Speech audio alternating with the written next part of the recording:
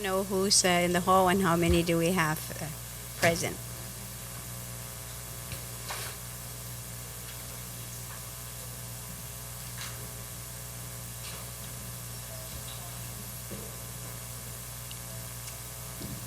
I see Senator Pangilinan, Senator Rector, Senator Palacios, Senator Ada, Senator B.J. Cruz, Senator Blas, and myself. That's 7, so we don't have a quorum. Sergeant at Arms, can you please call the senators?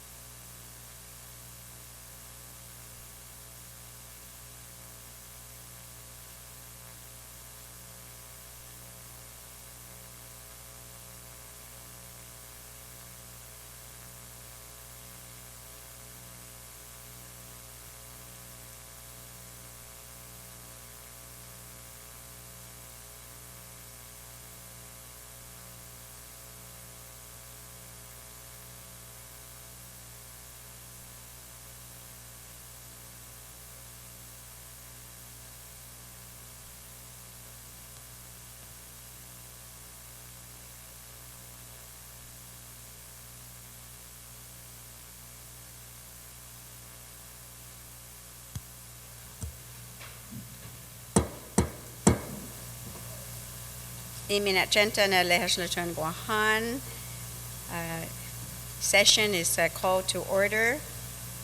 I would like to ask if the Vice Speaker can lead us in the prayer.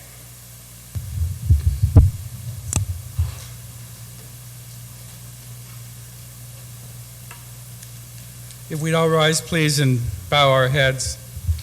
Heavenly Father, as we gather here today to begin our session for the month of June, we ask that you guide us and you allow us to use the 4-way test that was given us to us this morning by the Rotarians, remembering that everything that we say on this floor is 1, is it the truth? 2, is it fair to all concerned? 3, will it build goodwill and better friendship? And 4, will it be beneficial to all concerned? In the name of your Son, we ask all this. Amen. Thank you very much, Vice Speaker. Can I ask Senator Ada if you can lead us in the recitation of the Inifresi?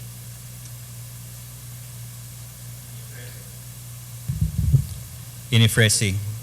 Ginini mas tat kilo gihina soko, imas tak halum gikurasonho, zani mas figo na ninasinaho, uhu fresin maisazo, para baihu protege, zanhu defendi, I hinengi, I cultura, I lenguaje, I airi, Ihanum Zanitano Zamoro ni Irin Shaku Diretso Ginena Zuus Tata Esti u hafitma gihilo I Biblia zan I banderaho I banderang guahan. Thank you, Senator Ada. And I also ask now Senator Blas to lead us in the Fanogi Chamorro and Senator Tina Rose Munya Barnes in the national anthem. Fanogi Chamorro, Purita Nota, Kansai Matsunyana Gitoru Ilugar. Harai honra, harai gloria, aviva islas en para. Harai honra, harai gloria, aviva islas en para. Todo y tiempo y paz para hita, sangre y la bendición. Contra peligro, nada sa Tuhan, Deus protegis Guam. Contra peligro, nada sa Tuhan, Deus protegis Guam. Oh, say, can you see by the dawn's early light what so proudly we hailed at the twilight's last gleaming, whose broad stripes and bright stars through the perilous fight o'er the ramparts we watched were so gallantly streaming, and the rockets regular, the bombs bursting in air, gave proof through the night that our flag was still there. Oh, say does that star-spangled banner yet wave o'er the land of the free and the home of the brave? Thank you very much. Can I ask the clerk if she can please take roll? Senator Ada. Senator Ogden. Senator Blas. Senator Calvo. Senator Cruz. Senator Espaldon. Senator Guthertz. Senator Munya Barnes. Senator Palacios. Senator Pangilinan. Senator Rector. Senator Respicio. Senator Taitagui. Senator Tenorio. Speaker Wampet. Present. Madam Speaker, wish to report there is a quorum. Thank you very much. Senator Blas, you are recognized. Thank you, Madam Speaker. Madam Speaker, I request that Senators Espaldon and Calvo are excused. They're still currently off. And, okay, on that motion, without any objections, ordered. Senator Munya Barnes, you're recognized. Yes, Madam Speaker, I ask that Senator Frank Ogden and Senator Respicio be excused. On that motion, then, without any objections, No ordered. objection. Thank you. Senator Guthertz, then, as the Assistant Majority Leader, for a motion to Thank you, Madam Chair. Madam Chair, I move for the approval of the Legislative Journal.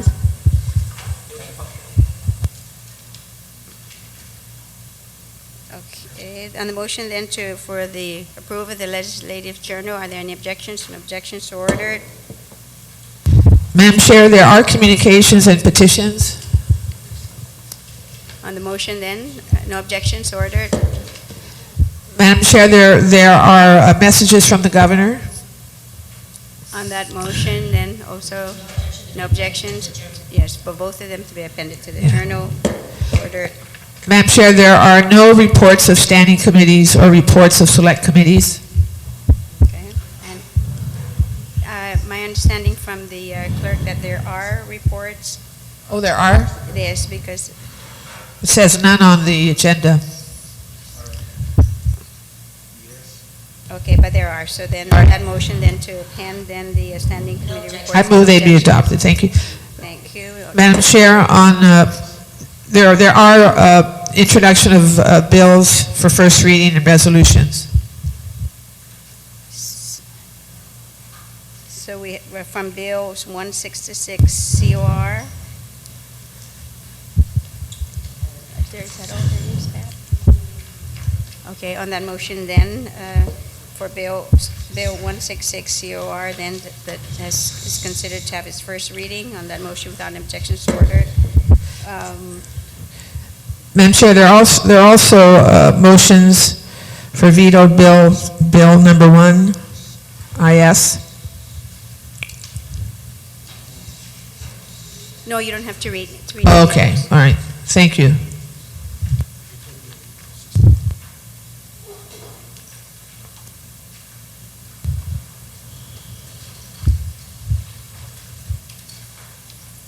And for the legislative concurrence, There are items under legislative concurrence for consideration. I move they be considered. so no, you want to make a motion to place? Yeah, to place them on the legislative agenda for this session, No, on the voting file. on the voting file. No objection. No objections, so ordered.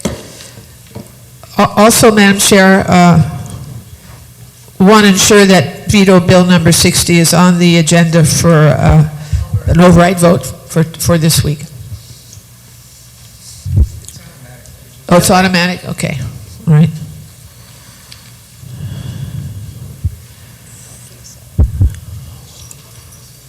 Can,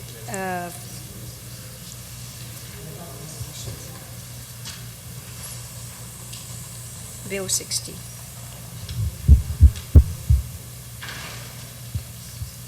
No.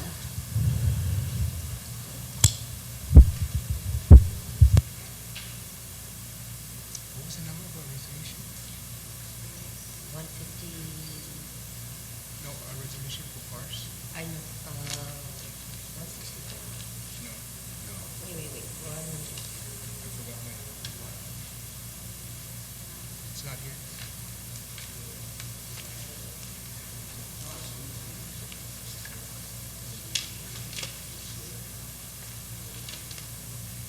Resolution 160, let me double check. Senator Guthertz, will you make a motion to place, we are on consent calendar to place Bill 88?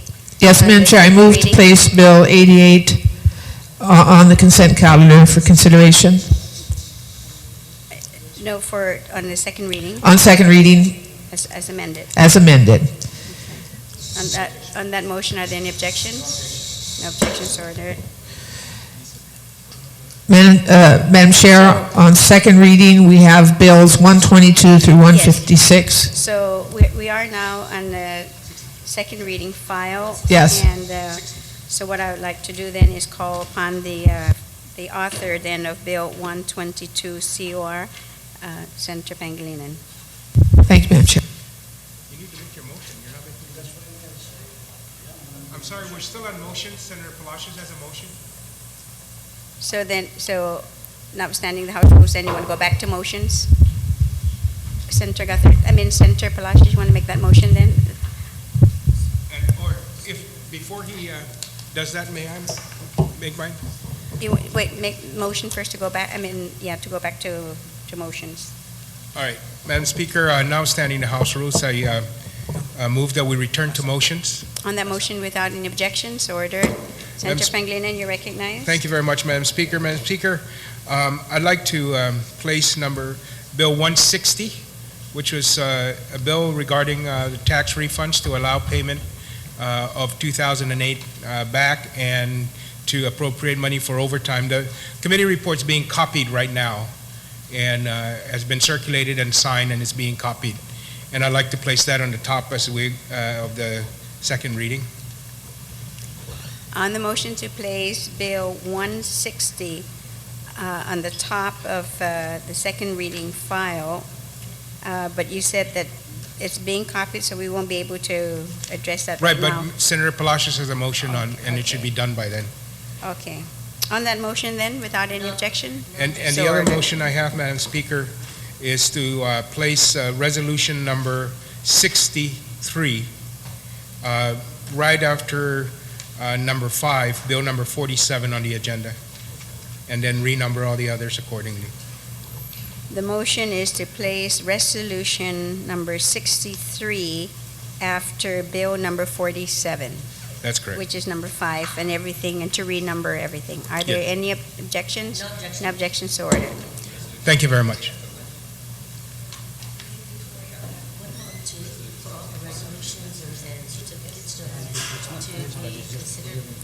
Oh, the resolution, wait. It was numerical.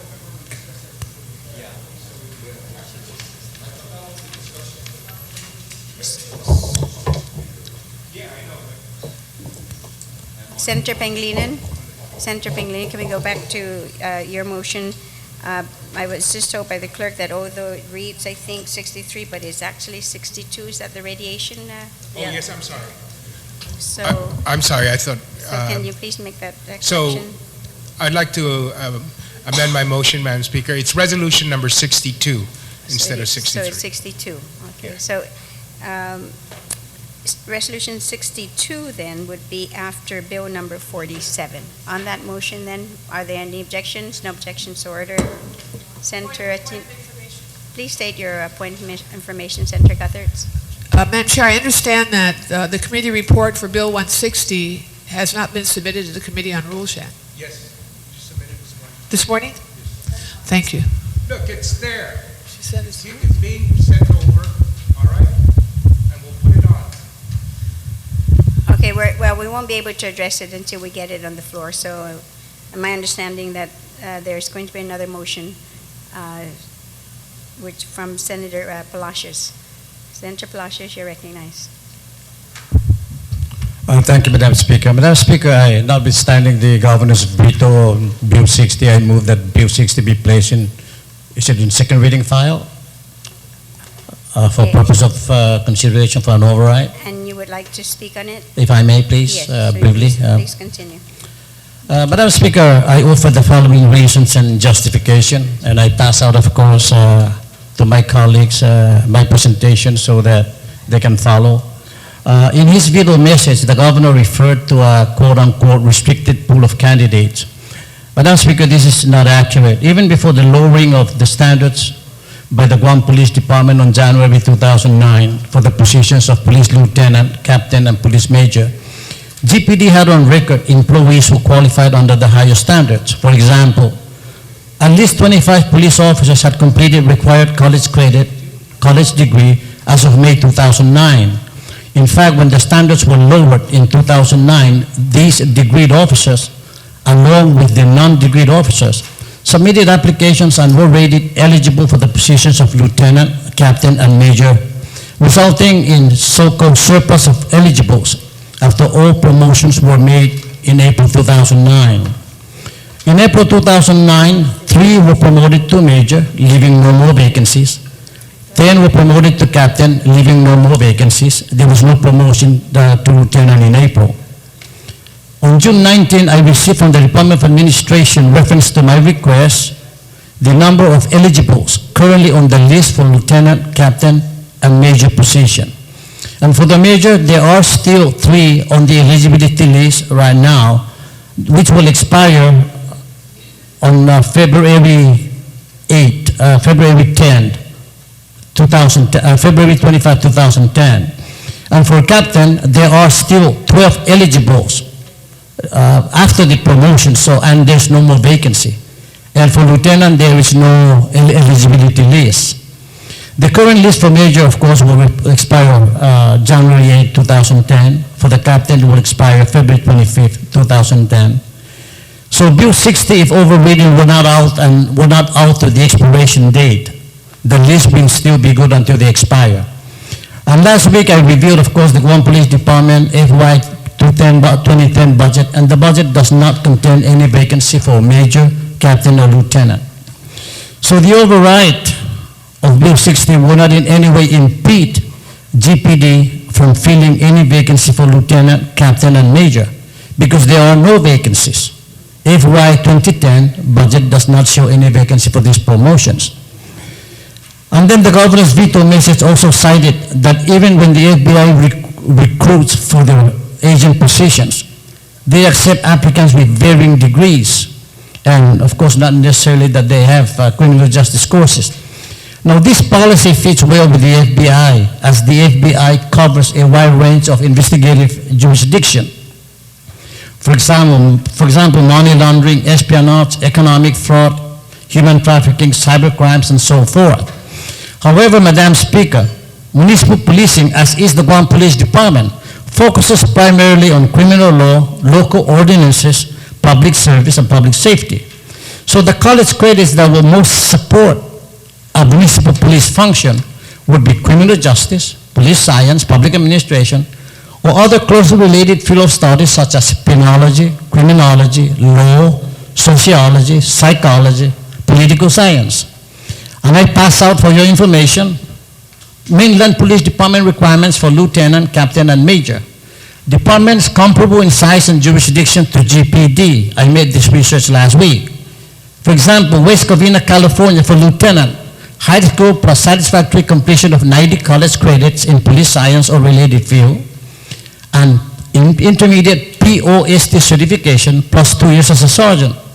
Bill 60, Madam Speaker, requires an associate degree in police science, which could be attained at 60 college credit, or successful completion of 75 college credits in law enforcement, public safety, or closely related field, plus 2 years as a sergeant 2 or 4 years as a sergeant 1.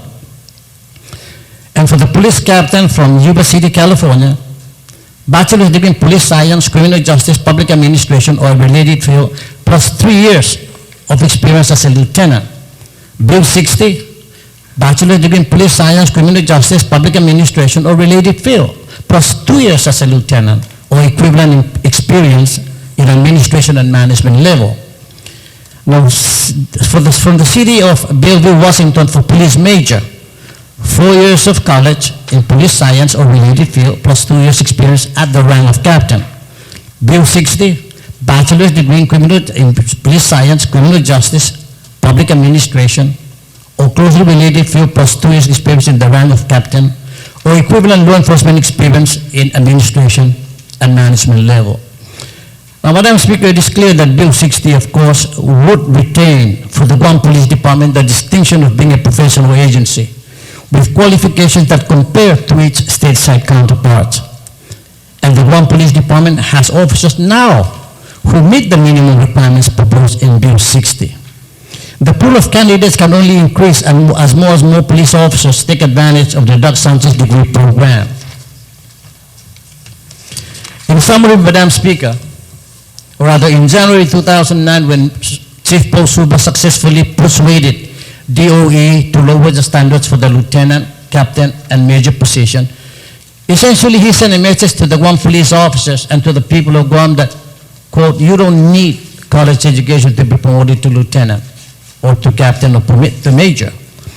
And when Bill 60 was vetoed, the same message is sent out to the Guam police officers that indeed you don't need to have a degree to be promoted. However, Madam Speaker, I call your attention, my colleagues, to Public Law 3015, which was Bill 62, which I introduced, which the governor signed on April 17, 2009, effectively removing the 3-month FBI training and the 9-month Northwestern Traffic Institute Management course as our alternate to a 4-year degree. Before then, you don't have to have a 4-year degree even for chief of police and deputy chief of police. Bill 60 proposes to do exactly the same thing. Remove from the so-called SUBA amendment the alternative quote or any equivalent combination of education, training, and experience. The current standard is that if you don't have a bachelor's degree, then essentially it's up to Chief Post SUBA to do the promotion. That's what happened. That's what happened in January, as we recall. Well, the college requirement, of course, will remain intact as the baseline standard, which was the standard from August 2nd to January 9, as you can see in the table of comparison. The public safety commander standard is already in statute.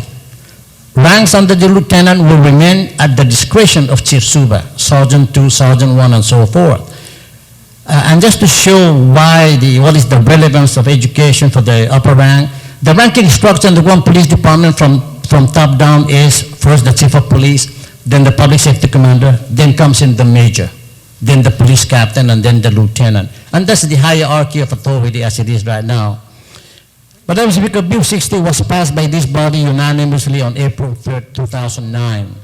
I ask all of you, my colleagues, please stay with me on this issue. Trust my judgment. Join me to override veto Bill 60. Thank you for listening to my presentation. Thank you, Madam Speaker. You're welcome, Senator Palacios. On notwithstanding the governor's objections to Bill 60, are there anyone who would like to speak on it? Okay, one moment. I have Senator Munya Barnes. Oh, no, not for that. Okay. Okay, Senator Pangilinan, Senator Guthertz. This is on the veto, right? Yes. I have something else. Right? Senator Pangilinan on the veto of Bill 60. Thank you very much, Madam Speaker. Madam Speaker, I stand in support of the motion to override the governor's objections in his veto of Bill number 60. Bill number 60, Madam Speaker, I think is something that takes out some of the discretion that's available to the chief with the promotion of these individuals into the management staff of the Guam Police Department. And I want to say that over the years, we really have seen our police officers take advantage of the opportunities given to them to advance themselves in their educational achievements, knowing that it's what is required, if not desired, in order for them to have the ability and the knowledge to function in this capacity. We have seen many police officers over the years take advantage of the educational programs that have been made available to them, just as we have seen it across the government of Guam. And we really have seen an elevation of the professionalism, the skill level, as well as the educational attainment and successes of our GovGuam employees, and the Guam Police Department is not any different. When the criteria was being decided to set up what should be the requirements for our management positions within the Guam Police Department, there were different changes that were made.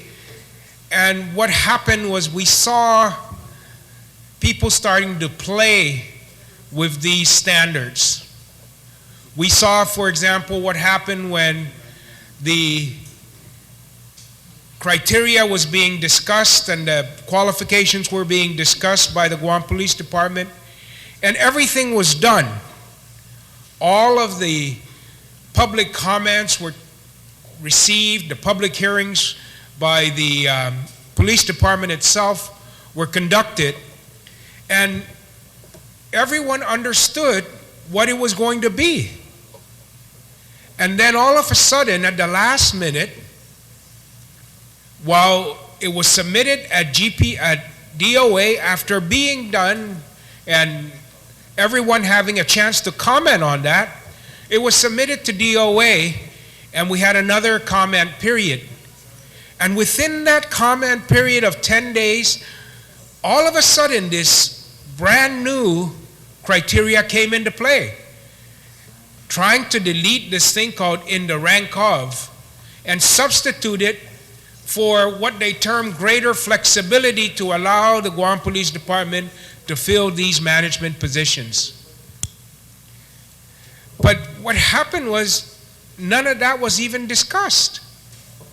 But it was done for a purpose. And we all kind of just need to go back and listen and talk to some people to understand why it was done and what happened subsequent to that decision.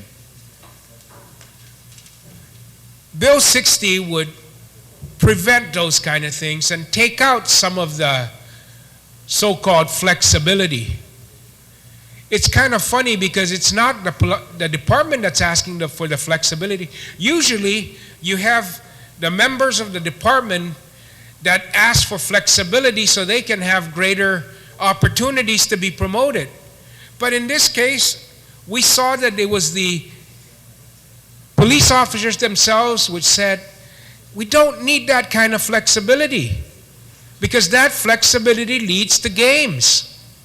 And those kind of games are not good for the department, and they don't provide us any kind of stability when we take a look and we plan our careers. People kind of forget that our police officers think about the future. They think about where they want to be at points in their career, and they map themselves out that path. And that path includes the attainment of training, the attainment of college credits, no understanding that it's not going to change on them. And what we've seen is that process has been corrupted. That process that they had mapped themselves out to was all of a sudden changed for really no apparent reason, with the exception of an excuse that we had all these positions to fill and we didn't have enough people to fill them, so we had to open it up. And of course you saw what happened with regards to that kind of argument in the presentation made by the retiring speaker and the chairman of the Public Safety Commission, that it just isn't so. That kind of flexibility, rather than providing opportunities, closes doors of opportunity for some people who have set a course for themselves and done the requisite work in order to qualify for these positions. And so we can't let that happen. We can't let those kind of decisions demoralize our police officers and the professionalism within the ranks. Everybody's going to know, and that nobody's going to be able to play around with these qualifications and these criteria. It's even amazing that they wanted to take out this in the rank of and put the flexible criteria in, but as we saw in the research given by the chairman of the Public Safety, even in counterpart police departments in the states, in order to advance to the next rank, we had, and they have, this in the rank of. Because it does take time to be seasoned, to understand the operations of the department. We can always bring in people with management degrees, but you have to be able to walk their shoes in terms of trying to manage our officers. And the way that you walk their shoes is that you walk up the ladder and you don't skip rungs.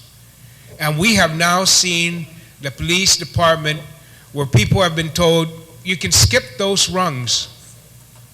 And while there may be some argument for that, I believe that as we see what is most prevalent in other jurisdictions, is that you walk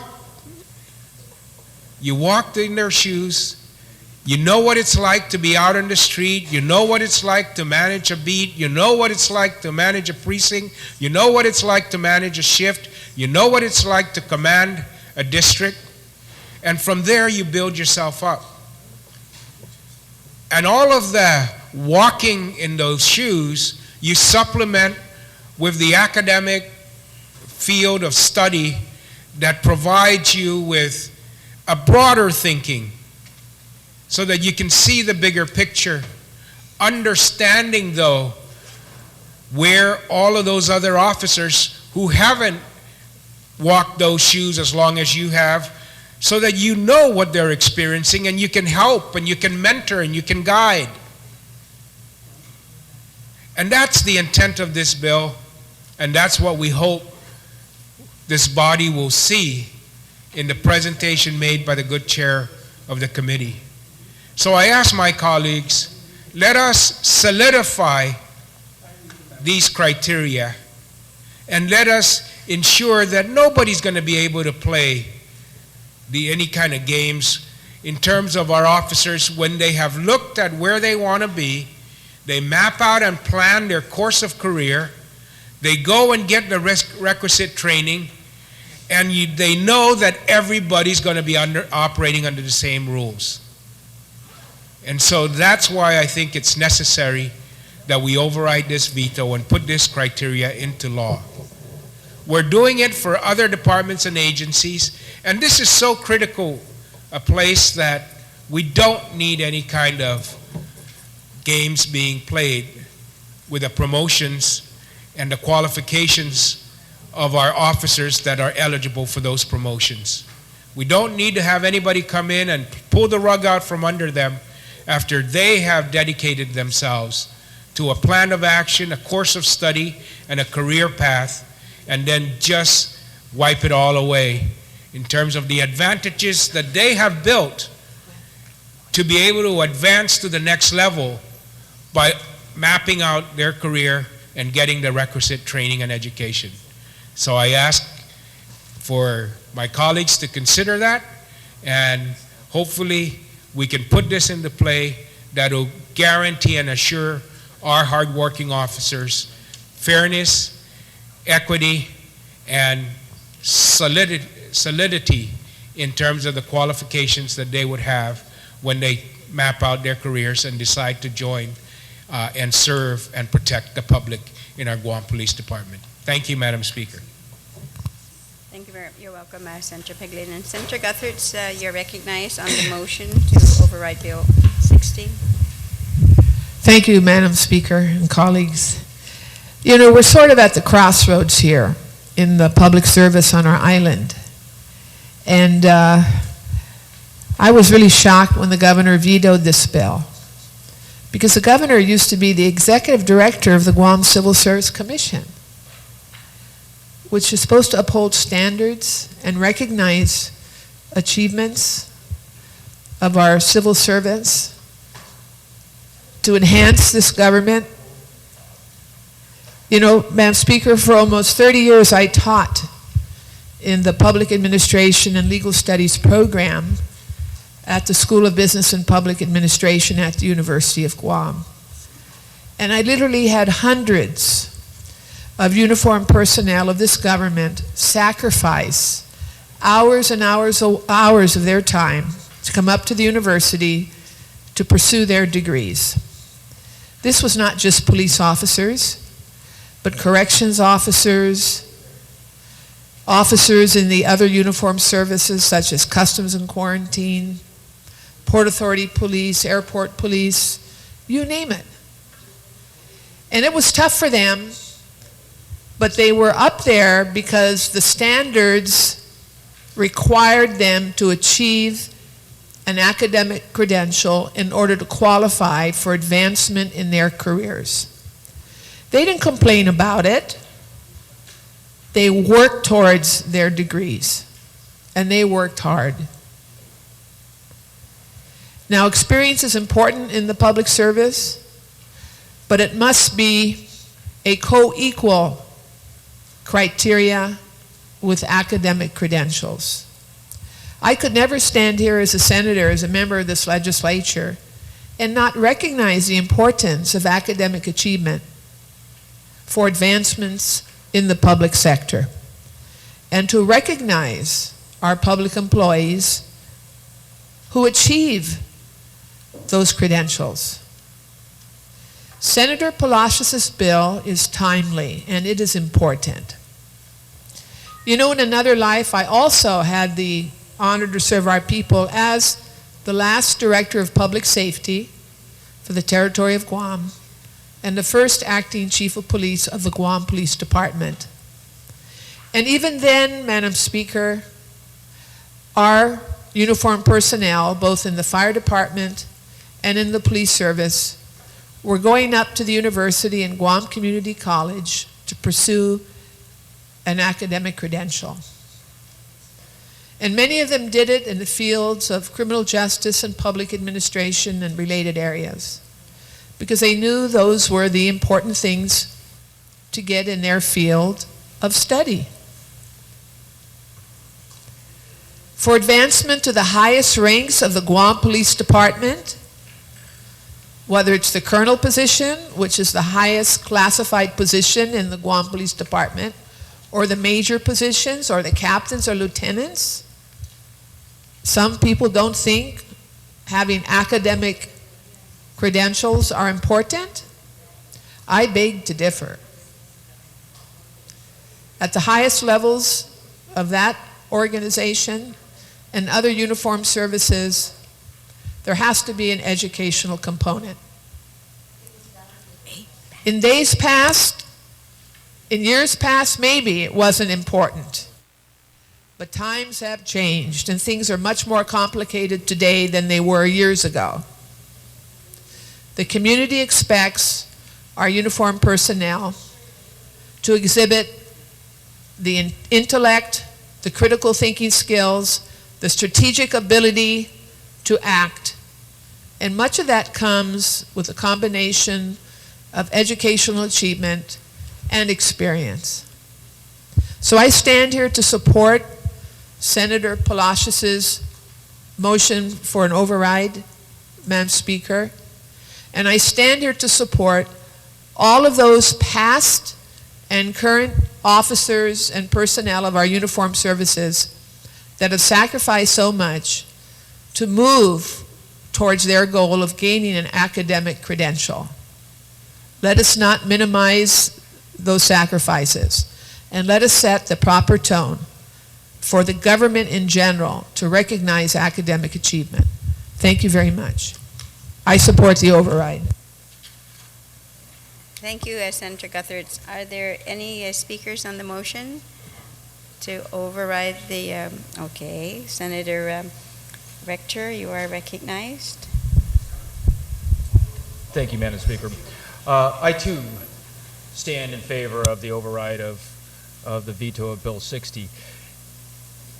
You know, we can never overstate how important a real four-year college degree is, or in some cases, like myself, 4 2/3 years to get our college degree. But we can never talk about how important it is. You know, one of the things I always talk about, and especially when I interview staff, you know, in college we learn a lot of theory and ideals about how things work, and then when we get to the real world, sometimes it's not quite like we learned in college.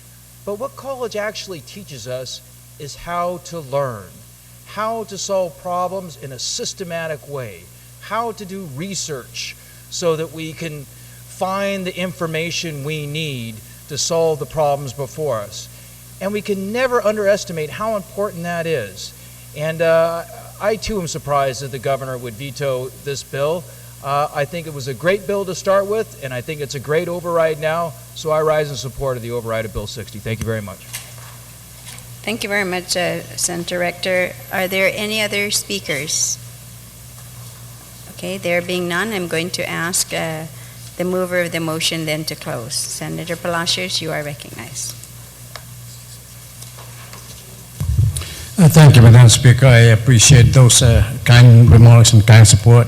Again, Mr. Madam Speaker, essentially Bill 60 proposes to restore, just to restore what was the standard in August 2002 up to 2009 and remove the current or the current code or any equivalent combination of education, police training, and experience. This was inserted in January 2009, and I echo the remark of the Senator from Barrigada that this way, then the requirement, the minimum requirement is permanent. That if there's going to be any change, that they have to come here. So those who are now pursuing a degree or who are contemplating on pursuing a degree, they know that it is not up to Chief Suba to change the requirement. Thank you, Madam Speaker.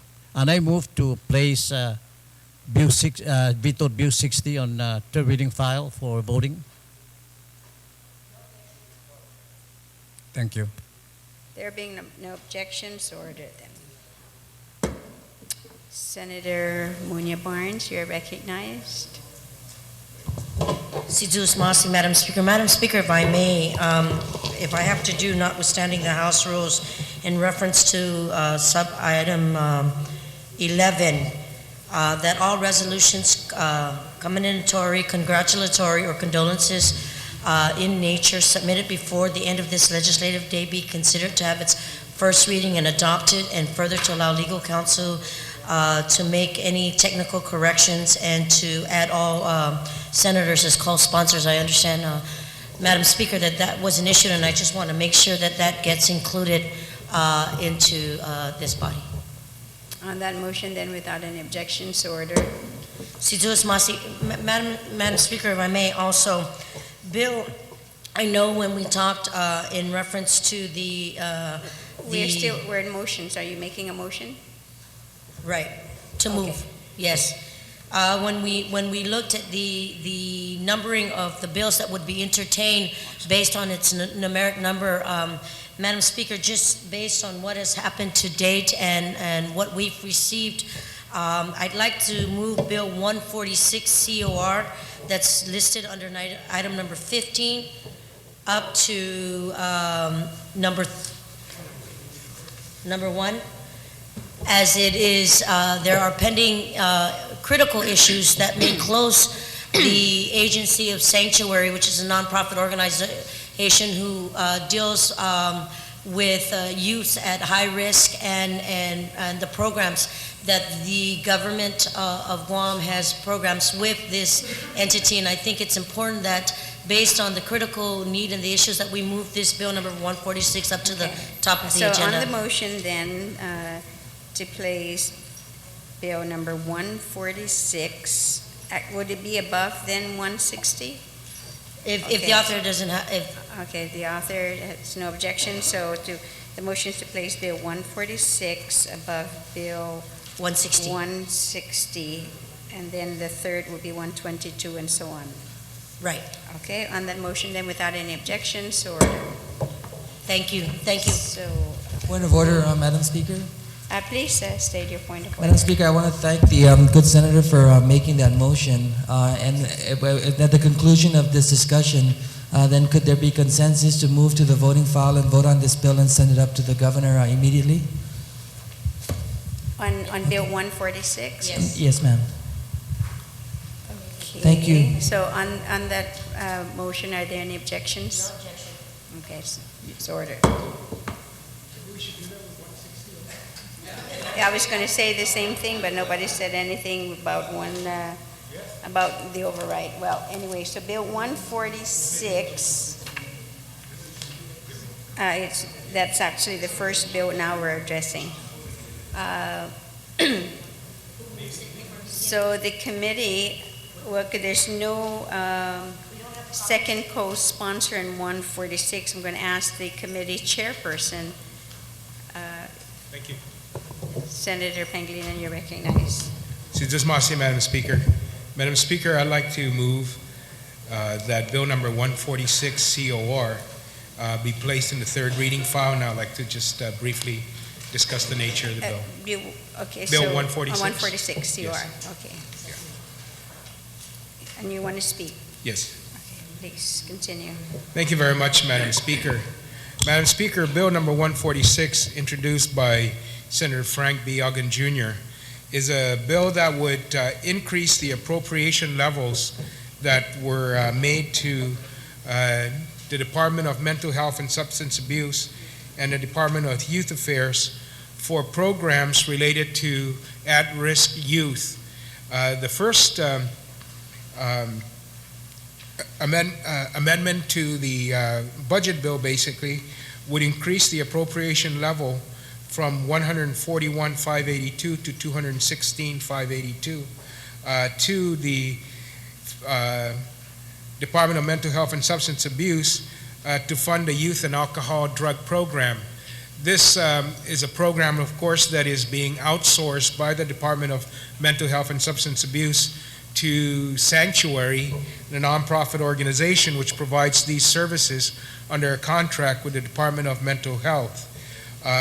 The other appropriation change would be to increase the appropriation of $371,677 to $571,677 to the Department of Youth Affairs, once again, for the FY 209 operation of youths who are runaways, homeless, or victims of abuse.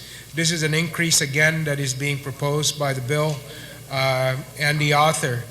The appropriations come from the general fund as presented by the author, and it allows the governor, of course, to execute his transfer authority in the FY 209 budget to implement the appropriations provided in. And then the third appropriation is to provide an appropriation of $130,000 to the Department of Youth Affairs, once again, for prior year obligations, including obligations to Sanctuary.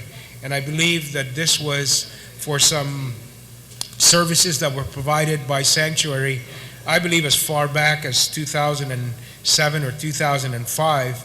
And again, it would allow the governor to use his transfer authority to appropriate the money. As you know, Sanctuary operates under a contract with these departments and agencies for the provision of these services. And the terms and conditions of those contracts are outlined in the executed document between the department and Sanctuary itself. And so for these services, Sanctuary has determined that the appropriation levels that were granted to it or the departments and subcontract and subgranted then to Sanctuary were not enough to provide and continue to provide the service for the remainder of the fiscal year.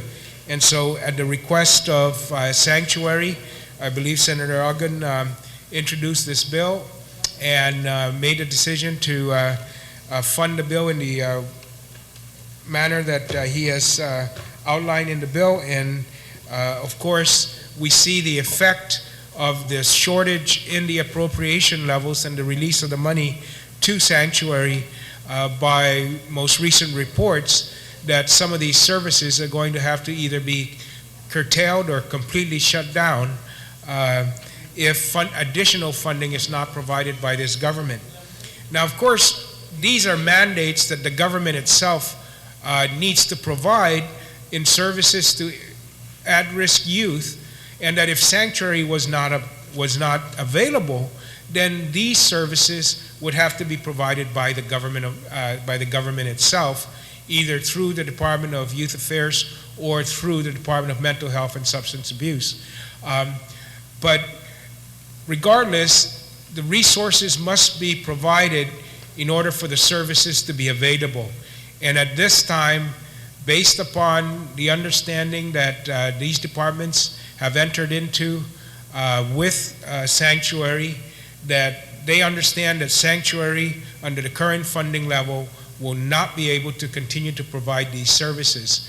So either we increase the appropriation and the spending authorization that will funnel the money through Sanctuary, or the departments and agencies themselves would have to pick up the slack and would either request for additional funding themselves or get money from within their operations to the governor's transfer authority.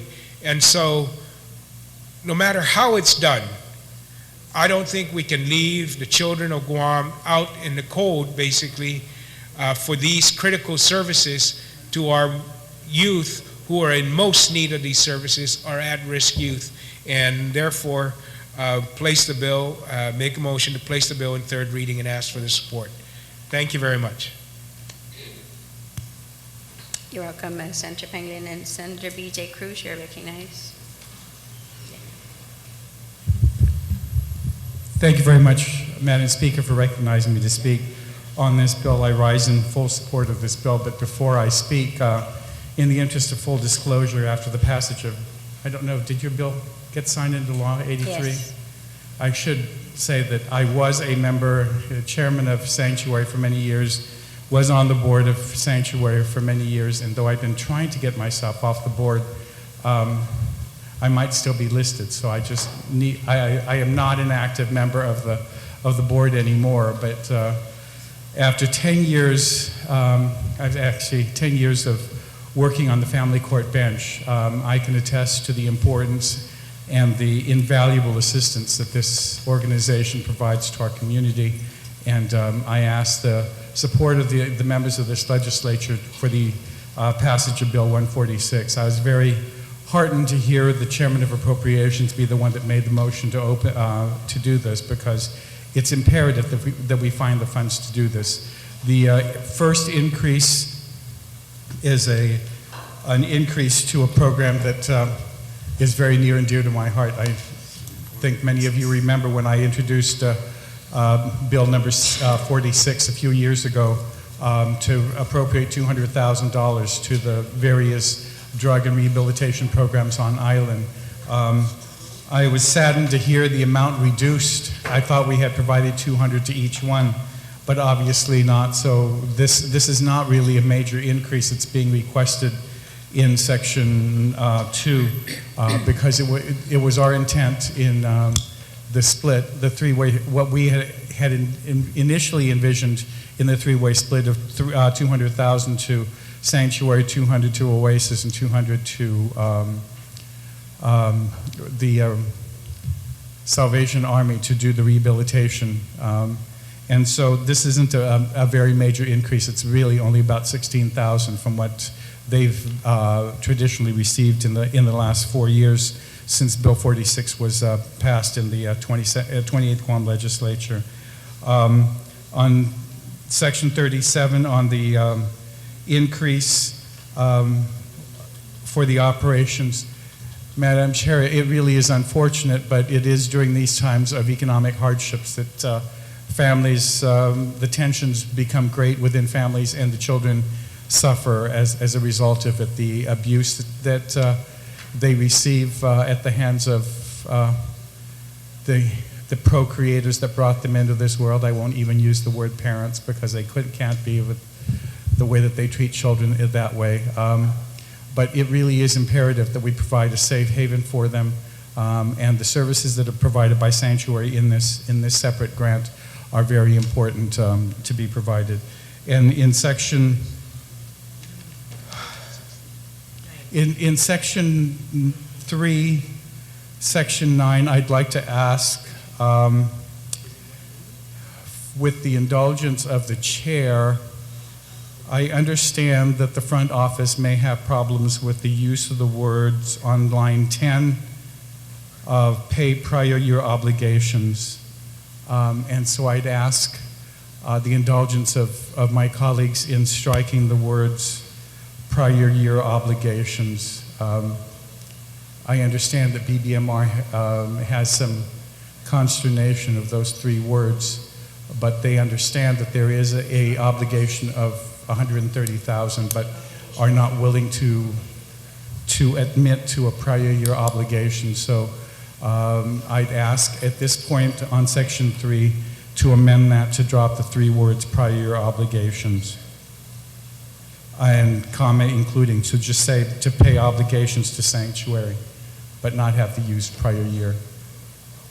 That is my motion, and So With- the motion is to delete the words prior year's obligations, comma, including. comma, including. On that motion, are there any objections? No objections, so ordered. On that note, Madam Chair, I asked my colleagues to, it's imperative that we act on this as soon as possible.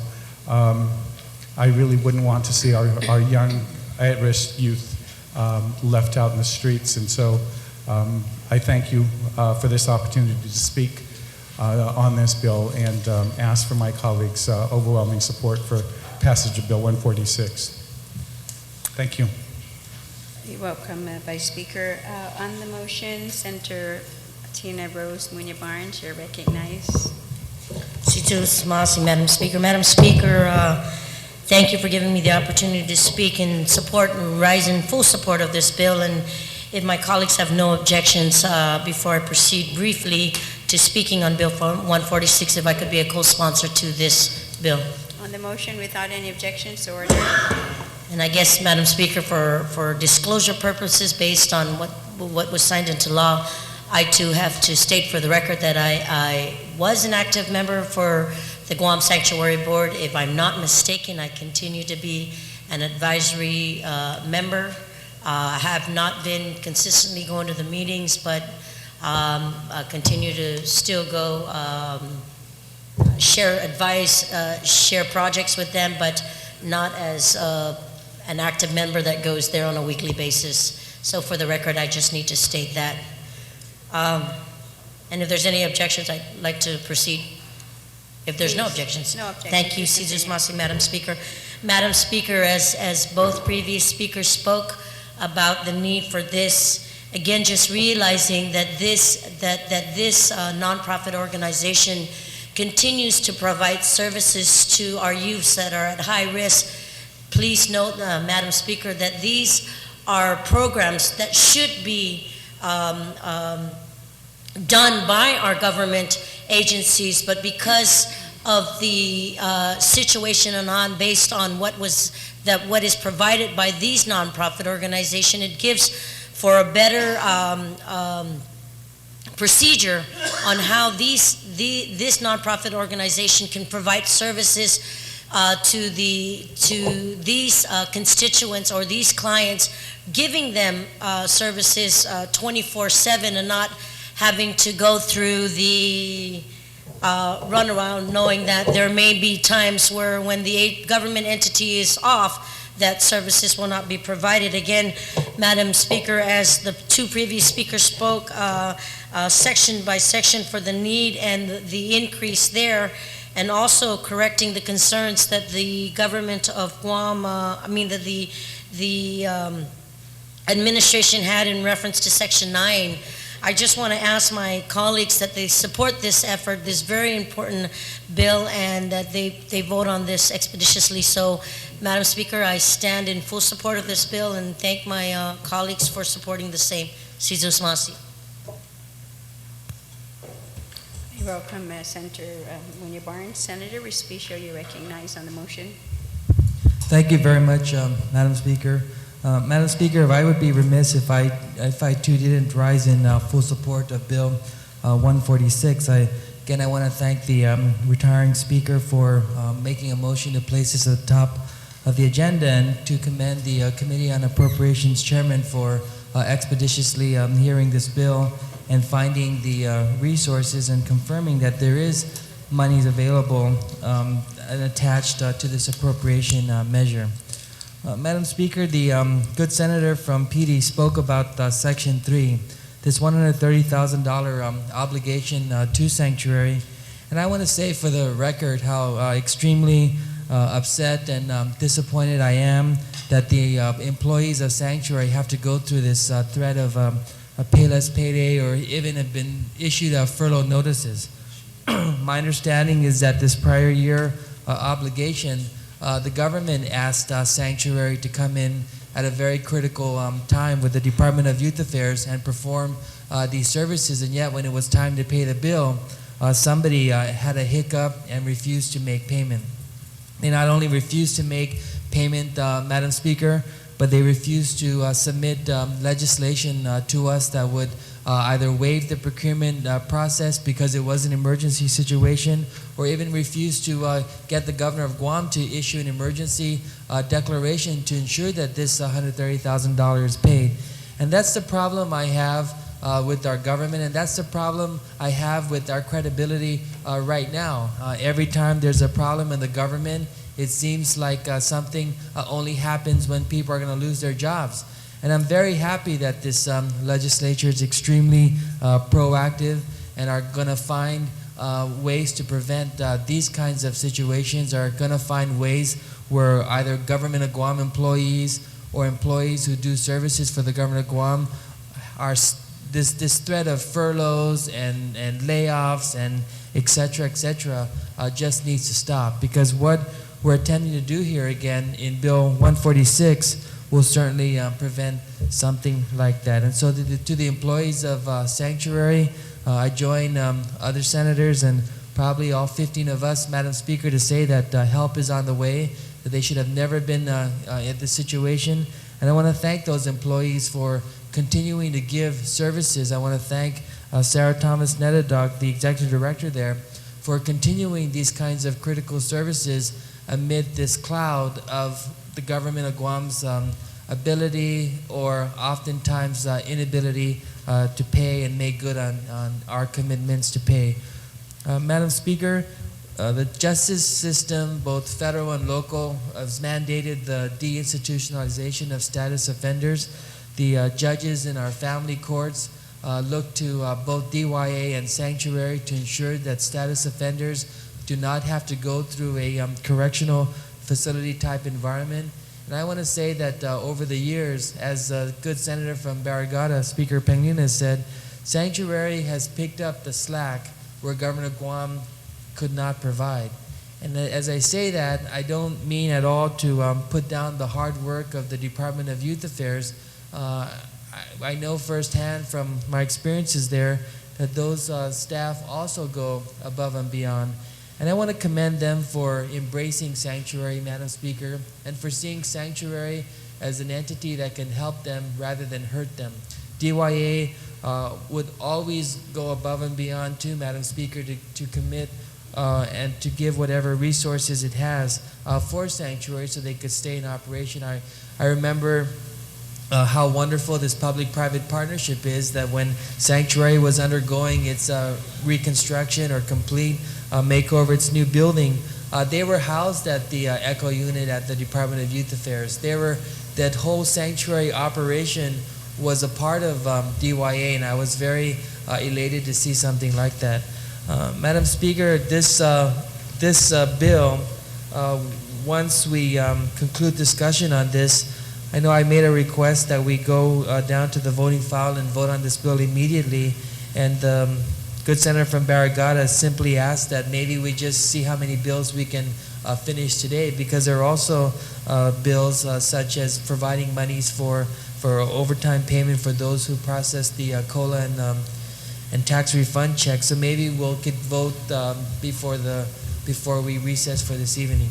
But I just want to again rise in full support of Bill 146 and say that to the Sanctuary employees that help is on the way. Thank you, Madam Speaker. Senator Respicio, then you want to make that motion then to reconsider then the actions of the body in which we're to send this down to the voting file, to now just put in the voting file and not voted on it immediately. Yeah, thank you, Madam Speaker. I'll move to reconsider that the action of the legislature on that motion that was adopted, and to make a new motion. Wait, on that motion then, there's no objection, so ordered. Yeah, my motion will be to prepare us to vote maybe at 4:45 or 5 o'clock, or at the conclusion, to vote at 4:30 this afternoon on all the bills that are in the voting file, including this one. On that motion then, without any objections? No Thank objections, you, so Madam ordered. Speaker. Would like to ask then the mover of this motion, Senator Pangilinan, if you'd like to close on Bill 146. This must say, Madam Speaker. Madam Speaker, I just want to thank my colleagues on behalf of course, Sanctuary, but of course the author also. I know he's not here, but certainly want to recognize him for his efforts in getting this critical issue before this body. And we want to ensure and assure the sanctuary folks, as well as the departments who are also anxiously waiting for this. I mean, you know, the Department of Mental Health wants to help, and they're waiting for the ability to do so by the increased resources that they will have in order, that is being provided by the appropriations in this measure. So we want to thank everyone for their support, and we look forward to the vote on this bill. Mrs. Masi. On the motion then to place in third reading file, there being no objections, we're now on bill number 160. I'd like to call upon the author, Senator Pangilinan. Mrs. Masi, Madam Speaker. Madam Speaker, I'd like to move that bill number 160, substituted by the author, be placed in the third reading file. I'd like to speak briefly on it. You have a substituted version, so do you want to Yes. accept, a motion to accept first? Bill 160 as substituted, or are you going to do this after? This was substituted prior to it hitting the committee. Oh, okay, so on the motion then to place Bill 160. Titled, substituted by the author. That's the title on the bill. Bill 160, substituted by the By author. the author. That's the version. Okay, so we want to accept this first. Sure. And That's then, fine. then motion to place. On the- So on the motion then to accept Bill 160 as substituted by the author. No objection, so ordered. A motion, then you had a motion to place, and then you Yes. want to speak on it. Thank you very much. I move to place Bill 160, substituted by the author, to the third reading file then. Thank you very much, Madam Speaker. Madam Speaker, Bill number 160 will provide some resources to the Department of Revenue and Tax and the Department of Administration for the processing of the COLA and the refund checks. As you know, with the successful closing of the deficit bond, we were able to finance the outstanding debt of this government to not only the COLA recipients, but the income tax recipients who are owed money by this government of Guam. And because the government has been making some payments over the years on the back due taxes since the introduction of the bill, there are residual amounts that will be left over from the total amount of 112 million if only 2006 were paid and prior. And so what we want to do is to allow from the proceeds of the bonds tax years 2008 and prior to be paid also from the proceeds of the bonds after, of course, paying everything that's older, or the oldest one paid first. And so this would just allow any remaining balances from the deficit financing bonds of income tax returns and refunds to be paid out to be used to pay refunds totaling 2008 and earlier. The other amendment to the bill would be to provide some additional resources to the Department of Administration. I want to make an amendment on line 8 of page 1 of the bill. The numerical amount there is 250,000, and the words say 180, and the correct amount is 250,000 to match the numerical amount. So the words should match the number. On the motion then, on line 8. That would to be amend $180,000 to read $250,000. On that motion, without any objections, so ordered. And this is an amount that would come out of the indirect costs that have been set aside on the federal fund program for administration of federal grants and so forth. And this has been set aside to be used by DOA and BBMR.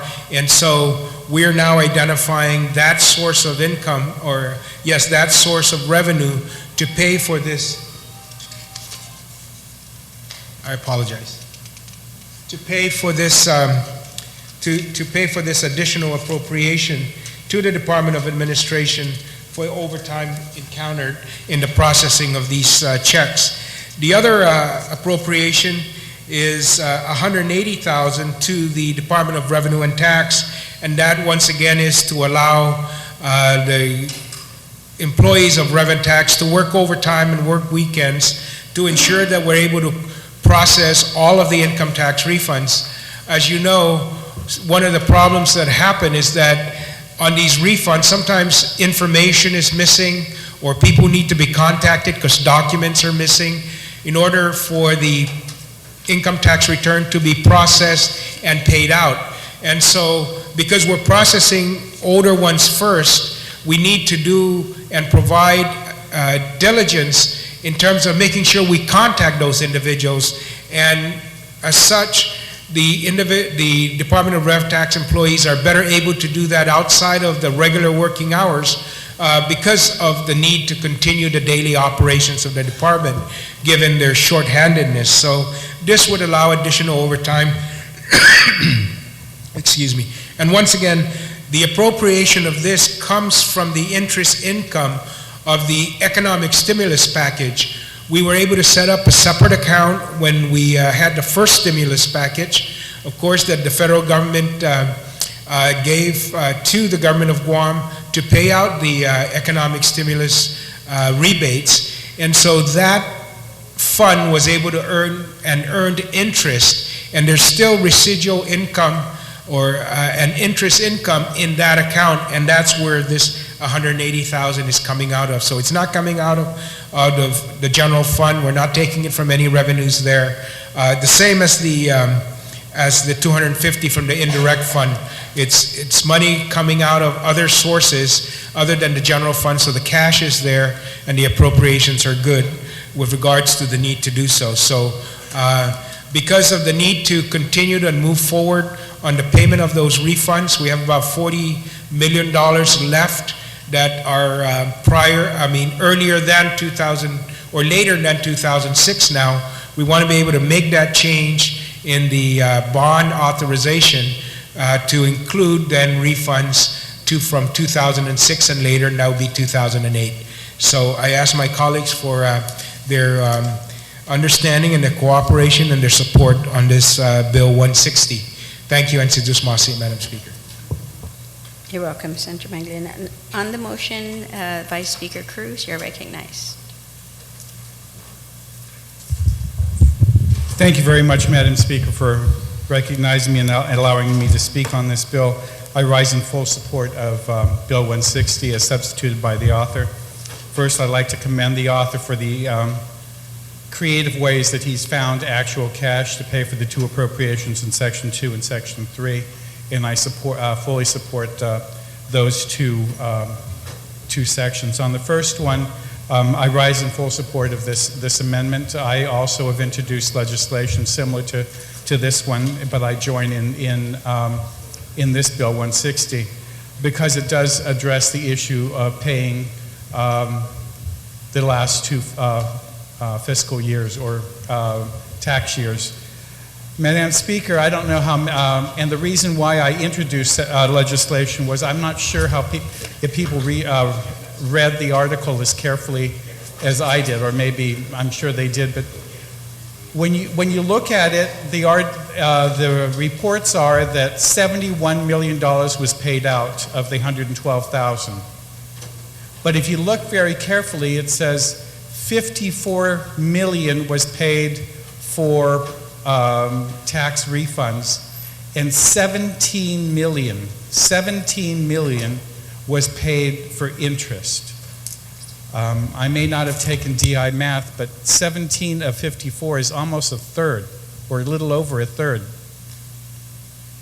That is an exorbitant interest rate, and I would like to know at some point, maybe Reventax might be able to tell us how many years they've been holding on to some of these refunds, because to have accumulated 33% interest on a $54 million obligation, it'd have to have been a substantial number of years to have a 33% increase, and so, interest payment on that. So I think it's imperative that that the Department of Revenue and Taxation pay the prior year obligations, including all of 2007, and utilize the authority that we've given them in the current Budget Act, increasing the set aside from 75 to 92 million for them to pay additional taxes up there, because 17 million in interest is a huge amount of money, and it, as far as I'm concerned, is a waste. And so we've got to keep current with the payments, because we cannot continue to afford to, in coming years, to take out another bond to pay for tax obligations that we incur. And so I rise in full support, and I ask for my colleagues to support this legislation. I have in prior legislatures championed money going to the Department of Revenue and Taxation.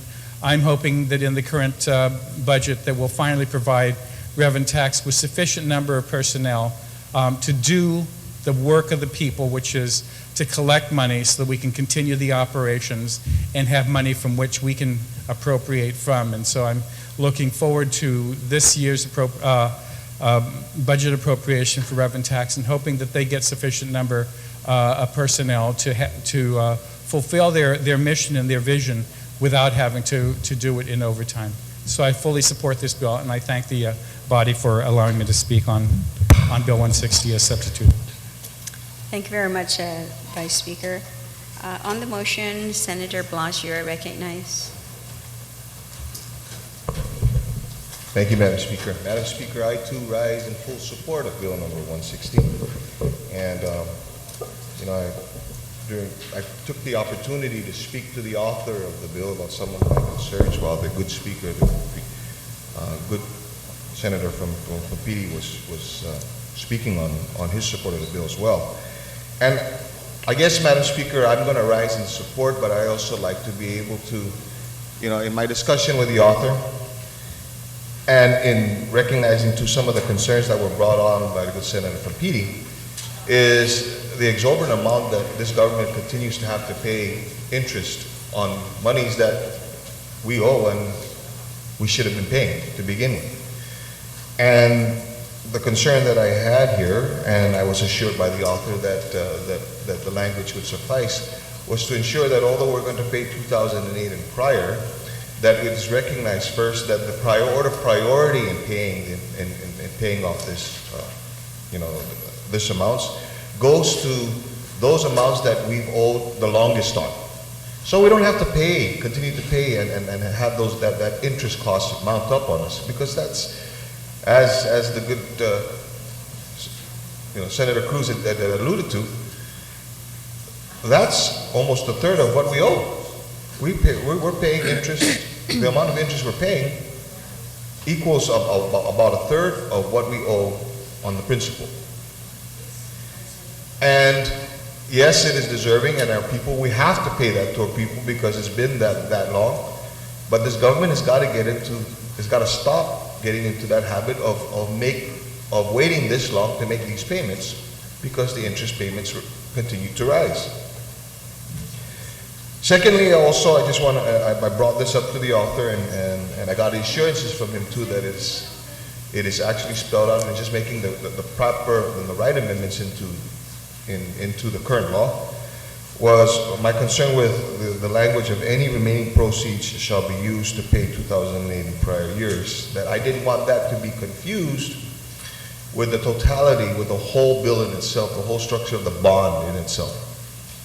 That we're using the rest of the bond money to be able to pay the thing, recognizing that bond was taken out and it was a portion to pay different debts that we owe. And one of them was the tax returns. There were other portions, there were other debts, and there were other things that we wanted to do with that bond money that I want to make sure that was not confused, that we were negating and neglecting the other concerns, the other things that bond was being used to pay down, that those things were still going to get paid. So I want to thank the author of the legislation for bringing this up, for first introducing this legislation, but also for allaying some of the concerns and the fears that I had with regards to the language, and making sure that it's not confused. That we pay the amounts that we owe the most on, that we owe the longest on, first and foremost. Because it's a long time. People are waiting far too long. I think all of us here have been visited if not on a daily, at least on a weekly basis from individuals who need their tax return monies, to pay off one medical debt or a bill otherwise. And this will go a long way. And I'm glad we're also going to be able to address the obligations of not only 2006 and prior, but basically all prior years to 2009. Thank you, Madam Speaker. Thank you very much, Senator Blas. Are there any other speakers on the motion? Senator Rector, you're recognized. Thank you so much, Madam Speaker. I too rise in support of this bill. It's an interesting thing that people have to suffer not getting their tax refunds back, and they tend to think that it's some magical disappearing thing that this money goes into, and yet it isn't. Their tax dollars went to support schools, they went to support the hospital, they went to support health care, they went to support firefighters and police officers, they went to support the public services that make our island livable and keep us civilized. Or as Oliver Wendell Holmes once said, taxes are the price we pay for a civilized society. That being said, it's important that these folks get their money back. So therefore, I stand in support of this bill. Thank you very much. You're welcome, Senator Rector. Senator Guthrie, you're recognized on the motion.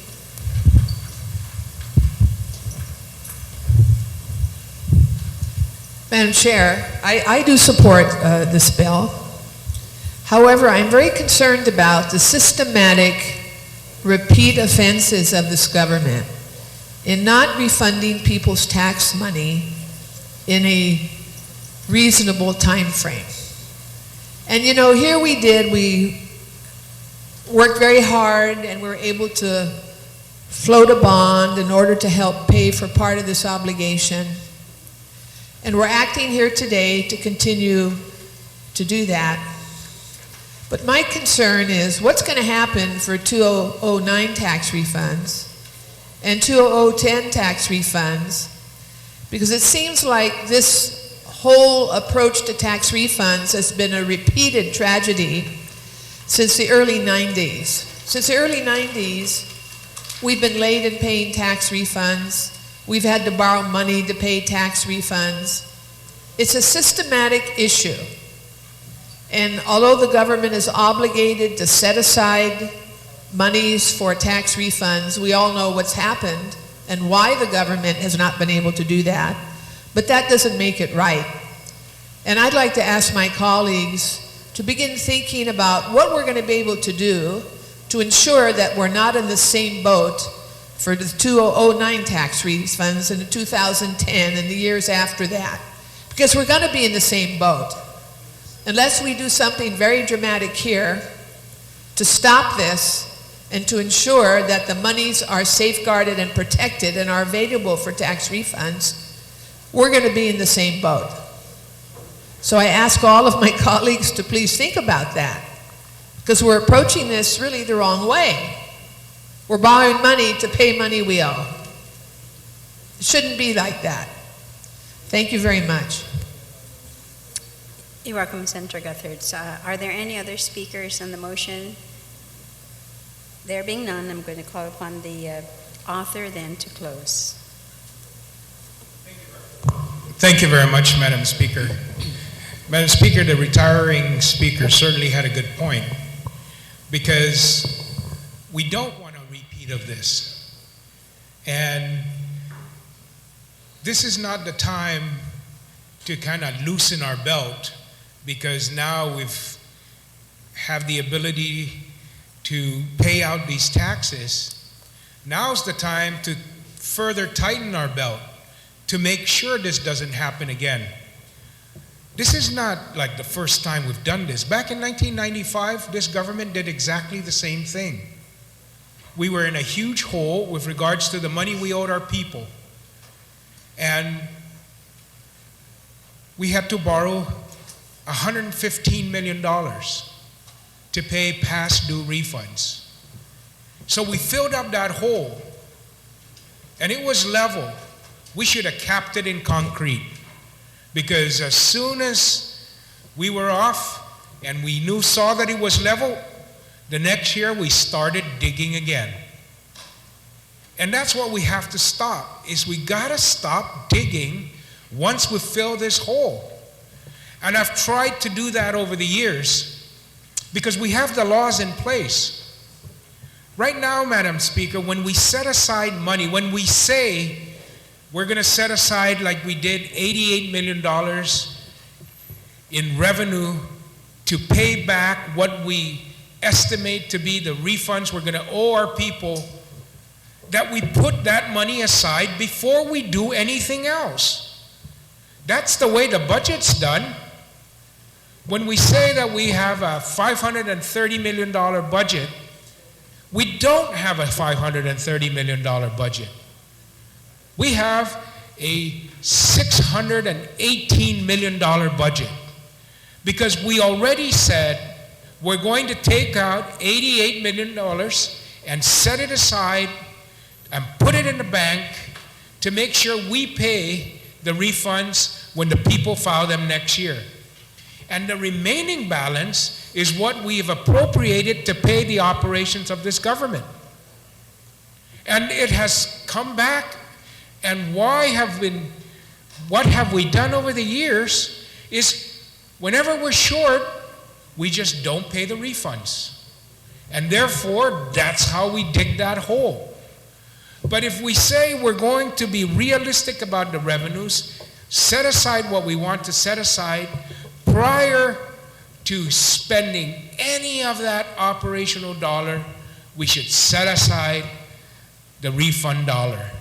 Because that's the way we've budgeted.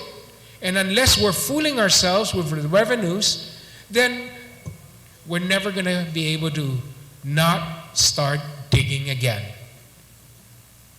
And so, Madam Speaker, we are going to focus on that in the upcoming budget.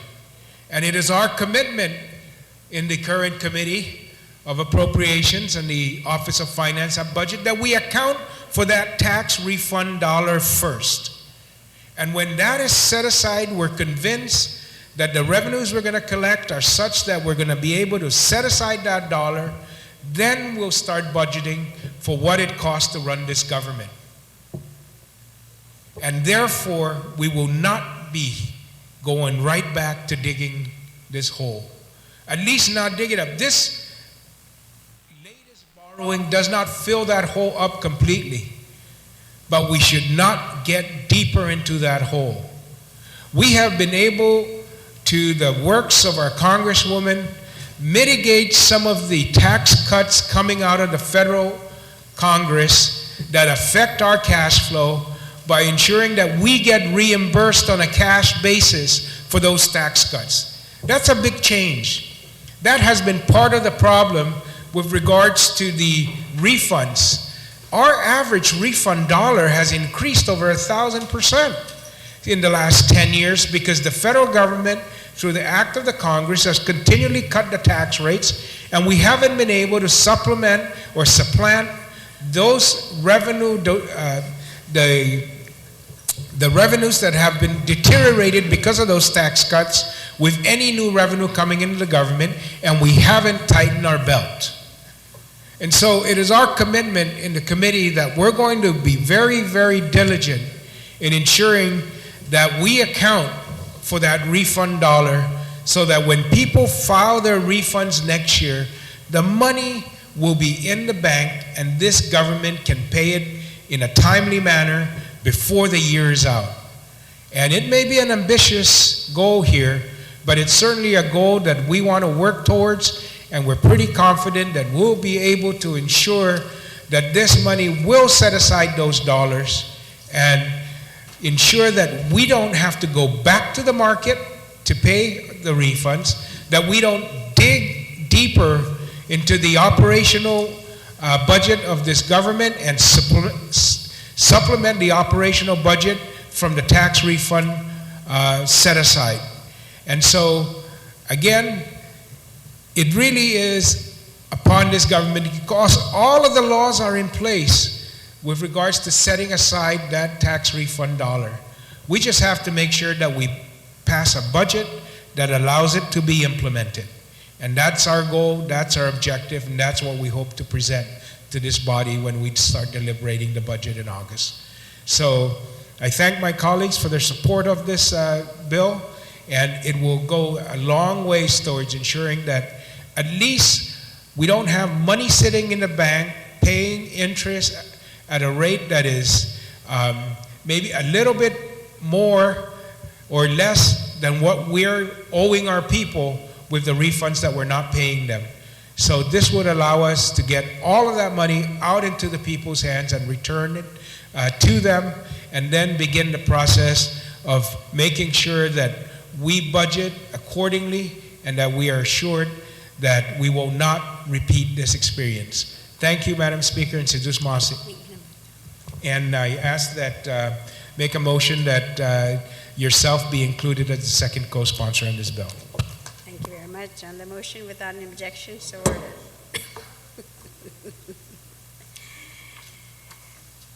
We are now on bill number 122, and I call upon, again, Senator Pangilinan. Sidus Masi, Madam Speaker. Madam Speaker, I'd like to move that Bill 122 COR be placed in the third reading file, and I'd like to speak on it. Please continue. Thank you very much, Madam Speaker. Madam Speaker, Bill number 122 is pretty simple and straightforward. The Chamorro Land Trust has basically two programs. The residential lease program for individuals without property that can lease, if they are qualified, from the Chamorro Land Trust property to build their homes.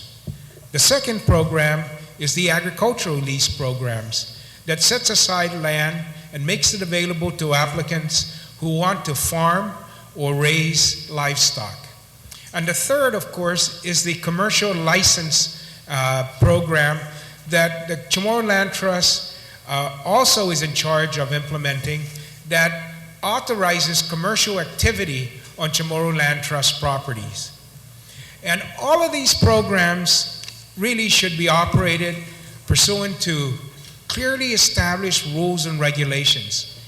And it's pretty easy to take a look at the agricultural and the residential programs because we've set those in place.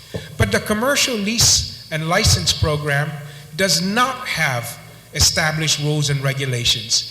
And we have been waiting on the Chamorro Land Trust to place those rules and regulations in place. And the result of not having those clearly established and adopted rules and regulations is that we have people that are occupying property, moving into property, being told they can have property, with no fairness about the whole process of consideration for the activity and the price and the cost of these leases to the end user. So there really is no systematic approach that allows us to ensure that the Chamorro Land Trust's primary mission is that it provide residential property to eligible recipients and the beneficiaries of the trust. Secondly, it provides agricultural. And third, if additional property remains, then commercial activity will be allowed on Chamorro Land Trust properties. But that's the third priority. And so this bill will, because of the lack of action on the Chamorro Land Trust in putting in place these established rules and regulations that would govern the awarding of these commercial license to allow commercial activity on Chamorro Land Trust property. Because of that, I think that, and the recent actions of the trust with regards to some of the questionable, I believe, proposals that have been coming before the trust, that we place a moratorium on that, and we require that any new license must be in accordance with established rules and regulations. So this would allow a moratorium on these licenses and leases, require the Chamorro Land Trust to identify and take a look at its inventory and determine which properties are best suited for commercial activity. Make that determination, put some planning into this process, some foresight into the future of the trust, and what allowable activity and where is it best suited on the properties owned by the trust, and let's put that in place so that everyone can understand when they apply for property that certain lands will be available for commercial activity, and the other lands, of course, will be reserved for the primary intention of the trust, which are the residential and agricultural. We can't sacrifice those two primary programs because somebody came in and said, I want this for commercial, and just say, okay, even though it doesn't fit with the future needs of the trust or is the best use of the property. And so I ask my colleagues for their support on this bill that would place that moratorium. It places also the trust in a position of moving quickly on this matter. My understanding in my conversations and as a result of the override, that the rules and regulations are being developed.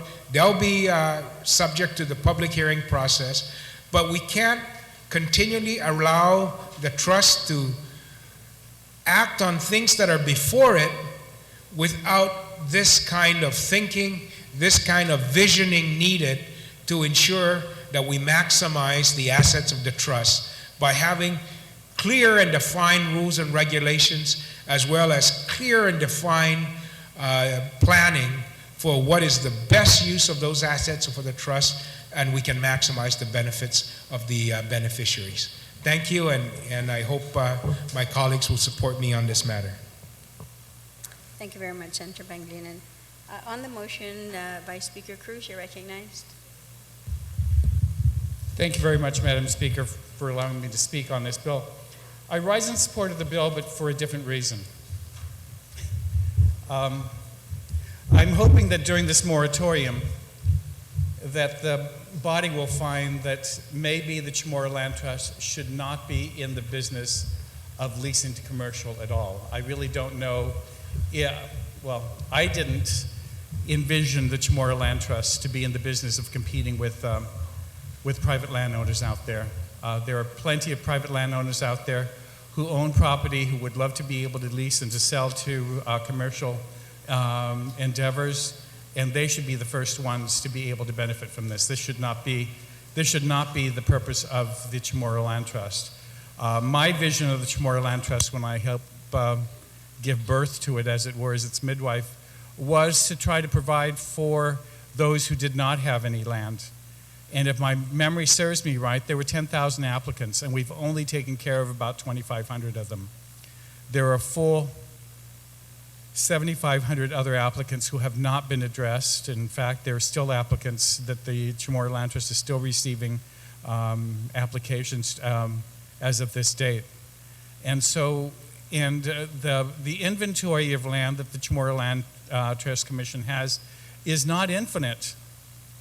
And there really probably is not going to be enough land for all the for the Chamorros who have no land to be able to get a piece of property to build on. So I think they should be the first purpose for which the CLTC addresses and the agricultural. But I want to caution the body with the passage of this bill and the coming of the budget. The commercial leases are the source of funds that we've told the CLTC to live on. And if we take away this source of funds from them, we're going to have to take on the responsibility of bringing them back under the general fund and funding them.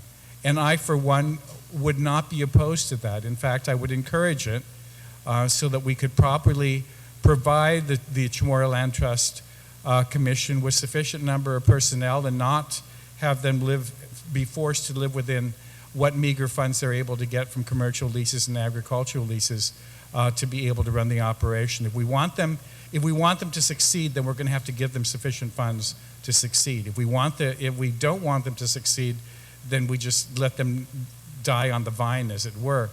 But I really do hope that we will find the money and recognize that we have a commitment to our people and to provide the Chamorro Land Trust with an appropriation from the general fund to be able to fulfill their mission and their vision, and to allow the private industry out there and the private landowners to be the ones that lease and sell to commercial interest. But I support the moratorium, just at least to put everything on hold for right now. And hopefully we as a body, after we've had a chance to review what they're doing, will decide that we're going to pass legislation that will prohibit further commercial leases, and to take the CLTC back under our wing and provide for them from the general fund so that they can fulfill their mission and their vision. Thank you very much, Madam Speaker. Thank you, Vice Speaker Cruz. Senator Ada on the motion.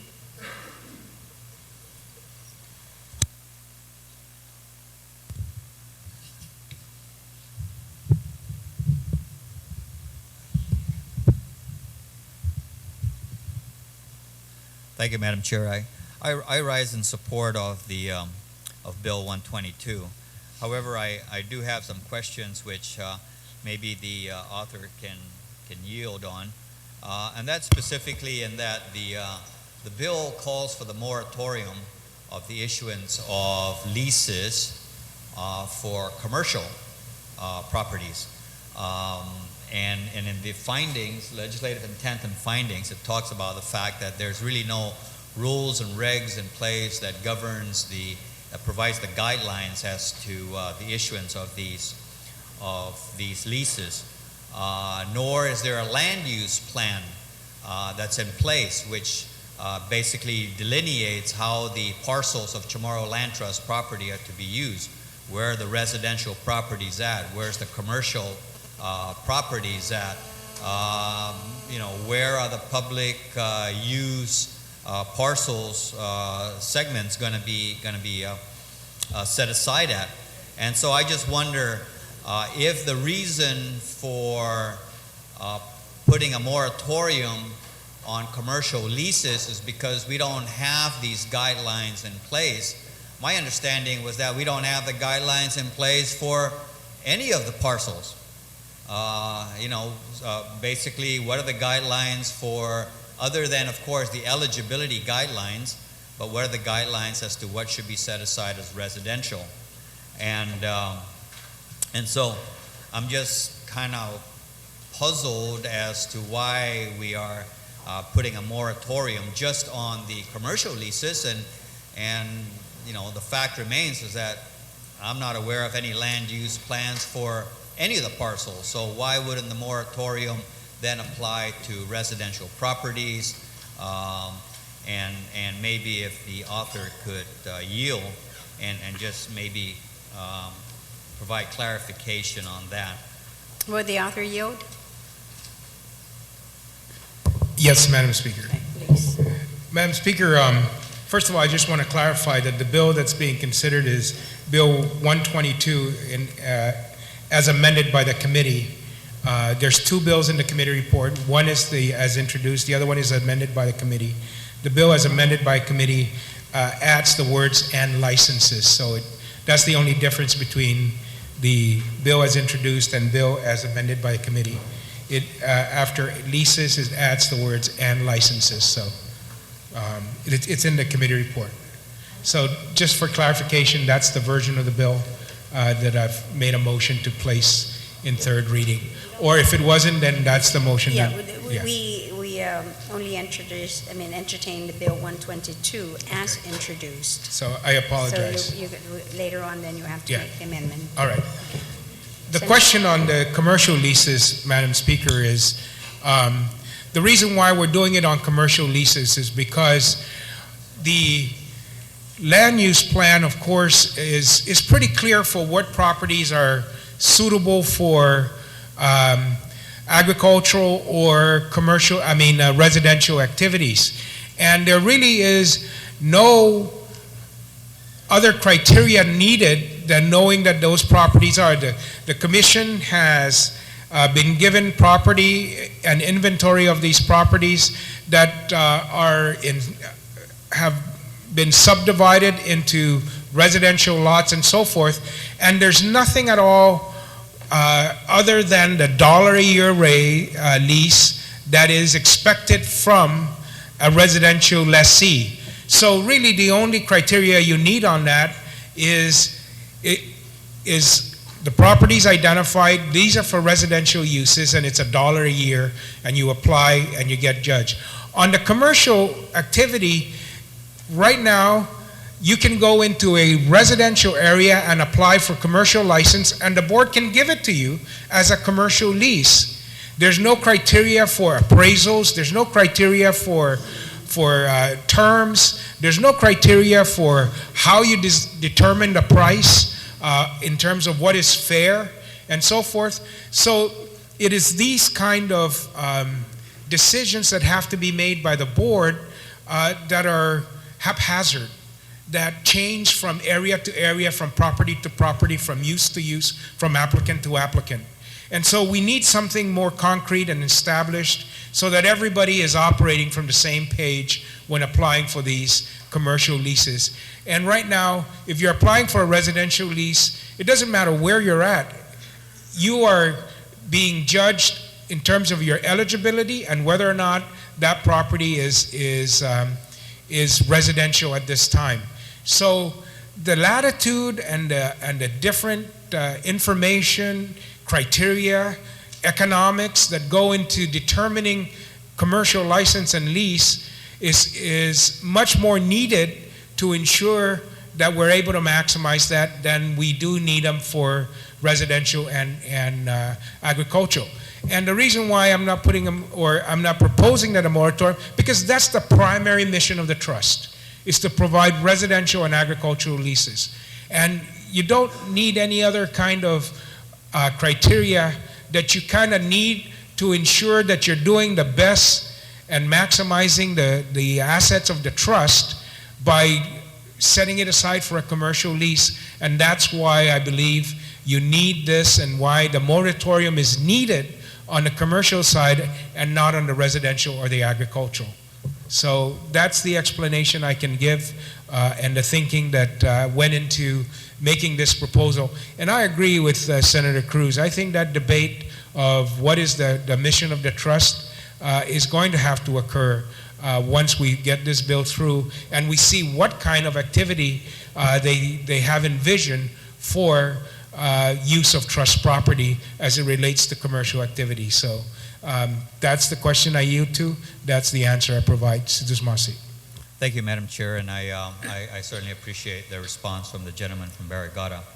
My only other concern that remains with the bill is that it really kind of leaves it open-ended, and that the bill calls for the temporary moratorium, but does not really put the Land Trust Commission's feet to the fire insofar as a definite time frame to come back with some kind of work product so that then the commercial leases can once again begin if that's going to be the case, so that the commission will be able to generate more revenue for the property. So I don't have an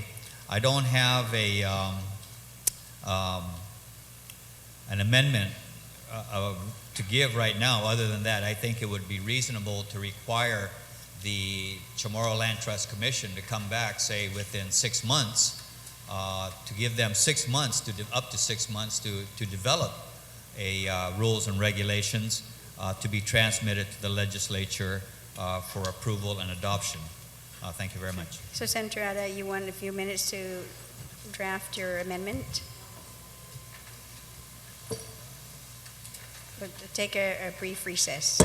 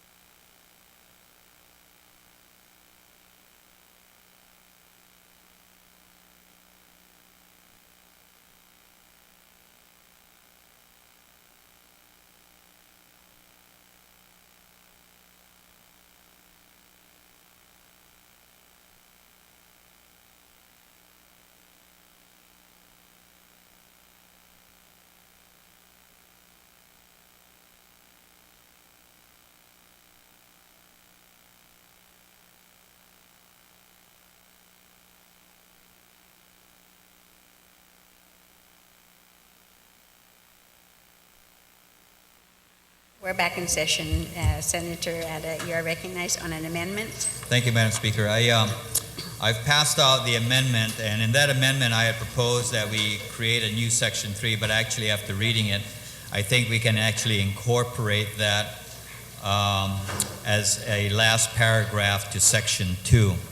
Right now, Section 2 requires that there shall be a temporary moratorium placed on the issuance of all commercial leases from the Chamorro Land Trust Commission until such time the rules and regulations and a land use plan designating which lands are available for commercial leases have been approved and adopted by Legislature in Guam.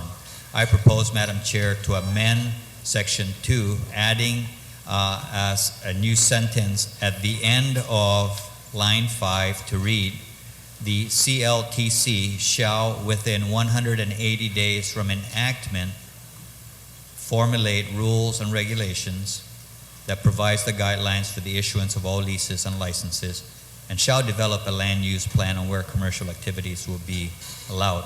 I welcome any further amendment to that to shorten that, but basically the amendment just seeks to establish some time certain target date that we can expect to see this rules and regulations and a land use plan. So that, Madam Speaker, is my amendment. Thank you.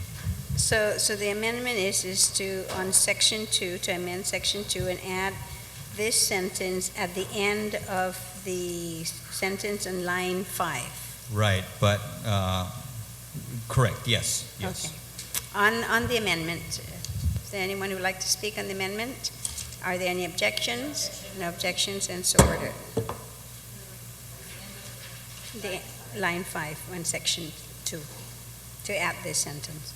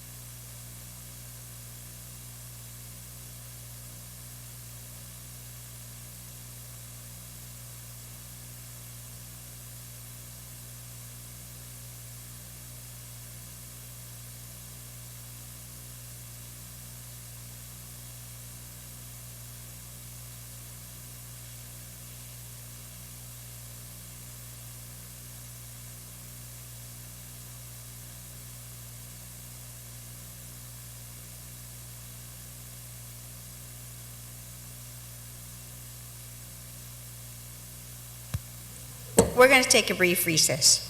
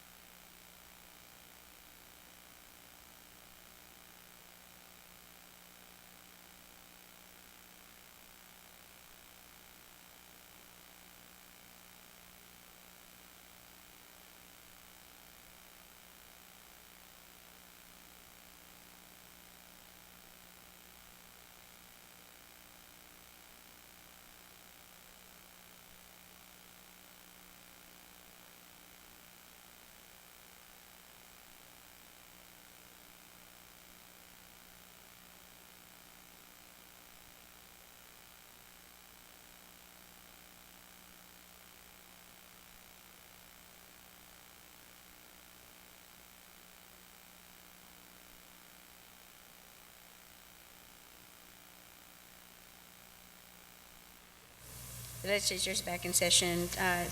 Senator Ada, would you make a motion first to withdraw your amendment? Madam Speaker, I move to withdraw the amendment that I just made. On that motion, without any objections, so ordered. Senator Pangilinan, you're recognized then on an amended version. Thank you very much, Madam Speaker. Madam Speaker, I apologize for the confusion. The committee report was filed, and in the committee report, as presented to the body and adopted by the body in placement on the agenda, it included a bill that was amended by the committee, and that would have been what was on the session agenda as coming out of the committee, as reported out of the committee.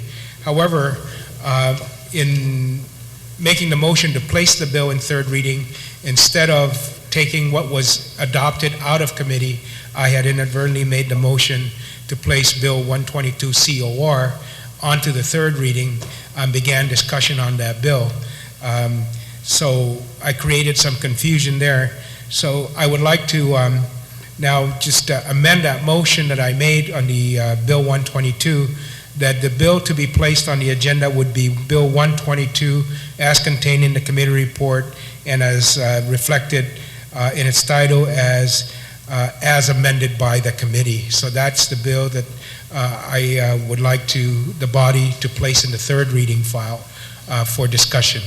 And the only difference between that and COR, the original bill, is that wherever the word leases appeared in the bill, they would be followed by the word and licenses.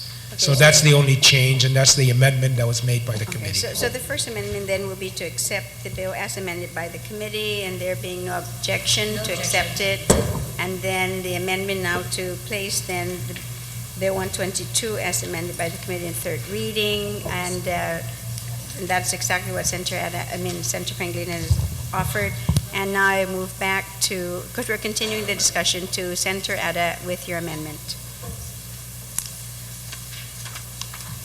All right, so Madam Chair, then my amendment would be to include as a last sentence to Section 2, starting there at the end of line 6, the sentence to read, the CLTC shall formulate within 180 days rules and regulations that provide the guidelines for the issuance of all leases and licenses, and shall develop a land use plan on where commercial activities will be allowed, period.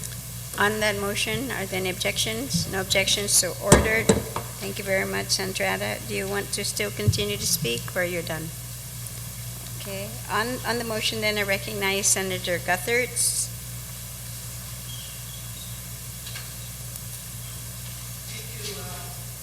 Speaker and colleagues, good morning. I'm here to support the substitute bill, and in a moment I'm going to offer an amendment. But I'd like to preface the amendment with some remarks regarding the bill, Madam Speaker, and the need for it. We've been watching the dynamics of the Chamorro Land Trust Commission now for about 2 years. And frankly, I've been very, very concerned about the protocols of the executive director, past, and the board, perhaps past and present, and how they have handled the land under the portfolio of the Chamorro Land Trust Commission. I think, one, we are partly responsible for what has happened there because we have tried to make them self-sufficient. When you force an agency to be self-sufficient, they have no choice but to try to, quote-unquote, lease as much land as possible, particularly to commercial interests, in order to pay their salaries every pay period and other costs associated with the agency. I think that is the primary reason why we have seen an attempt to alienate so much of the Chamorro Land Trust inventory for commercial use, with or without leases. And that is wrong, because that goes against the real intent of the Chamorro Land Trust Act. Here we are 15 years later, and very few lots in the inventory of the Chamorro Land Trust have actually been issued or utilized by the beneficiaries because of the inability of this government to survey the property, to put in the infrastructure, to make the land habitable. Instead, the Chamorro Land Trust Commission, through peculiar means, has alienated land to commercial interests with or without leases in questionable fashion. Regardless of the intent, Madam Chair, what has happened is wrong. And I, for one, do not want to sit back and allow it to happen, and that's why I strongly support Senator Pangalinen's original bill and substitute bill. What amazes me is, frankly, is how the former executive director, and I hope not the current executive director, and board members have gotten away with allowing private interests to use Chamorro Land Trust property without leases.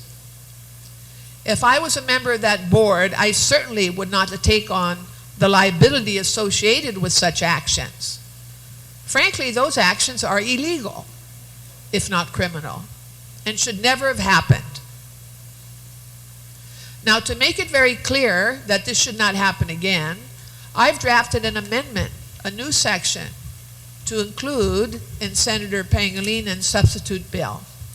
And the amendment reads as follows, and everybody should have a copy. Any prior or future actions by the board, executive director, and/or employees of the Chamorro Land Trust Commission that conflict with the provisions of this act shall make them collectively and/or individually subject to civil and criminal penalties prescribed by the laws of the government of Guam. We need to make it very clear to them, because we spoke to them verbally during hearings and tried to impress upon them the personal liabilities and the collective liabilities they take on when they allow the use of Chamorro Land Trust land by private businesses with no leases. And yes, they have continued to do that right before our very eyes, despite repeated warnings that what you're doing may be criminally liable for you. Either they don't listen or they don't take us seriously. So to ensure that they take us seriously, Madam Chair, I am offering this amendment. At the same time, I want to ask my colleagues to entertain Senator Cruz's concern. We have put the Chamorro Land Trust Commission in a precarious circumstance by forcing them to look for monies to pay for their costs. And perhaps they're not experienced in public administration, perhaps they're not experienced in good management, perhaps they don't understand the fiduciary responsibilities of their positions. But they have leased land without leases, made land available to private businesses without appropriate contractual agreements approved by the proper offices of this government. And that has got to stop. So as a mechanism to help reinforce Senator Pangalinen's bill, I offer this amendment. Thank you very much. On the amendment, are there any speakers? Are there any Senator Rector, you have a puzzled look in your eyes, so do you have a... Thank you, Madam Speaker. If I could have a brief recess to confer with legal counsel on this, I just have a couple of legal questions on it that I'd like to ask. Okay. We're going to take a brief recess.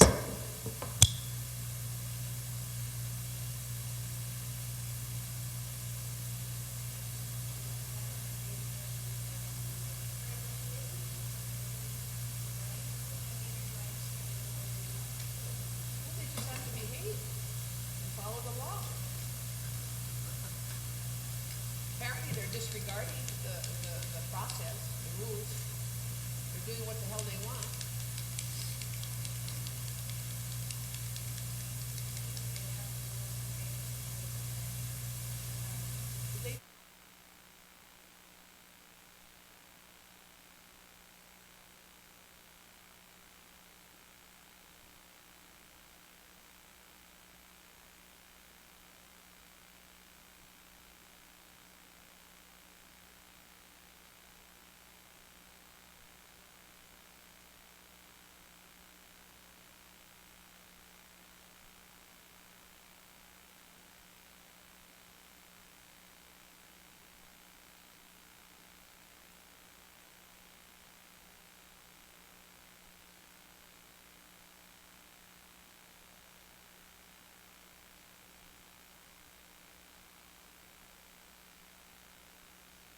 Legislature's back in session. Senator Rector. Thank you, You're Madam Speaker. recognized. Yes, and henceforth, after consultation with legal counsel, I would like to make the following amendment. In the first line of the amendment, it says any prior or future actions, and the part where it says prior is not legal, as I suspected. So I move the following amendment that we delete the words prior or in the first line of the amendment. So now, yes, ex post facto. So on that amendment on the first line is to delete the word prior or, so it should read any future actions. Is that correct? Correct. On that motion, are there any objections? I just have a question. Okay, Senator Guthrie, do you have a question on the amendment? My only concern about that, and I understand why, is, Madam Chair, if the Chamorro Land Trust Commission Board has in fact done things that are improper, and we've seen some really funny things, is this going to excuse them by removing these words? See, I'm not willing to let them off the hook for some of the things they've been doing there. So my concern is, will this acquiesce to things in the past? Because I certainly don't want to acquiesce to things in the past. The recent past, like the past 2 weeks and so forth. Maybe legal counsel can help us. I think we need to take a brief recess and Let's ask discuss this with legal counsel.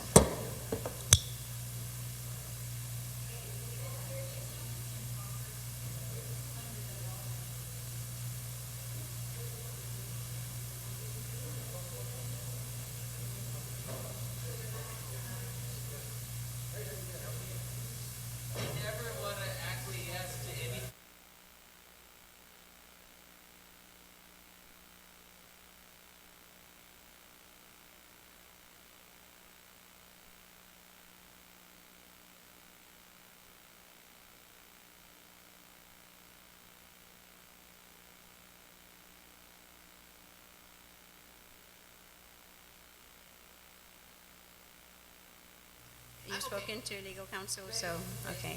So then on the Rector amendment to remove the word prior or, are there any objections? No objections, so ordered. Thank you very much. Senator Rector, do you still want to continue, or? Well, as long as I got the floor, with this now amendment, the amended amendment, I rise in support of it, and I think it's a good amendment, and I think we need to do more of this in the future to hold everybody accountable to the law and to the people of Guam. Thank you very much. You're welcome. Senator Blas, you are recognized. Thank you, Madam Speaker. Madam Speaker, I didn't know the legislature had a crystal ball. Because if I read this amendment correctly, it says any future actions by the board, executive director, or employees of the Chamorro Land Trust. Define future. And how are we going to know what is going to happen in the future that's going to affect today? I've got a very difficult time with this. Because then are we going to behold these individuals now? Are we going to restrict their movement in the future? And what?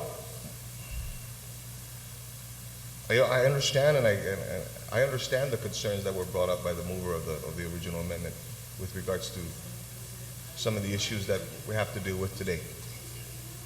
But there's a process that and we're dealing with it. Now to hold them for any future actions. What's future? Tomorrow? Next year? 10 years from now? And then what of 10 years from now? There's an action. Is it going to? How are we going to enforce it? Is it enforceable? Because then there becomes an issue with regards to the statute of limitations. Are we going to hold somebody responsible for an action he's going to take probably 20 years from now for a decision he made today?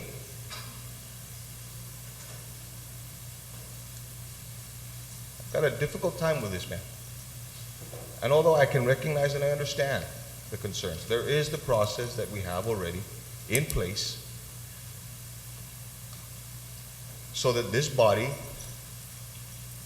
can question those actions and can remedy those actions.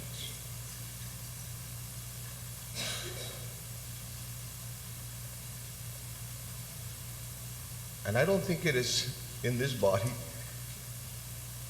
favor to restrict the movement of anybody else down the road. Let's deal with, if there was a problem with an action that was taken, then we'll deal with it. We set policies and procedures so those actions no longer become problems. That was the whole intent of this bill.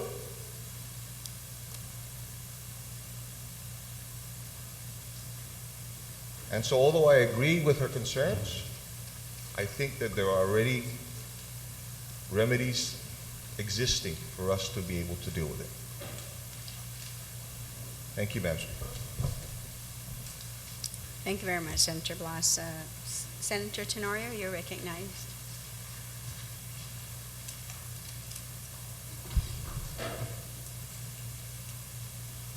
Thank you, Madam Speaker. I was looking at the time and I was about to say good morning. It's still about 4 minutes of the top of the hour, which is lunch. But, you know, I really appreciate the discussion on this, and I understand the bill and the sentiments expressed by the author of the bill.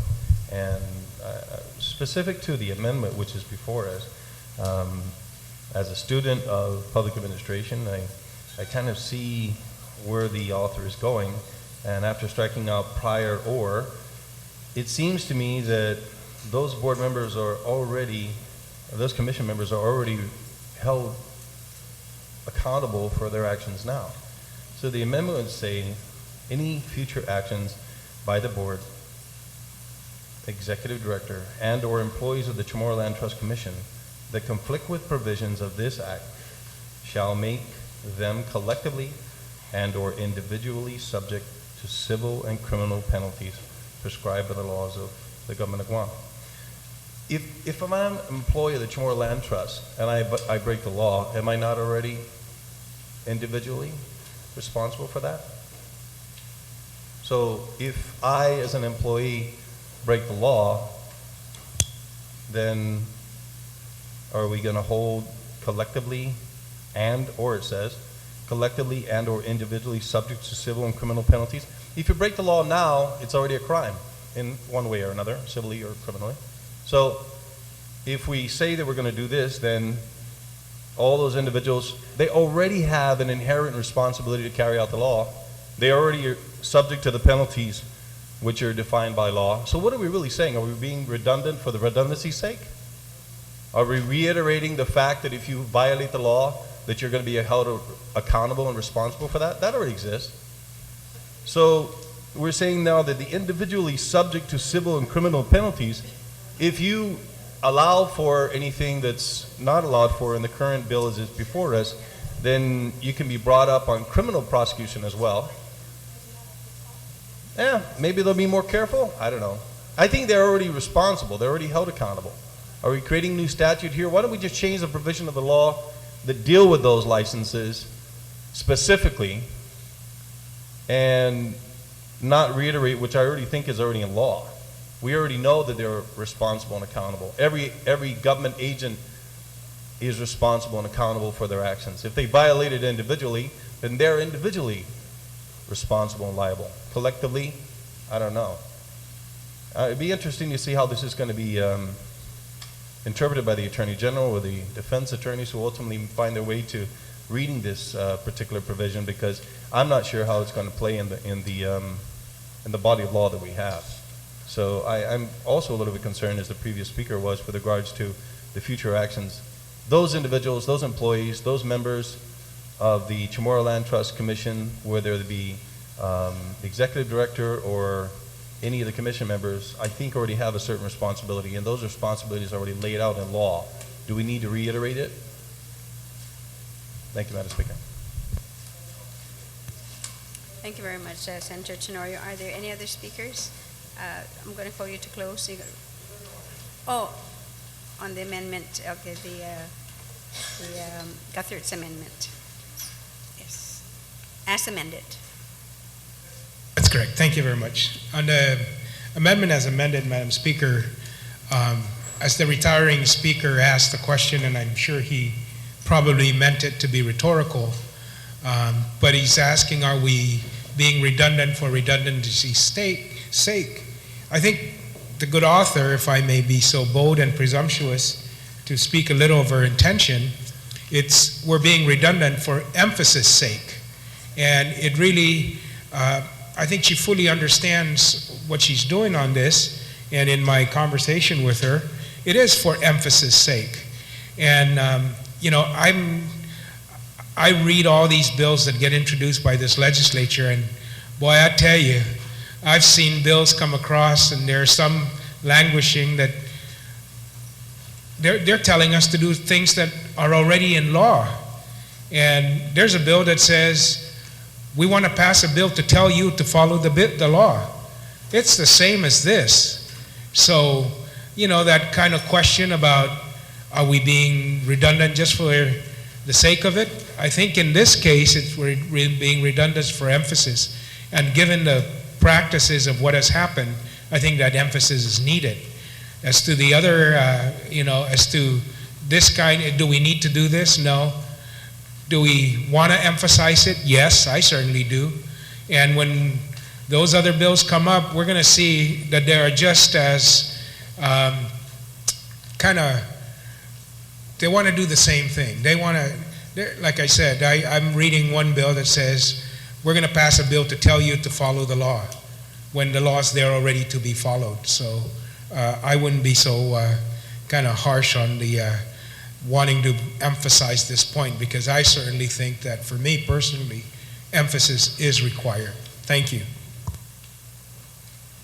You're welcome, Senator Pangilinan. Are there any other speakers on the amendment as amended? Then Senator Guthridge, you're recognized to close on your amendment as amended.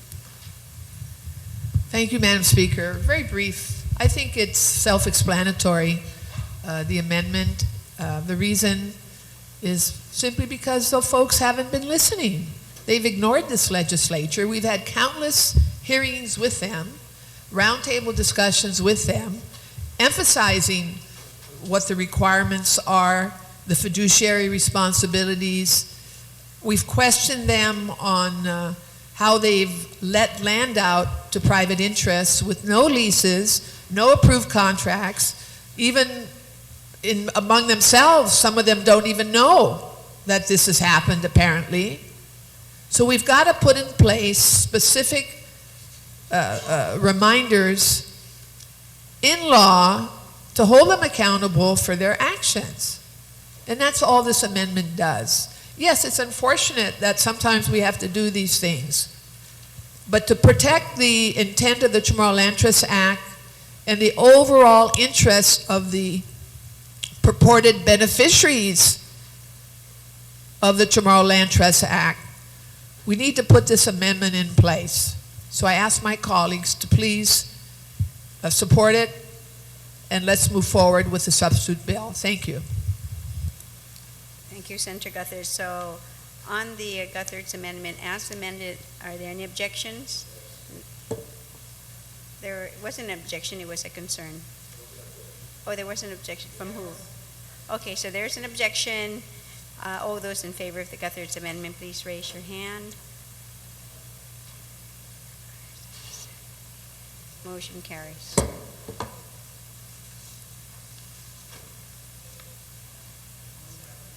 Myself. Are there any, okay, so there's no other speakers then on the main motion? So, okay, I'm going to call on the author then to close, Senator Pangilinan. Senator Pangilinan has the floor, so can I please ask anybody else to lower your conversation?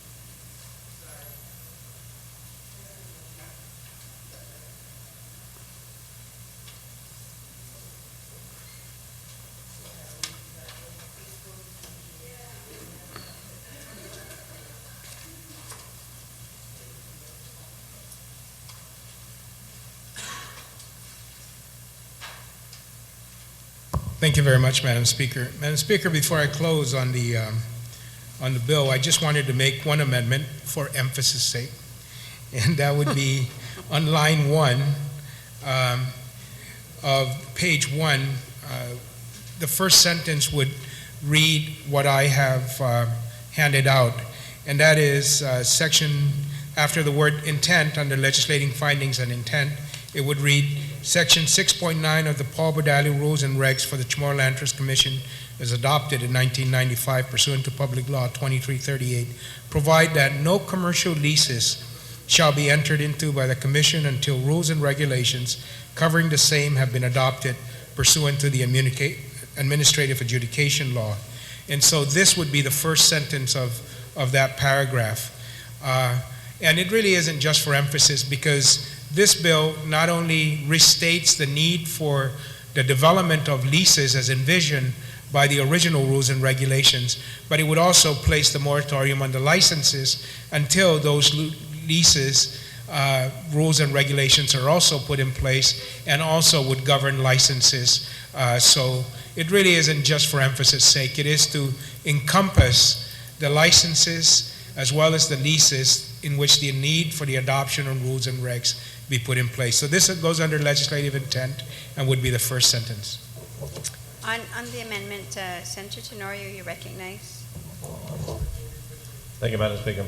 Madam Speaker, I rise in support of this amendment because this really drives home the real basis for the entire bill. And I want to applaud the author for making this insertion, because this goes to the original intent, which he just articulated, but it also makes it clear to the rest of the body and the people of Guam that the purpose behind this is to make sure that the Commission carries out its responsibilities and making sure that they have the guidelines in place before they go to the process of issuing these licenses and leases. So I rise in support and ask my colleagues to do the same. Thank you, Madam Speaker. Thank you very much, Senator Tenorio. Are there anyone else who would like to speak on the amendment? Senator Pangilinan, so are there any objections? No objections, so ordered. Senator Pangilinan, do you still want to close? Yes, Madam Speaker. Madam Speaker, I just want to thank my colleagues for certainly following the discussion and putting in the time and effort to articulate their perceptions and also their support for this bill. I certainly thank them, and I think it's needed in order to protect the trust itself, as well as once we put these programs in place and these rules and regulations in place, it really provides the basis for the maximizing of Chamorro Land Trust assets that will inure in terms of benefits to the trustees and the beneficiaries of the trust. Thank you very much to my colleagues, and Sidus Masit to you also, Madam Speaker. You're welcome, Senator Pangilinan. So on the motion then to place on third reading, are there of Bill number 122 as amended by the committee and further amended on the floor? There being no objections, ordered. I think we're going to go ahead and take a lunch break, and we'll return at 2 o'clock. Okay, so we're recess.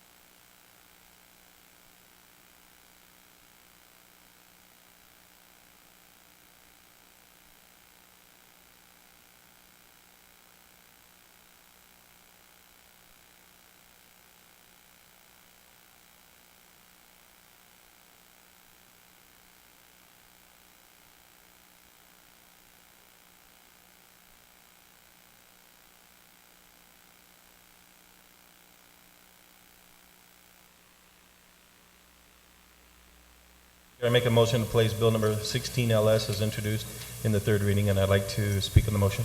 Okay, please proceed. Thank you. Madam Speaker, Guam already has existing laws dealing with fraud. And bill number 16, of course, strengthened those laws, and it makes it specific to fraud with regards to banks and mortgages.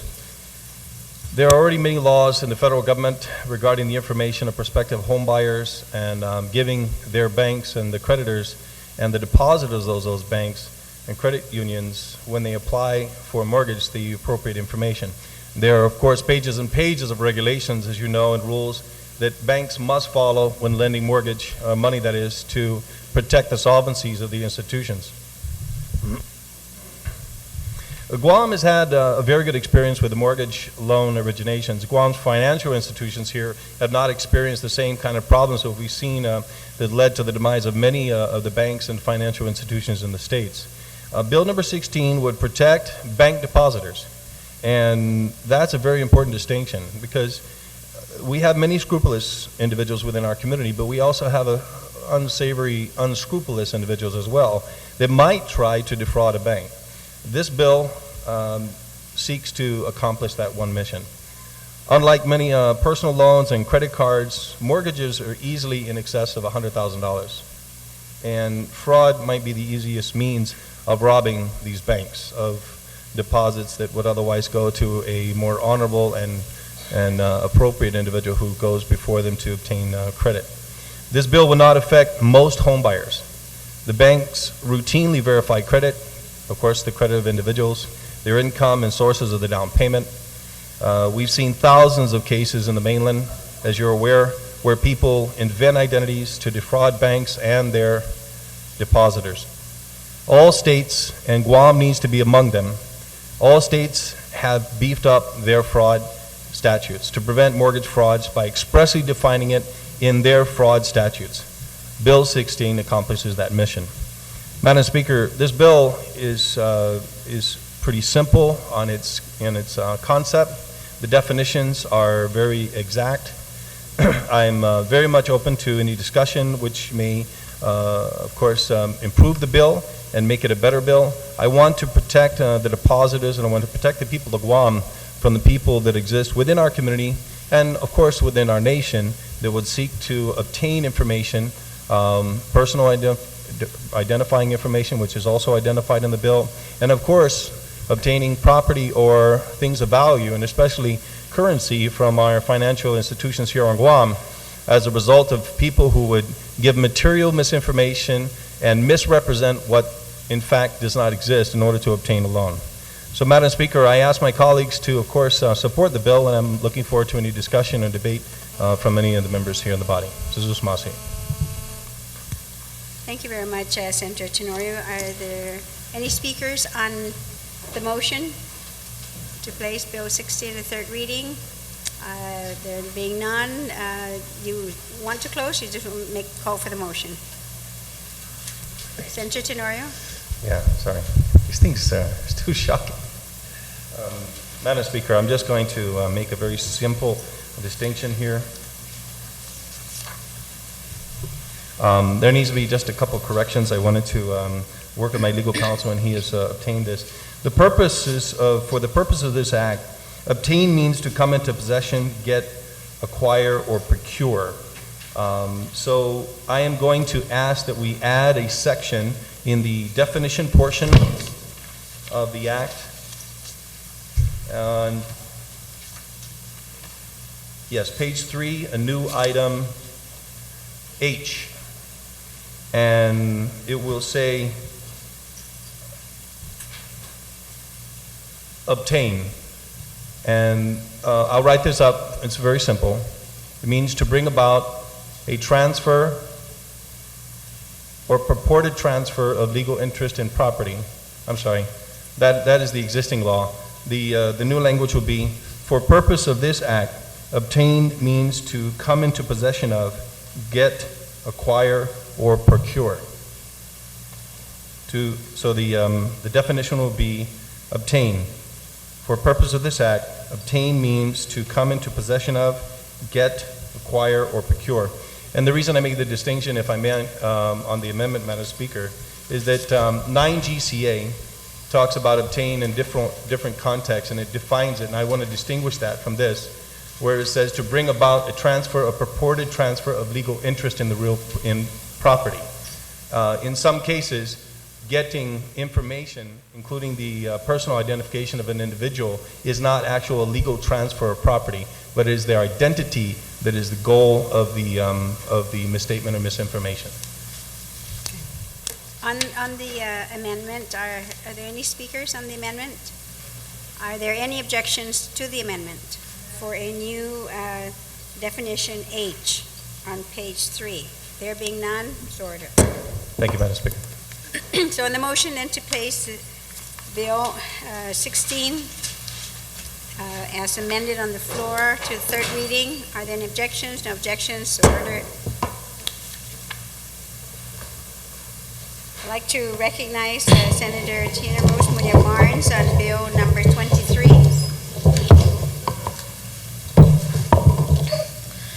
Madam Speaker. Madam Speaker, I move that number Bill 23 LS as substituted by the Committee on Municipal Affairs, Aviation, Housing and Recreation, and further substituted on the floor, be accepted into the second reading. On the motion to accept, are there any objections? No objections, so ordered. Madam Speaker, if I may, I also move that we move Bill number 23 LS as substituted by the Committee on Municipal Affairs, Aviation, Housing, and Recreation, and further substituted on the floor, be placed on third reading, and I'd like to speak briefly on the bill, Madam Speaker. Please proceed. Madam Speaker, as you already know, Bill 23 in our last regular session was already debated, and it was heavily debated during the session in March 2009. All of the provisions and amendments have been incorporated into this substituted version. I'd like to tell you, Madam Speaker, that no question that mixed martial arts is a dangerous sport. Then again, any sport can be dangerous if you do not have the proper training. As an example, a person can be severely injured or die if struck by a pitch during a baseball, football, or even a softball game. Mixed martial arts, Madam Speaker, is less dangerous than boxing. MMA, mixed martial arts, is limited to 3 to 5 minute rounds versus 12 3-minute rounds of boxing. I bring that up, Madam Speaker, is because as we understand here on Guam, we do have a commission and rules and regulations that are promulgated for boxing, but nothing to include MMA to date. Submissions for MMA account for a large percentage of stoppages versus actual knockouts in boxing. Referees in mixed martial arts are highly trained and are quick to issue a stoppage if they see that a fighter is unable to defend him or herself. In the majority of MMA, we still have a lot of those of the male gender, but that doesn't stop him from having any females join the event. Majority, Madam Speaker, of the injuries are cuts, lacerations, and if anything, at this point, a lot of times are because of the training that these referees have, if anything, are only hurts of eagles and nothing more because of the training that the referees have. As we relate that to other sports, athletes usually, Madam Speaker, sign waivers when participating in sports. When there are minor children playing in various different sports, they sign waivers for their children to play interscholastic sports. In the event of injury, runners, walkers sign waivers when participating in 5K races. As you and I know, Madam Speaker, you and I have joined 5Ks in the runs, 5K walks and runs, and every application that we sign have a waiver of liability form just saying that the event coordinators are not responsible for any injury that may occur when it comes to hurting themselves while they're walking or running. So to the MMA fighters, sign waivers knowing full well that they can get hurt It is no different from any other sport. I'm going to tell you, Madam Speaker, that the risks are there. Competitors are well aware of the risks when they enter the ring. And of course, to minimize those risks, professional MMA fighters train hard to reach their maximum physical potential, to hone their fighting, to master their fighting techniques. Guam is a very has a small MMA community. Local professional fighters fight for the love of the sport. A lot of times, this is not about money. For this, I'd like to tell my colleagues here that Guam's MMA events are a stepping stone to higher caliber events in Asia and in the mainland, and also in the international competition arena. The major issue is, as we speak, is the requirement of insurance, and it impacts on the small market promotions here on Guam. Of course, the availability and cost of coverage for health and deaf disability could have a hindrance on local promotions here. And for this, I'm not defending it. I'm just saying that there are probably other ways that we can look into the protocols of protection. Madam Speaker, don't want to send a message out to the MMA community that fighting underground is a better and easier way, because for me, I think it would be more dangerous for fighters if they have to divert themselves into going into this kind of sport, knowing that there may not be a possibility of them affording the coverage that was asked in the past. Bill 23 is similar to the legislation adopted in 37 of the 50 states who already have passed legislations and regulation to the MMA. 5 other states are considering model legislation. In our neighboring islands, Madam Speaker, our CNMI government is also entertaining, as we speak, MMA legislation. It is only a matter of time before mixed martial arts is sanctioned and regulated in all the states and territories. This legislation requires fighters to submit to physical and neurological exams, testing for HIV and TB, and other screening in order to be properly licensed. Additionally, all referees, judges, ring physicians, and other ringside officials will have to be properly trained and licensed. That's all included in the provisions here. Promoters will be subject to criminal background checks prior to obtaining a license. Off-island promoters will be required to pay for a larger license fee in order to prevent any fly-by-night operations. It also has that promoters will be required to post bond and provide insurance coverage for any medical treatment for injuries that might occur in the arena. Last thing, Madam Speaker, is we want to do this is to send, the last thing we want to do, Madam Speaker, is to send MMA back underground. Promoters and fighters have done a good job encouraging individuals to seek proper training in various gyms and study the arts of kickboxing, grappling, and other disciplines that go into mixed martial arts. I think it's important, as you and I know, as we talk about sports within our community, we know that mixed martial arts, Madam Speaker, is a sport that's watched by a lot of residents within our community. And what we want to do is, because there's regulations in place into boxing, this would be a part of that. It would be, what we could do is implement these rules and regulations and know that that we think that mixed martial arts is an important sport. We know that if we have these rules and regulations in place, that it would we understand that the community in mixed martial arts will have to work through the rules and promulgations, and if anything further, this act will be cited as the Unarmed Combat Commission Act of 2009. But it just gives a positive message that as we look at implementing all this, Madam Speaker, We want to know that MMA, mixed martial arts, is just as an important sport as all the other sports that we have here, from baseball to motorcycle, ATVs, football, basketball, rugby for that matter.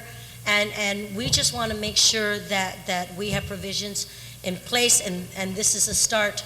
Also, Madam Speaker, if I may, in the efforts to working and making sure that these rules and regulations are in place, my colleague from the good senator from Chalampago also introduced legislation thinking that this bill may not have had the teeth to muster to pull through, but in our efforts of working together with the committee, with the community from MMA, and working with some of my committee members, I asked that Senator Adolfo Palacios be placed on this bill as third co-sponsor because of his efforts in working closely with Senator Espaldon and myself. And Madam Speaker, I'd be remiss if I didn't share with you that the good author who did bill number 23, Senator Jim Espaldon, wanted to make sure that this bill be really looked at our colleagues and know that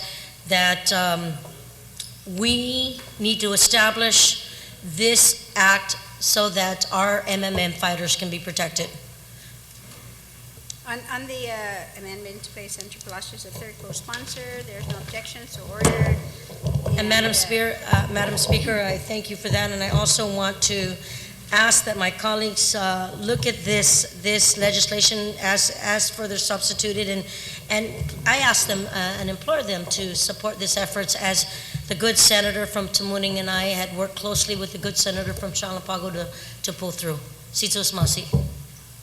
Thank you very much, Senator Munia Barnes. On the motion to place Bill 23 in the third reading, are there any speakers? Senator Rector, you're recognized.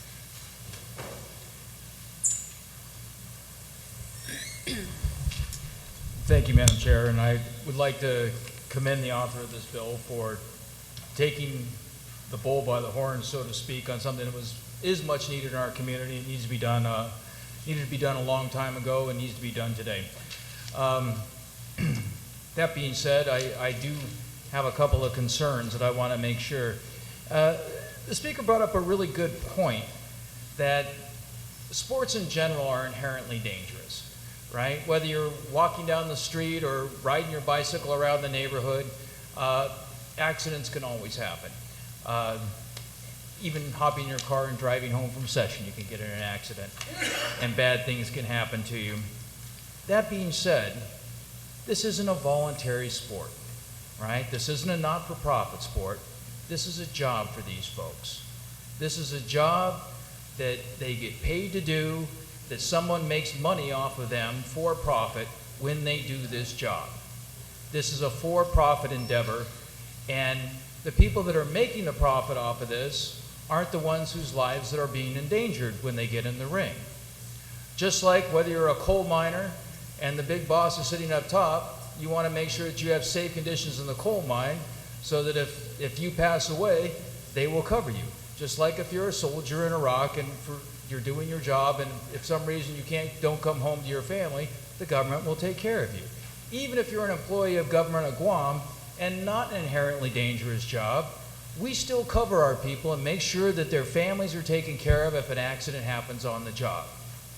We do that. It's the right thing to do.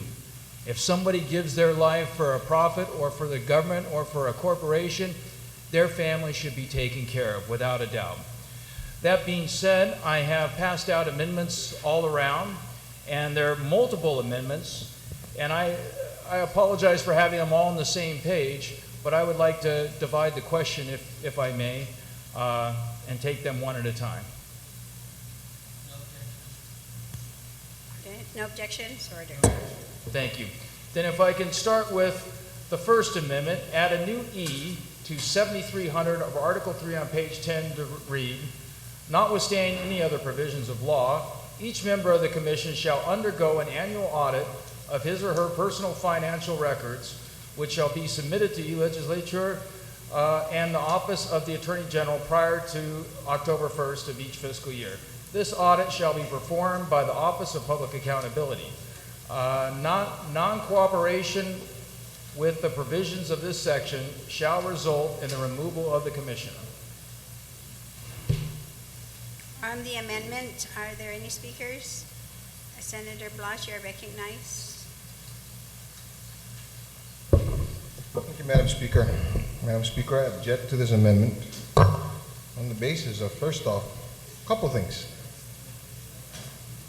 What other board or commission do we have within the government entities that we require this same act? And for what reason?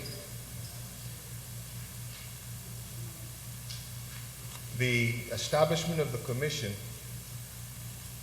was so that we can, for lack of a better term, legitimize a sport, recognize a sport, and ensure that the sport, as was noted by the author, or one of the co-sponsors, that it doesn't go underground.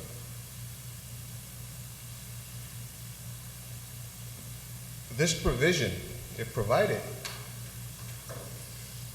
does a number of things. It sets us up for basically a suit because we don't require this of any other board. Secondly, there's no standing for its requirement for this board or any other board. And I'm not going to be a party to a provision that is going to require a discriminate act to members of this board based on the intent of this legislation, and we don't require it of others. So I stand in objection. On the amendment, are there any other speakers? Okay, so on the amendment then, since there is an objection, you want to close? Okay, Please. Please, okay. Continue then. Yes, well, the good speaker mentioned that we don't require this of other boards and commissions, and yet we do require disclosure of financial information on lots of other boards and commissions, any appointed public official. And this, because this is a for-profit organization, we really wanted to make sure that everybody's held accountable and transparent, and all the players come to the table in a way that the public can monitor and make sure that all their dealings are above board. With that, I hope my colleagues will vote for transparency and accountability on this board. Thank you. Please state your point of inquiry. When was the Boxing Unarmed Commission a for-profit? And I don't think that's the intent. It's not. Okay, so I understand it's not. Okay. So all those then, since there is an objection, I will call for the vote. All those who are in favor of the amendment, please raise your right hand. Amendment failed. Thank you, Madam Chair. Now if I can move on to the second amendment. Yes. Which is to amend B of 7402 on page 15 as follows. And I'm going to have to break out the reading glasses here soon. The Commission may deny an application for a license or grant, a limited or restricted license, or grant a limited or restricted or controlled license for any cause deemed sufficient by the Commission. Notwithstanding any other provisional law, the Commission shall not grant a license to any promoter who has been convicted of any crime other than a petty misdemeanor, or who is found to be a known associate or partner of any nefarious individual, criminal organization, or enterprise. And if I could speak on, thank you. Yes, you know, there's a big concern in the boxing community and in the sports community of organized crime getting involved. And there's been a big historical thing, and we want to make sure that all the promoters are held above that level, and so that nobody questions them and nobody thinks like, oh, well, if they're a promoter, they have to be a part of organized crime or some sort of criminal activity. And this protects both the promoters and the people of Guam. So I hope my colleagues will support it. Thank you very much. On the amendment, Senator Palacios, you're recognized. Thank you, Madam Speaker. Madam Speaker, I rise in support of this amendment. This further screens out potential unscrupulous so-called promoters whose main objective is to make profits out of the blood of the fighters. Again, if anyone who is convicted of a felony should not be licensed to to promote any of these fights.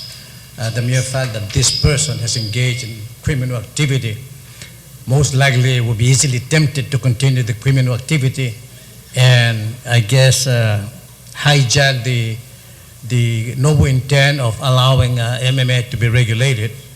And for this reason, I support the amendment. It's nothing more than transparency and strengthening the sports, continuing to make it a clean sport, and that is what it's all about. Thank you, Madam Speaker. Welcome, Senator. You're welcome, Senator Palacios. Senator Respicio, did you have your hand up? Okay. Senator Blas, you're recognized. Actually, Madam Chair, can we take a 1-minute recess? I'd like to be able, I appreciate the amendment. I appreciate the concerns with the amendment. I'm just concerned a little bit about some of the language here and the intent and the definition or how it can be defined. But I think it's best if I can speak to the author of the amendment for that. Okay, we'll take a minute recess.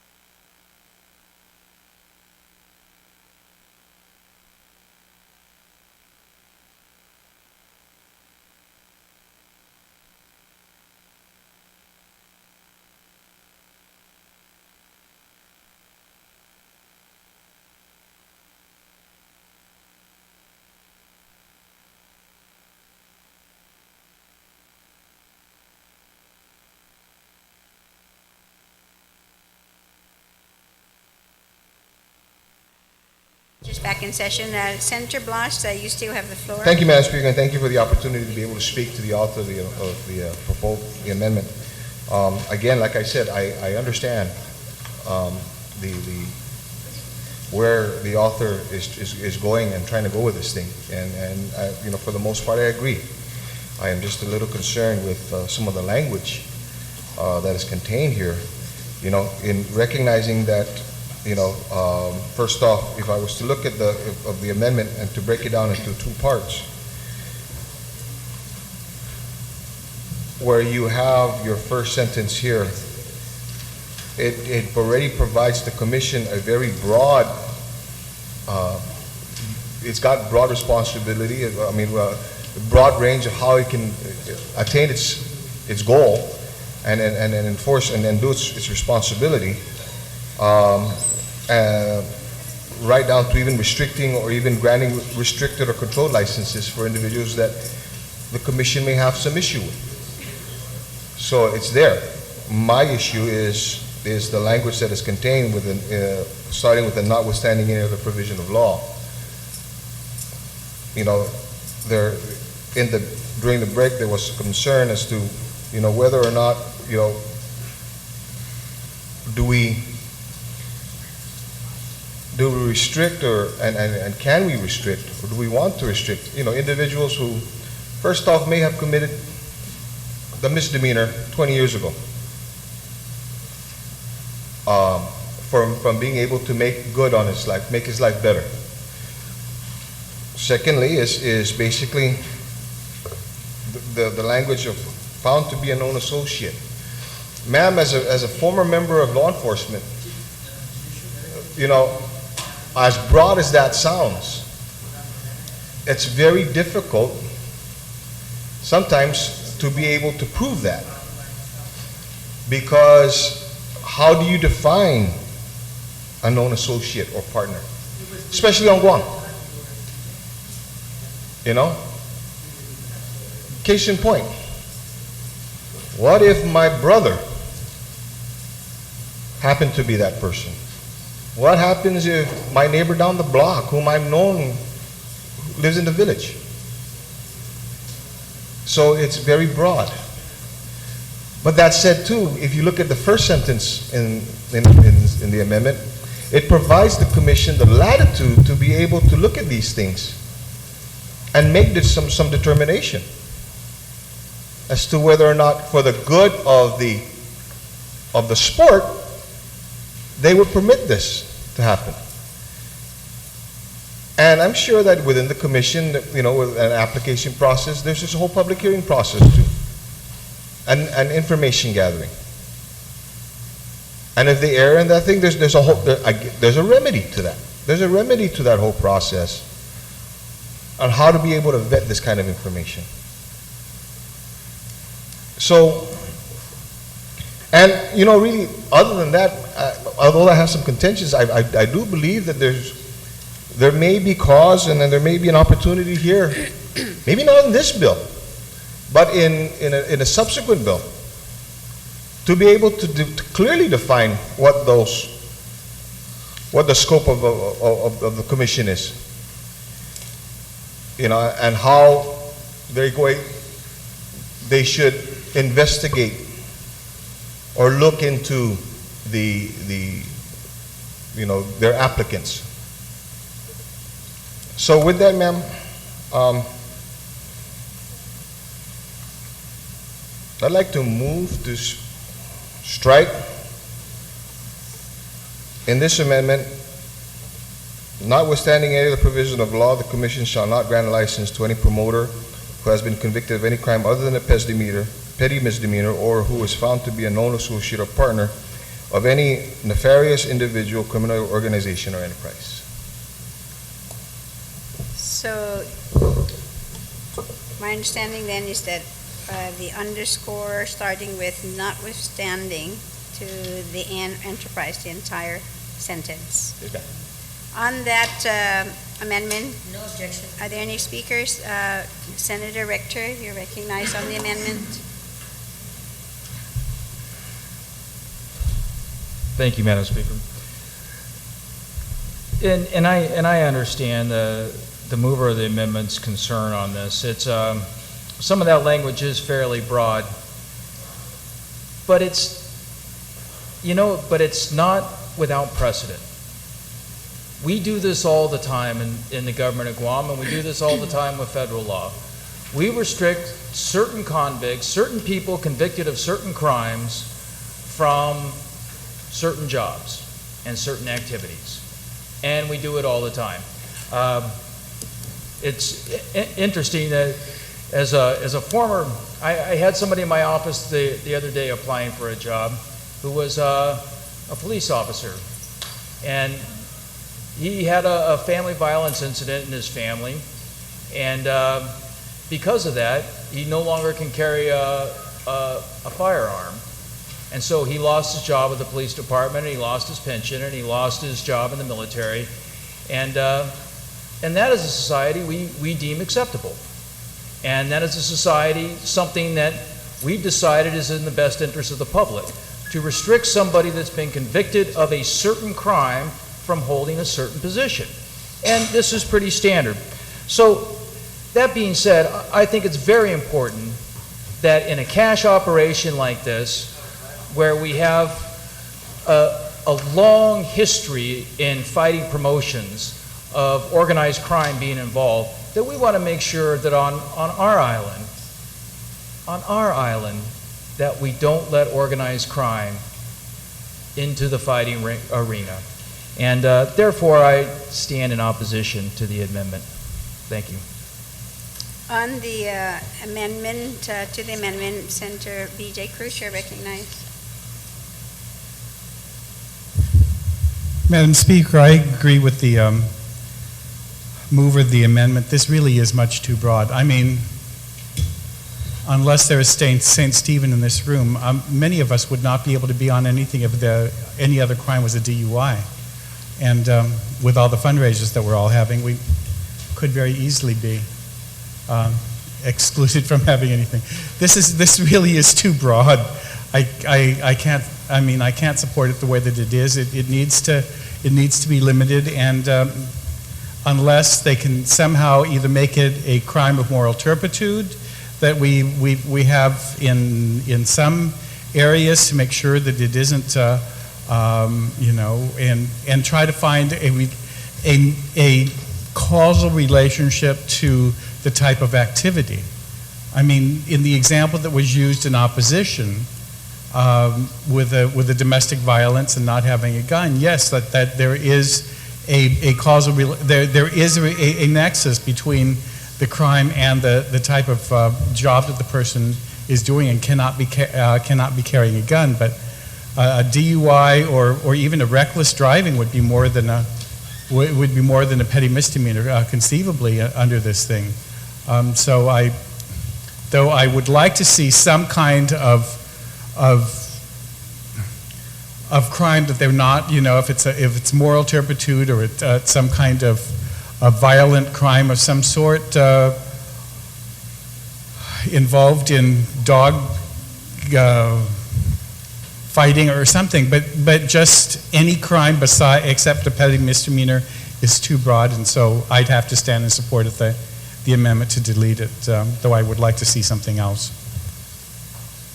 Thank you very much, Vice Speaker. Senator Tenorio, you're recognized on the amendment to the amendment. Thank you, Madam Speaker. Madam Speaker, I also rise in support of the amendment to delete the section. Just to be clear so that everybody understands the amendment, the first portion of this amendment is so broad that the Commission already has almost unbridled authority to deny the license, because the amendment would then say the Commission may deny an application for a license or grant, a limited or restricted license or grant, a limited, restricted, or controlled license for any cause deemed sufficient by the Commission. That's very broad. So let's say that someone, not the assumption here, but the justification for this is organized crime. Look, I'm not involved in these kind of activities. I go to them once in a while. Is there any organized crime? I don't know. I mean, that's why we have the police department, the attorney generals, and other federal agencies involved in investigating these types of activities. But the information, if it is known and brought to the commission's attention, seems to be falling under that category of any cause deemed sufficient by the commission. So if you leave the first portion intact, and then you go ahead and strike, as the amendment is on the floor, all the other language, you're fine. Because if the commission deems that there's enough information to lead them to believe that they shouldn't allow for the application, or they shouldn't grant the application, they can deny it. So it's already hard enough to swallow that portion. If you add the other portion, it's completely unacceptable. So there's a lot of logic to the preceding comments, and I don't need to reiterate them. I just want to make everyone aware, at least in my read of this first provision, it's already dramatically wide and gives great authority to the commission as it exists now to deny those applications or those grants. So I don't think the other section is necessary, first of all, and I think it's far-reaching, to say the least. And then finally, the assumption that organized crime is involved in these activities is just that. As far as I know, there's no information to the contrary. And if people in this body are aware of any information to say that it is in fact organized crime, or any organized crime is involved in any aspect of these sports activities, then that, I would hope that that member of this body or any member of our community would report that information rather than just throwing it out there saying about organized crime being involved with it. If you've got information that says that organized crime is involved in these activities, why don't you take the initiative and tell someone in a position of authority so that they can then sit in judgment, because that's their responsibility, rather than just simply throw out these organized crime accusations without any backing, no information, no intelligence or investigative reports, anything that is any substantive basis for making such accusations. So I would hope that if we do have information, that maybe that information could be shared with members of this body. Maybe it could be shared with the commission members who are responsible for looking over these matters. So I too rise in support of the amendment, and I ask that all the other members do the same. This is Masya. Thank you very much, Senator Tenorio. On the amendment to the amendment, are there any other speakers? Since there is an objection, I'd like to call for the vote. All those then in favor of the amendment to strike out notwithstanding to the end of the sentence, please raise your hand.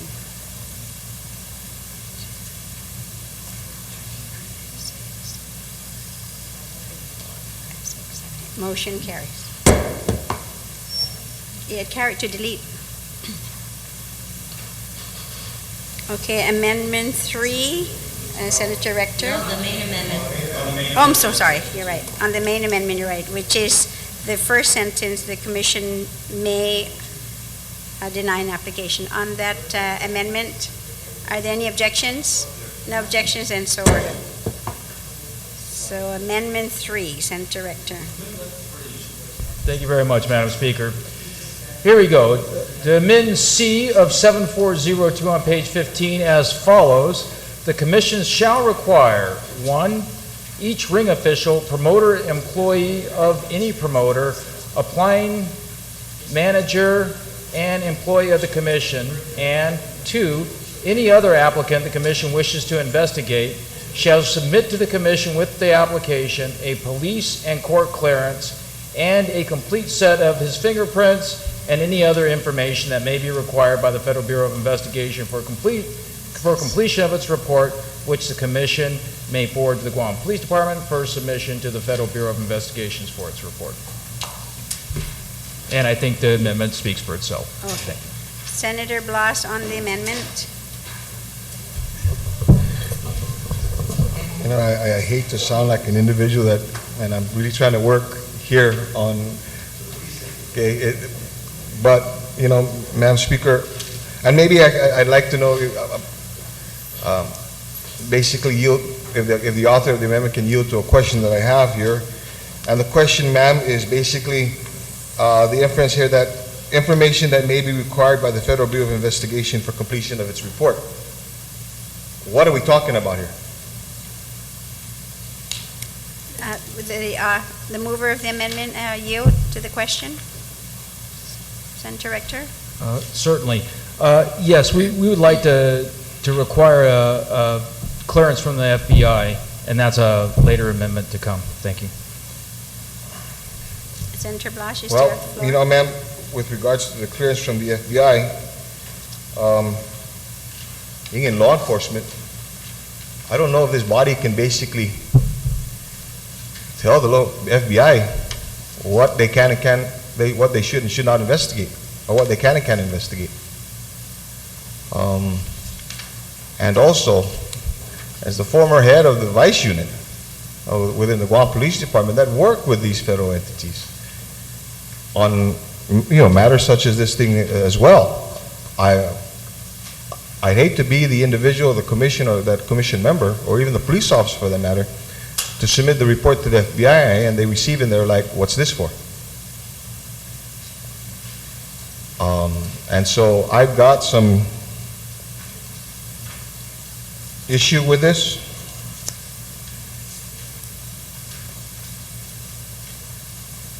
I see where the author of the amendment wants to make sure that we keep organized crime out of this. I share that same sentiment, that same concern. I don't know if this is the right vehicle, or this is not so much the right vehicle, but this is the appropriate vehicle, or whether this is a vehicle that can be used, if this vehicle does exist. And so I'm concerned that we're going to go ahead and provide these requirements, and nothing can come of it because there is no requirement, nor can we mandate the FBI to perform these activities. So,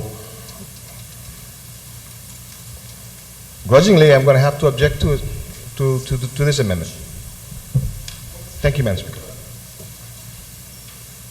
On the amendment, is there anyone who would like to speak on the amendment? Senator Rector, I just want to make sure that I follow you correctly, and the clerks also have it, is that the amendment is in section 7402, right? On page 12 or page, because I'm following it on page 12, but you have here page 15. It might be a little bit off on the page numbers. I apologize. We had so many various versions of the bill when we were working on this. Okay, I just want to make sure that the clerks then have it correctly. So it will be in page 12. Yeah, I think I have it in the right place because the No, legal counsel worked and made sure This I coded it right. It's not it again. I'm going to take a minute recess to make sure that I have the right bill that everyone's talking about.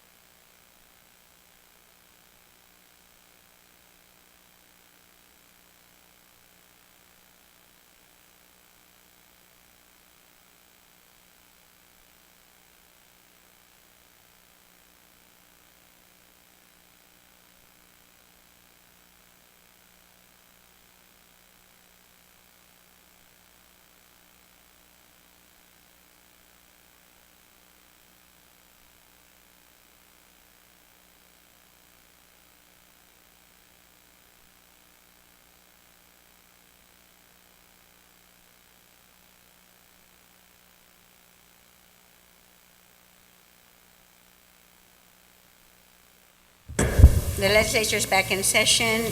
Senator Rector on amendment Madam number Speaker, 3. after consulting with my colleagues, I've decided to withdraw that amendment. It's covered in other parts of the bill fairly accurately with police and court clearances already. So let's just withdraw that one and move on to amendment number 4. Okay, are there any objections then to withdraw the amendment? No objections to order. Thank you very much. But we're going to continue with the number at least on amendment 4 so we can all be on track. What happened to number 2? Fail? Yes, and this will be my last amendment. Thank you. And then here, just to- And here's to replace, this is to replace section 7413 on page 23 to read, insurance for all licensed contestants. The commission shall, by regulation, require insurance coverage for each licensed contestant to provide for medical, surgical, and hospital for injuries sustained while engaged in contests or exhibitions of unarmed combat, in an amount of $50,000 or more payable to the physician or hospital which treated the contestant for his injuries, or, if he has paid for that care, directly to him or his beneficiary, and life insurance coverage in the amount of $50,000, and disability income coverage covering, let me go back on that, and disability income insurance covering, I'm missing a whole line at the bottom. I'm sorry, that must have not got through the printer Yeah, you did. on that, or the copier. And I apologize about that. None of us Oh. have the last. Here we go. That's the second page required. Nope, I need the No, that's other still, side. yeah. It's Yes, the bottom of the first page. You're right. I don't think any one of us can move because no one has the full line. So we're going to take a recess to get that Thank you. language. Sorry about that.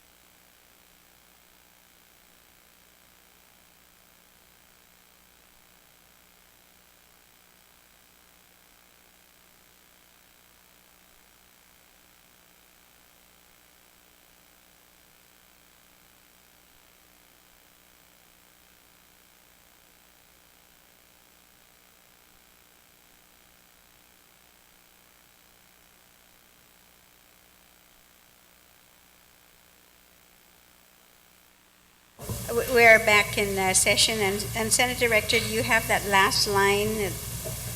Yes, thank you. Once again, I apologize. Somehow from the printing to the copying, we lost a couple lines there. So let me go back to to where it ends with in the amount of $50,000 and disability income insurance covering, now here's the parts that's missing, both partial and total disability in the event of injuries sustained while engaged in contests or exhibitions of unarmed combat. Any and all insurance required under the provisions of this section shall be provided at the financial expense of the promoter of the event at no cost to any contestant or any employee and or management of any contestant. Any unarmed combat organization which conducts contests as a nonprofit organization and is in good status with the Department of Revenue and Taxation shall be excluded from this provision, provided that the organization's waiver is signed by the contestant or by a legal guardian if under 18 years of age. On the Rector amendment, Senator Palacios. Can I speak on the amendment I'm before so we- sorry. Thank you, Madam Speaker. Yeah, this was one long, dragged-out amendment, and I do apologize. You know, once again, this is a professional organization. If it's something that's happening for a nonprofit, that's fine, they're exempted. But when it comes to this is a job. And if you get hurt on the job, making money for the boss, you should be compensated, your family should be compensated. If these folks, like, you know, they're not making a living off of MMA fights. They've got another job. But what if they go there and they go to fight and, like, they get disabled making money for the boss? How is they going to feed their family? What if they pass away in the ring? How are they going to feed their family? What if they have all the tendons ripped out of their elbow by a bar lock? How are they going to afford to pay the medical bill? Or are we just going to tell these young men that they're disabled for life? And too bad, so sad, you can't afford orthopedic surgery or whatever kind of surgery, you work on that kind of stuff. This isn't right. These people are professionals. This is a job. They need to be treated with the same dignity and respect and protection as every other worker that does a job for money on this island and in our nation. This is what we do. We protect people from exploitation, and this protects these fighters from being exploited by promoters that will use their blood, will use their lives, will use their bodies to make money at their and their family's expense. So I hope my colleagues will support this amendment. It is, if without standing any of the other amendments, this is what's going to make this bill for me a good and decent bill, but it protects these young men and their families. Thank you very much. Thank you very much, Senator Rector. On the Rector amendment, Senator Palacios, you are recognized. Thank you, Madam Speaker. Madam Speaker, I rise in support of the Rector amendment. On page 23, 7413, the $10,000 provided in that section, Madam Speaker, is too little. However, it is good that at least there is a recognition of a need to provide insurance coverage. But 10,000 is just too little. The mandatory vehicle liability insurance provides for a greater coverage. This amendment, the Rector amendment, also would remove the hedging provisions that would very well neutralize the intent of requiring for insurance coverage. For example, if you look at line 6 on page 23, and it says, even though it says the commissioner shall so whatever, it says, as may be available upon commercially reasonable and affordable terms in Guam. So if it's not available, and you tell your friends, don't make it available so that I don't have to have it, then those are hedging provisions that can just actually void this section. And then there's another hedging down there on line 9, actually at the end of line 9, if available upon commercially reasonable. So all these things that the commission shall, when you have those hedge words, it's actually just neutralize that. And I think the Rector amendment removed that. And the 50,000, again, that is a standard coverage for any liability insurance anywhere else. For private security to operate, there's a mandatory liability insurance of a minimum of 150,000 coverage. And that's only to make sure that when the private security guard assault or slander a person, then of course, then they get covered with that liability insurance. But it's mandatory. They don't issue a license until they have a valid certificate. Again, I say 10,000 is very little. These fighters, Madam Speaker, will not dare go up to the promoters and say, we suggest that you cover us for medical insurance and so forth. They don't, because then they would be blacklisted and they would not be allowed to participate. And a lot of these young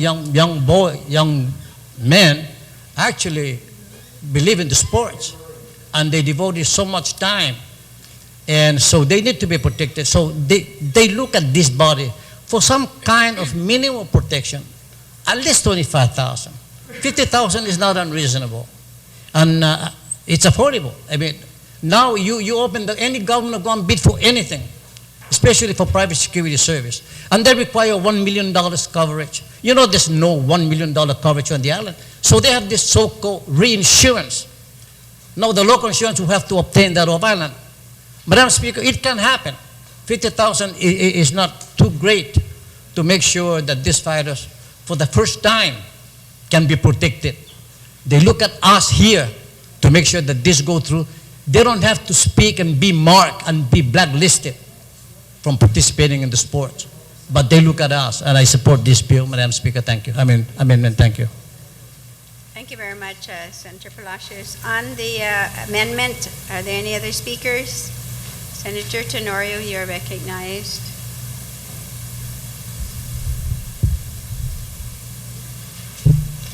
Thank you, Madam Speaker. Madam Speaker, there's no real other way for me to explain what this provision does except to kill the industry. That's pretty much it. And the reason I say that is, one, I know we were talking about these matters for some time now. It came up in the previous section. We discussed at length some of the problems associated with the industry and the cost of it. But as I understand it, this is not obtainable. If it is obtainable, then great. But if a person cannot obtain this, and it's obligatory because it says shall have $50,000 of insurance, payable to the physician, etc., I don't know that the cost of the events, one, will be affordable, or two, is even attainable. I don't think, then again, I don't have the benefit of doing the research at this moment due to this amendment, that it's actually something that can be done. So if the mover would like to make a bill and then go through the vetting process of determining whether or not this can actually be obtained, what the cost would be, and whether or not it would in fact be the death knell of the industry, then that would be great, because at least we can flesh out all of the different concerns. But as it stands now, yeah, we want to take care of it, and the existing language is $10,000. The minimum coverage for such health and accident insurance shall be in the amount of no less than $10,000 respectively. That is probably attainable. But the cost associated with insurance, as we all know, is directly related to a couple of major things. One, the risk. What is the risk? We have people that are going into a ring that's tantamount to beating each other. That's what's happening. Boxing, MMA, that's what happens. We know that. So does the insurance carrier. So what happens when they get injured? Well, the cost associated, and of course the risk associated with this, is great. It's substantial. Now, private security was used earlier as an example. I have a little bit of experience in that, but the risk is relative to the incidence, or the occurrence that occurs in that, or the occurrence in that particular field. Now, security, of course, there's a heightened sense of protection. There's a certain degree of risk, exposure, the client's responsibility versus the security. Now, all of these things are calculated, and there's a historical relevance and evidence that goes to the calculation of these sums. And it was a prior senator in this body who introduced that amendment, who actually had a connection with the industry and established that high threshold. But this particular industry, and I guess I'd love to see the evidence presented by the good mover of the amendment that says that this is obtainable, or he's even spoken to anybody that says this is obtainable. I'd like to hear those words being, yes, it is affordable, it can be done, and the cost is not exorbitant such that you'll basically kill off the industry, because that's what I'm afraid of. Yeah, let's regulate it. Let's make sure that we do things that are good for the people of Guam. Let's make sure we're looking out for the interests of those fighters. Is it something they're actually going to do as a result of this? Is there going to be a fight? No, you know, barbarism in whatever forms over the history of mankind has changed, of course. We've got so many regulations, commissions, we've got safeguards, we've got referees, and of course that has changed from the inception of the fighting that has been a spectator sports for many, many, many years, many generations. And we put in certain safeguards to make sure that we take care of those people who are going into the ring so that they're not killed like we've seen in many cases in the past, and that the injuries are controlled. That's why we have the referees there to monitor what's happening. But is this, and I pose this question because I hope the mover who finally closes on this amendment can tell me with certainty that this is doable, that this is actually something that can be obtained, and be able to give me some citation or reference or name that I can call, someone to give me comfort in knowing that if we do pass this, it's going to be not the death knell of the industry, but the salvation of those people who are going into the ring, that they're not going to have to worry about, in fact, being disabled or not being able to provide for their families. Because yes, it's a profession, but it's a risk, it's a calculated risk, which they know when they step in that ring, they are going to get bloodied, they are going to get beaten, and there's going to be a person somewhere behind their promoter, behind the commission, that exists in between the walls of some building that is saying, I'm insuring you for $50,000 plus, that there is someone who's actually going to be able to pay for that. You can probably insure anything. I'm pretty sure that may be one of the statements that they made. At a cost, you can probably insure anything. But is this industry, in this small market, in this island, able to absorb that? Or is this truly the death knell of the MMA, and what we seek to regulate? Is this going to be the end-all of this particular sport? Because if it's not, then you can give me some assurances that it actually is going to be something that the spectators and the promoters and the sponsors and the participants are going to be able to afford. Maybe I'll go along with it. But at the moment, I object. Zeus Masi. Thank you very much, Senator Tenorio. Are there any other speakers? There being none, would you like to close, Senator Rector? Thank you very much, Madam Speaker. Of course I'd like to close. You know, it's funny, the exciting thing about this body is we have people representing folks from all walks of life and all different aspects of an issue. And it allows us to talk around and see these issues and see these laws from different perspectives. And that's what makes our democratic process so powerful and strong, and hopefully allows us to put forth good legislation that's going to help the people of Guam. Now, obviously, my perspective comes from looking out for the people that do the work, for the people that actually do the job of making money for business interests. Let's not be confused with this in any way, shape, or form. This is a business interest. This is something that people make a lot of money out of. These MMA fights and these promoters aren't doing this out of the goodness of their heart and the love of the sport. They are doing this to make a profit, and that's okay. But by the same token, as with every single other profit-making entity on our island, we have regulations to ensure that the workers are protected, to ensure that their families are protected, to ensure that when they step into the ring, even if they're talked into signing a waiver, they don't waive away their family's fundamental right to be protected if they give their life in the ring, to be protected if they get injured in the ring, making money for these promoters. Now, I don't mind promoters, right? But for somebody to say, well, to ensure that these young men have a minimal modicum of protection, which this would give them, A minimal, $50,000 is not a lot of money. I mean, it's nothing. 2 years' income. If a young man loses his life in the ring, how's his family going to feed themselves? $50,000 after taxes isn't going to cover him for very long, right? It's minimum protection for this young man and his family. Now, if we can't do the absolute minimum for these folks and still maintain this industry, then maybe we don't need the industry. Before the Civil War in the United States, the South said, we can't have a cotton industry. We can't have a tobacco industry unless we have slavers, unless we have slaves, right? Cotton was king, tobacco was king in the South, and they said none of it would exist without slave labor. Well, you know what? It did exist. Every time we try and regulate and step up for workers, people from the business industry start crying, oh, we'll all go out of business and the industry will cease to exist if we give our workers and our families a modicum of protection. But you know what? Industries don't go out of business. They figure out a way to make a profit. $50,000 isn't that much money for any of these promoters. They can self-insure if they want. All they got to do is have 50 grand in the bank. And if they don't have 50 grand in the bank, then they shouldn't be in the business of putting young men in harm's way in a ring so that they can make money. I ask my colleagues to support this, to support these young men and their families, and to vote yes on this amendment. Thank you, Madam Speaker. You're welcome, Senator Director. Since there is an objection, I'm going to call for the vote. All those, oh, you wanted to do this?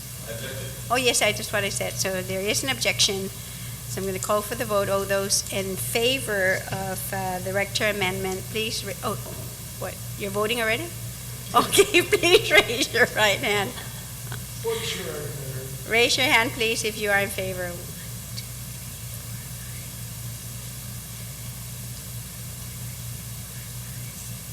Six. Sorry, motion fails.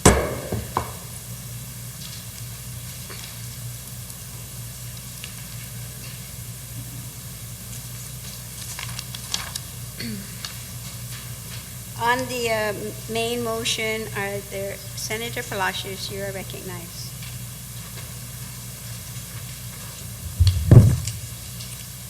Thank you, Madam Speaker. This is on the bill. Yes. Okay. I passed out an amendment, but I want to modify that, but I don't have to retract that, and that has to do with the amount. Essentially, my amendment is passed out, and it's just an adjustment in, I guess, in language. The Commission shall adopt by regulations and rules requirements for health and so forth, but then strike out as may be available upon commercially reasonable and affordable terms on Guam. And again, on the same, let me see. I'm sorry, Palacios, I don't have a copy of the amendment. You don't have? Can Sergeant at Arms, can you please bring a copy up here?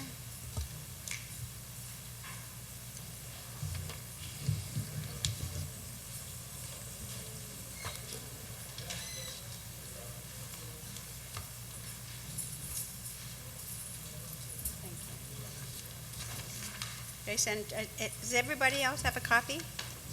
Mhm. Okay, Senator Palacios, you may continue. Again, my amendment is just to make some, I think, technical amendment, rather adjustment on that, and shall adopt regulations and rules, requirements for, shall adopt rules, requirements for health, and then strike out as may be available upon commercially and affordable terms on Guam. And also beginning at the end of line 9, if available on commercially reasonable and affordable terms from a health insurance company in good standing on Guam. My amendment is to strike that out.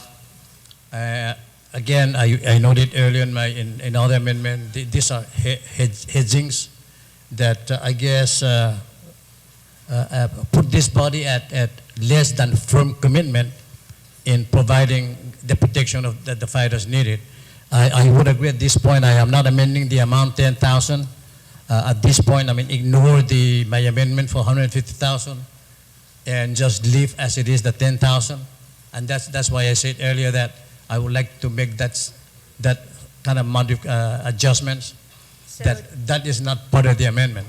okay, so the That's not part of the amendment. But just the striking out of the, what I would call hedging, which actually, like I said, put this body in less than firm posture in its support for the fighters. So with the strikeouts, it's clear that the Commission shall adopt rules and regulations for health insurance to provide coverage. So the It last, has to be available. I mean, otherwise, then we have no insurance. so the last sentence there, the minimum coverage, delete all that. That's not part of the amendment. That's not part of the amendment. The bill remains as it is with the amount of 10,000. Okay. Perhaps that can be a standalone bill at a later date upon research of an amount and availability of coverage and so forth. But it's a good start. Okay, so everybody's able to follow then the amendment that was handed out? Okay, very good. So on the Palacios amendment, are there any speakers? Senator Respicio and Senator Ada.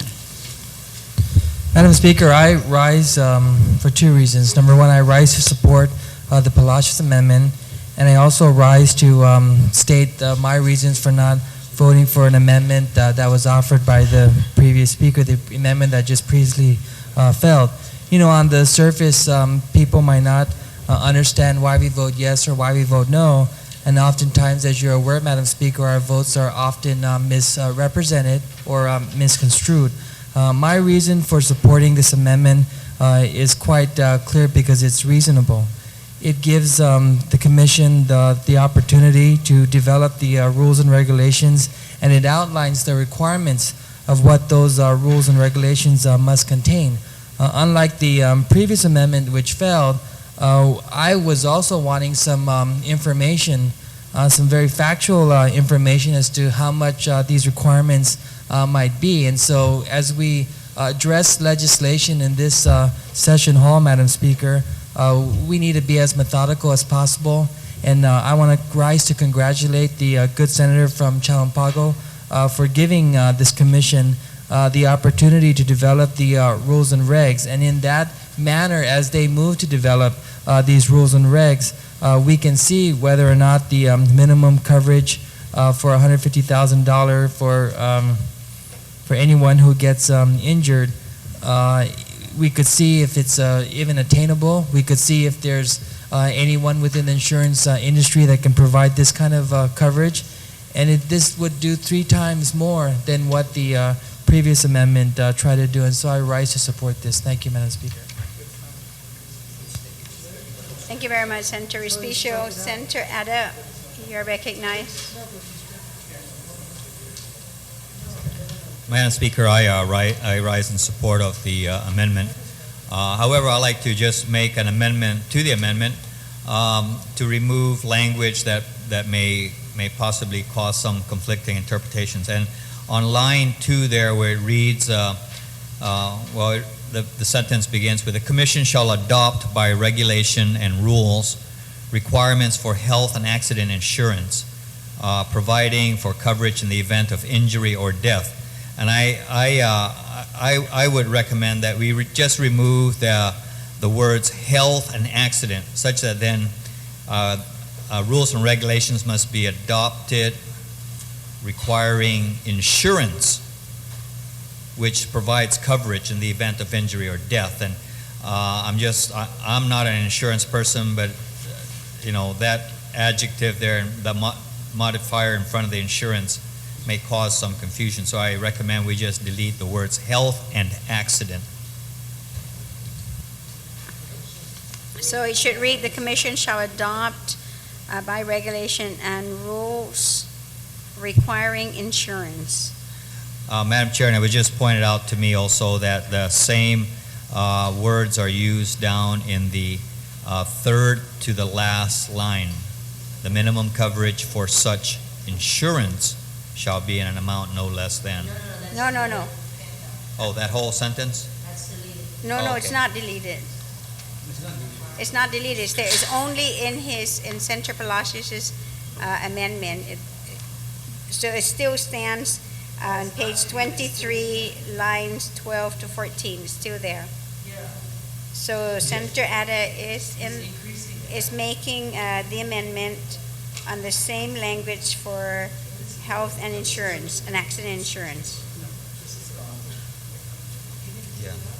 Yeah, so actually then, if you take a look at the original, the bill itself, it's on line 13, where So- you remove again the words health and accident. So be the minimum coverage for such insurance.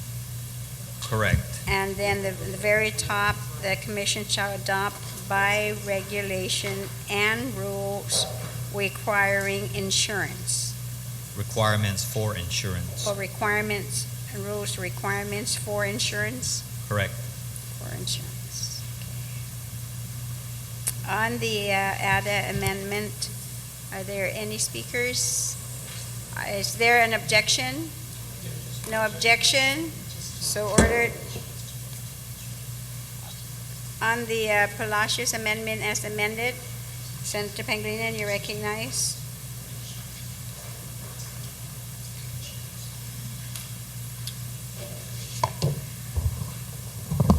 This is Masi, Madam Speaker.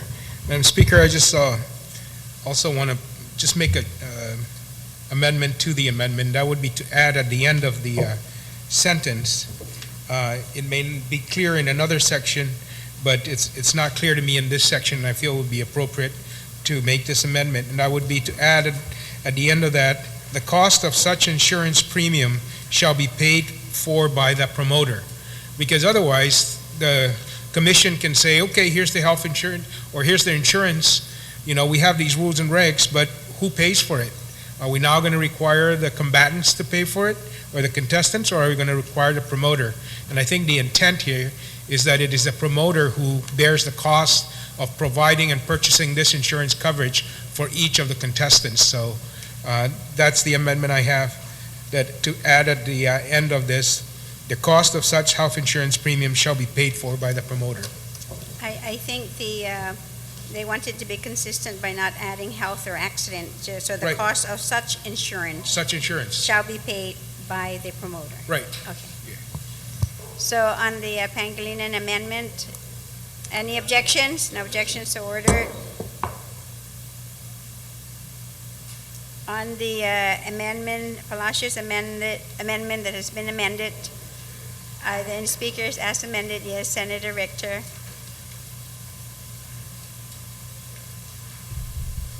Thank you, Madam Speaker. I rise in support of the amended amendment. Once again, it's the diversity of this august body helps us to create better laws.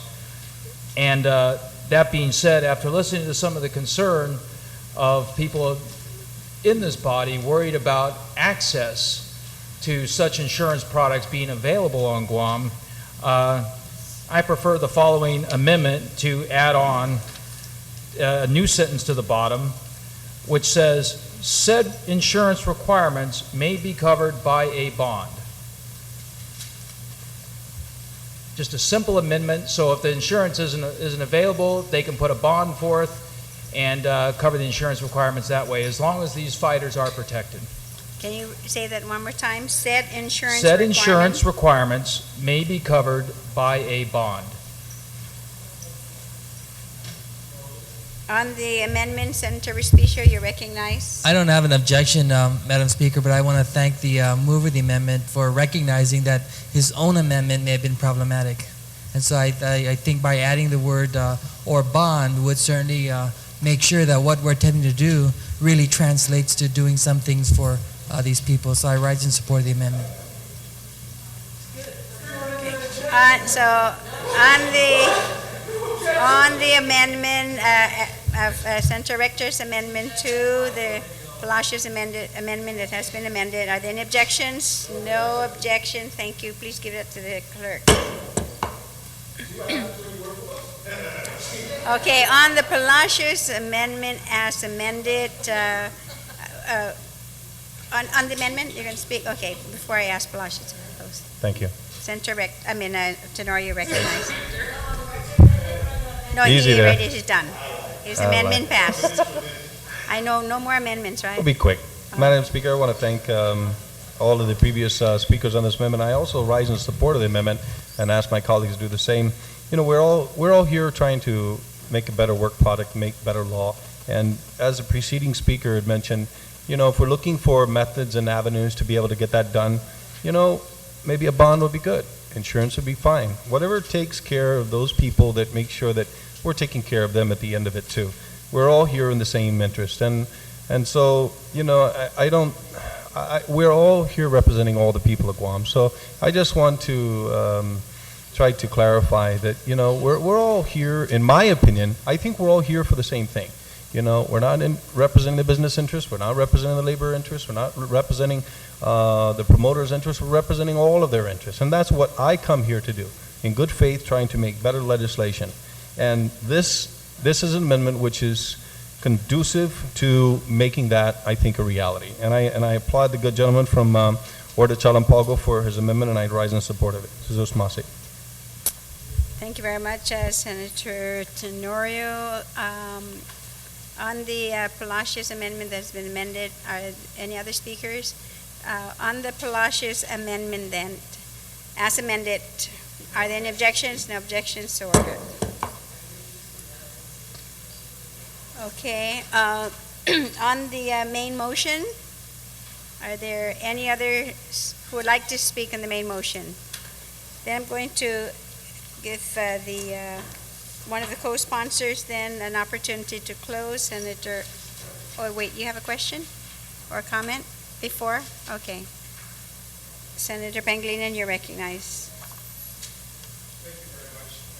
Madam Speaker, I just have one question as I was looking at the bill. And on Article 5, page 29, Section 7501, it exempts exhibitions of Oriental unarmed self-defense. But what about, if we're talking about unarmed combat or self-defense practices, they're not limited to the Oriental arts. You have the jiu-jitsu, Brazilian jiu-jitsu. What if it's Brazilian jiu-jitsu? Does it fall under this? Or when we kind of talk about Oriental, is that a term of art, I guess, is my question. And does it cover unarmed combat styles that are created by not out of the Orient?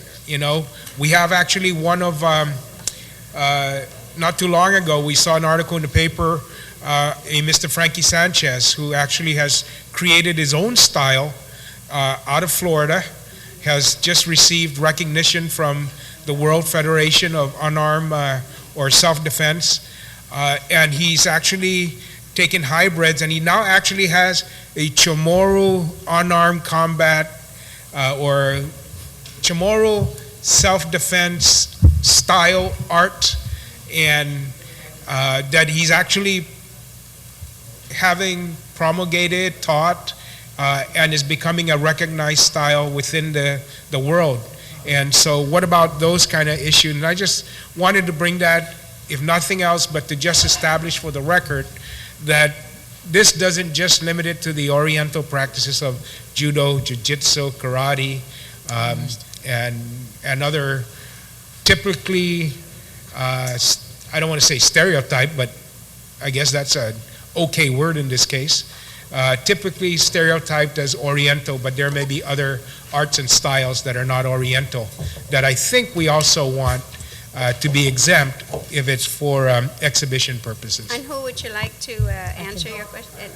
I said I'm just maybe the author in closing, but certainly I wanted to state that for the record, just should any question occur with regards to what is the intent of that section, and I hope that's the intent of that section. Okay, so the co-sponsor of the bill would like to close and include and respond to the question by Jesus Masi, Madam Speaker. Yes, and in closing, I would just like to clarify for the record. I understand where the previous speaker was talking about, and yes, it was meant, this provision was meant to, for those who are exhibiting unarmed self-defense in which no dangerous blows is intended to be struck. it was intended for those exhibitions only. So I will, in doing so, delete from that the word Oriental. So it would read, the provisions of this chapter do not apply to exhibitions of unarmed self-defense in which no dangerous blows is intended to be struck.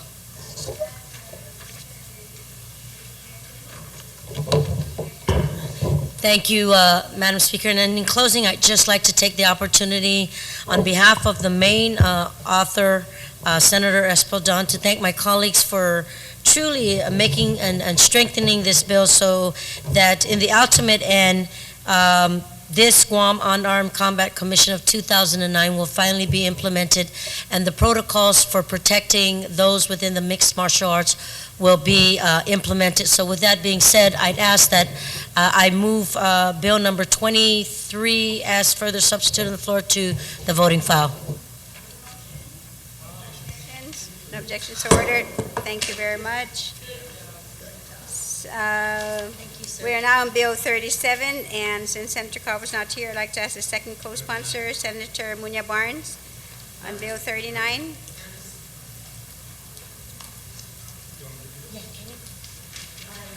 Okay, the chairman of the committee, Senator Pangilinan, you're recognized. This is Masi, Madam Speaker. Madam Speaker, I'd like to make a motion, notwithstanding 2 GCA Chapter 2, Section 2107B, that Bill 39, as introduced by the author, LS, be placed in the third reading file. And for the record, let me just state what 2 GCA Chapter 2, subsection 2107B is. There's a requirement in statute that before the legislature considers any transfer of land, either lease, sale, etc., that a appraisal must accompany the bill before it's placed on third reading. And the intent of that, of course, is that we have an idea for what the exchange is going to require. And rather than the bill as drafted does have the requirement for 2 appraisals before the exchange occurs. It's just that it won't be done before we consider it. So that would be the motion, Madam Speaker. On that motion, no objections. Thank you very much, Madam Speaker. Madam Speaker, Bill 39 is a bill that would allow landowners that are adjacent to an old alley, government alley, that basically leads to nowhere at this time, according to the author and to the testimony, that has long been abandoned, to be sold to the adjacent property owner. And it'll allow, it's about 58 square meters, so it's approximately let's say 10 feet by 10 by maybe 30 or 50 feet long. So it runs almost the length of a normal Agana house lot, basically, which are smaller. And so the property sits there. It's not able to be accessed by any of the other neighbors, and this would allow then the parties, Mr. and Mrs. Sablon, to be able to purchase that and just consolidate it with their small lot in Agana, consisting of about 246 square meters. So it just allows them to incorporate this lot into their small Agana lot and allow them to be able to better develop the property and make use of that property. And so the bill would allow that to be done pursuant to the requirement of all the appraisals and the proper mechanisms that the Department of Land Management will have to ensure in the exchange or sale of property such as this. So that is the intent of the bill, Madam Speaker, and I move it to third reading.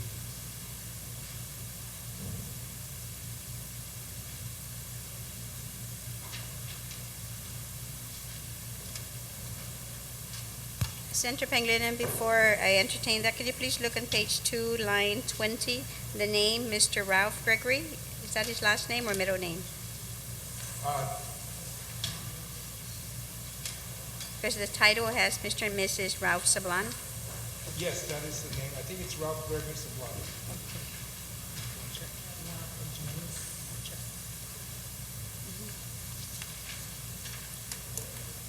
So would that be considered a technical then No, language for? the gentleman is Mr. Ralph Gregory Sablan. Okay. And so it would be Mr. Ralph Gregory and Janice A. Sablan. So Janice. that's according to their letter. That legal counsel then can take care of. No. Okay. All right. His name is Ralph Gregory Sablan. Okay. So it'd be Mr. Ralph Gregory and his wife Sablan. Okay. Okay, so then on the motion now to place, unless there's anyone who would like to speak on it, otherwise we'll place a motion then to place on third. No, yes. One amendment, Madam Speaker, and I noticed this and I apologize. I wanted to just make just a minor amendment. The Director of Management shall require 2 appraisals and select the appraisers to determine the fair market value of Government Alley. What page So and it'll what be line? on line 22. On page 2? Yes. Shall select 2 appraisers. Okay. On that amendment? Because that's the requirement of law, is that, Yes, that- but he's making it. yes, that it be 2, but if we're just saying the appraiser, then it may be interpreted to read that, and we're waiving that section, so we're not waiving the 2 appraisals. On the amendment then? No objection. No objection, so ordered. And then now on the amendment to send Bill 39 LS to third reading, no objections, so ordered. I'd like to recognize the Vice Speaker Cruz on Bill number 47. Thank you very much, Madam Speaker. I move to place Bill 47 and as substituted by the author in third reading, and I'd like to just take a few minutes. The motion then to accept Bill 47 is substituted by the author. So that's what you got. Is that the right one? Correct. Okay, I want to make sure I have the right bill as well. So on that motion then, without an objection, so ordered.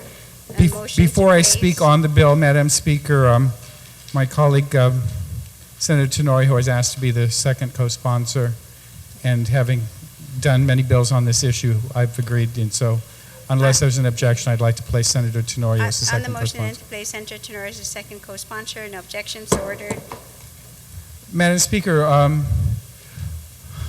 we on Guam have been quite fortunate that there hasn't been that much identity theft. There has been some identity theft, unfortunately. I know several people who are still trying to clear up their good name as a result of some identity theft on island. But this bill was intended to try to make sure that any kind of credit card or debit card use on the island, we would try as much to protect the identity of the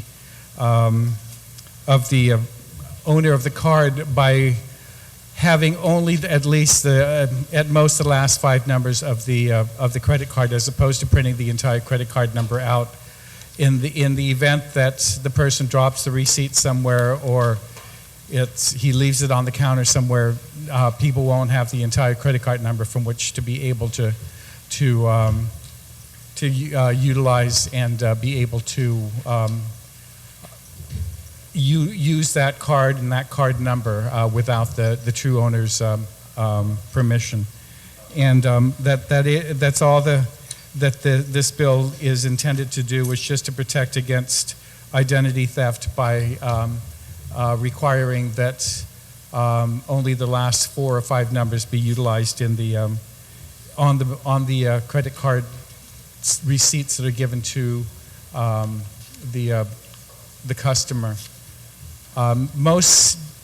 As I understand it, most of the businesses on island are already doing this, but I understand from my staff that there are still a few places on island that don't do it, And so as a result of that, we're trying to make sure that it is taken care of. I know Senator Tenoy has another amendment to make, so I'll allow him to make that amendment on his own since he's going to be co-sponsoring anyway.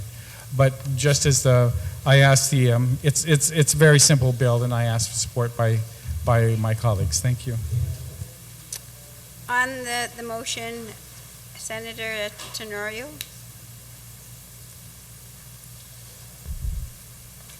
Thank you, Madam Speaker. I also want to thank the primary sponsor, and I appreciate the motion to add me. As you know, I've been one of the main advocates for making sure we protect our identity, as you have as well, Madam Speaker, on a couple of bills that we've worked on together, because we want to try to protect our citizens from the unscrupulous types that are within our community that would actually do what's called trash archaeology. For those in the investigative industry, you actually go in and get credit card drafts, and you'll be able to get unredacted numbers from a credit card draft. Sometimes people make mistakes and they'll actually throw away the credit card draft. If that number winds up in the trash and some guy is actually going through, because he knows a lot of credit card transactions takes place at a particular business, he'll be able to get the Social Security, the credit card number and perhaps other identifying information, which will lead to his ability to not just steal the identity of the person, but as has been pointed out by the mover, been able to not just take their identity, but also use it to buy tens, if not hundreds of thousands of dollars worth of merchandise before the person gets his or her credit card statement that shows all of these purchases all over the place, and they don't know how to be able to stop it, and it's too late. I did have an amendment that I wanted to make, which basically makes the credit card company responsible rather than the merchant responsible, because many times the merchants are at the mercy of the company rather than themselves insofar as implementing policy. And the policy here is to try to redact or truncate those numbers so that someone cannot effectively steal their identity and incur debt in their name.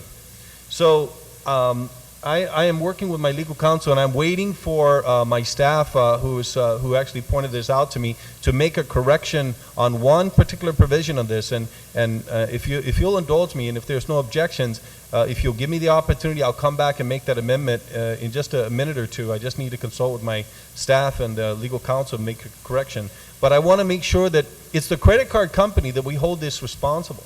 It's the credit card companies who have the technology from which we are vendors within our community. Merchants are vendors of these credit card companies, and they have about as much control over that as you about Microsoft Windows. We don't have the ability to control, to a substantial degree, how these systems work. So we need to make the responsibility shouldered on the credit card company, not on the merchants that is, who are trying to acquire purchases through the many consumers within our community, but want to be able to make sure that we comply with the law. So I'm going to be working with the legal counsel and my staff, but I do ask if you'll give me the opportunity to make this, or I can do it through another member if there is no objection. I thank you for the opportunity to speak on the bill. Mrs. Masi. Senator B.J. Cruz, you're recognized. Just so we don't lose time, while we're working on the amendment, if there's no objection, I'd like to add your name as third co-sponsor. Thank you. Any objections? No objections to order. Any other speakers while we're waiting for the amendment? We'll go ahead and take a brief recess then.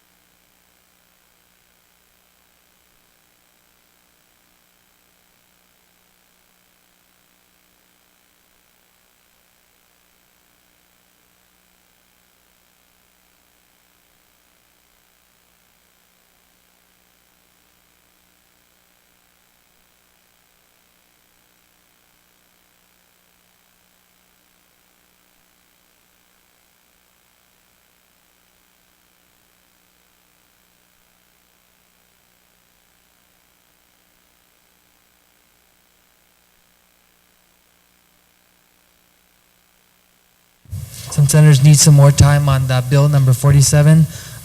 Therefore, notwithstanding the House rules, I move that we pass Bill 47 on file until such time they've indicated to this body that they're ready to bring it back up to the second reading file.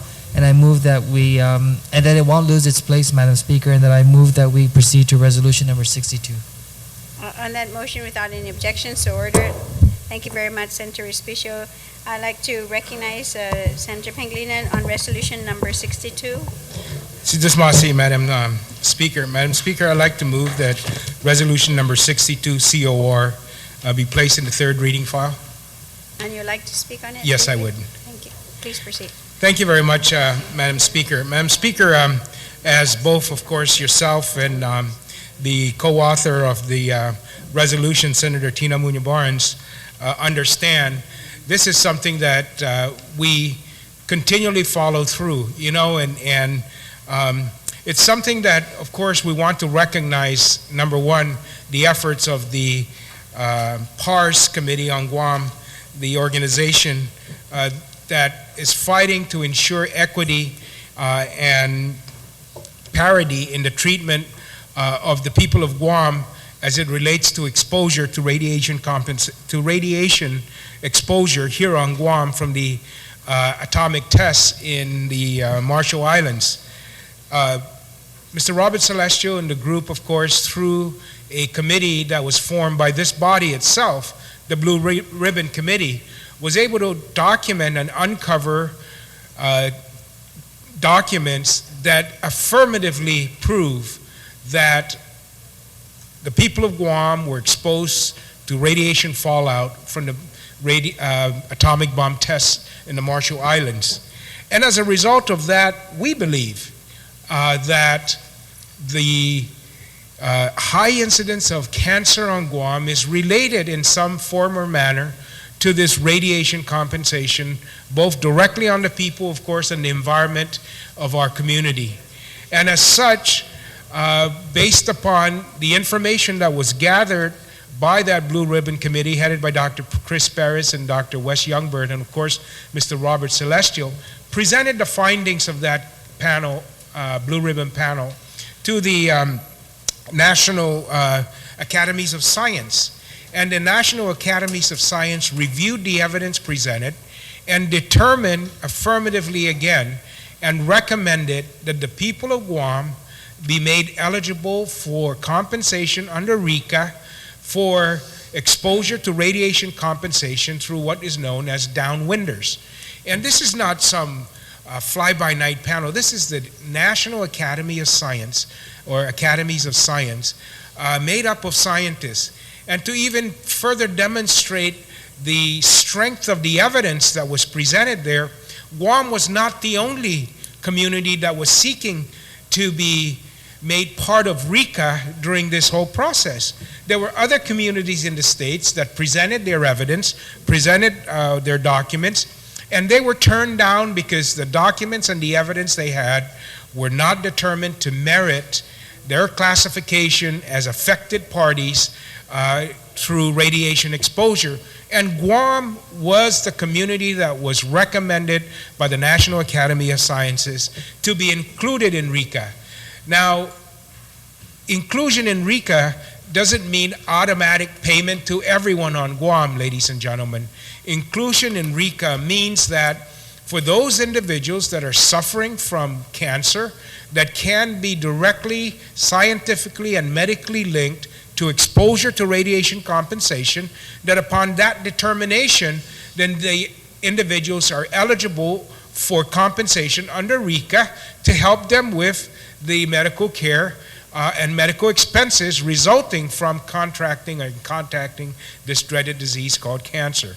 So it's not we're looking for a government giveaway.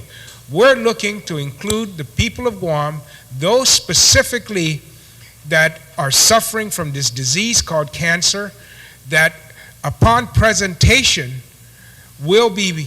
may become eligible when determined that the cancer they have is directly linkable to radiation compensation. And there's a whole slew of evidence and a whole slew of processes that we have to go through.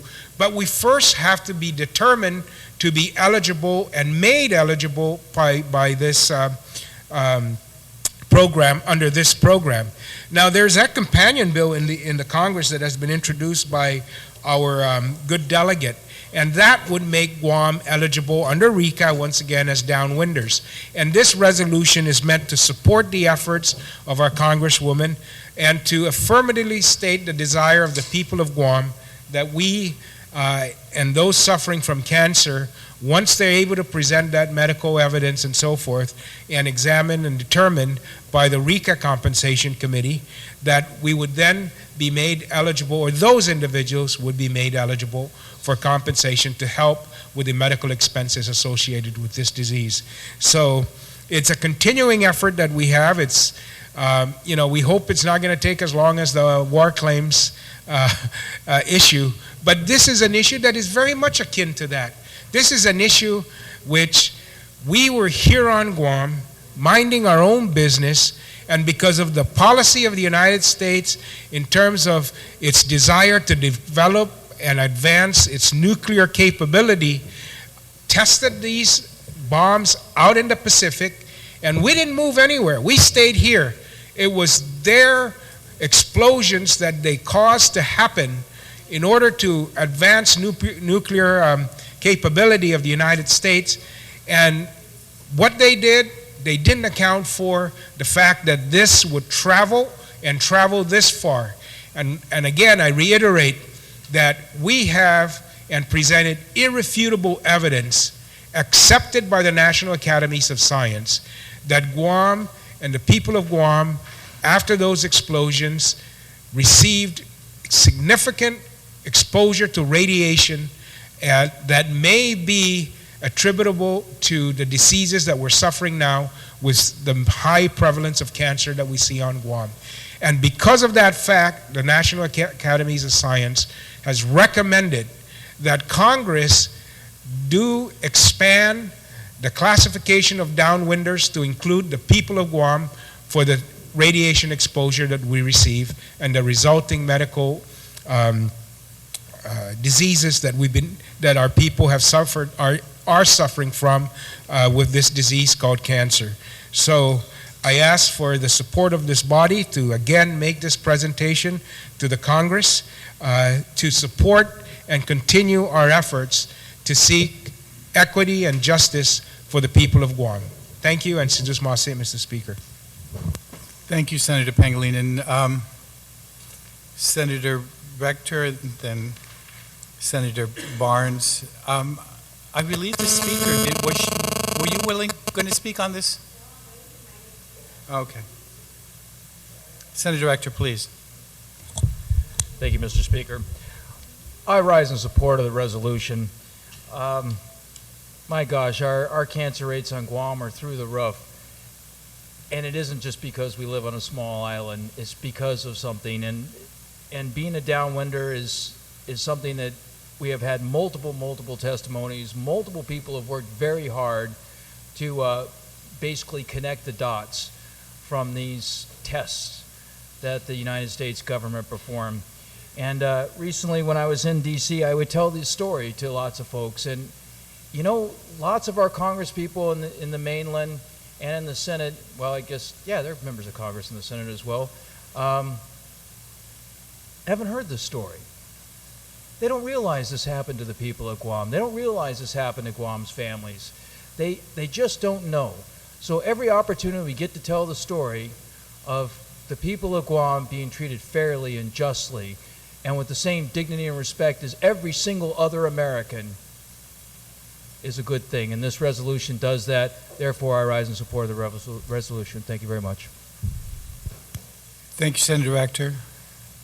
Legislative Secretary Munya Barnes.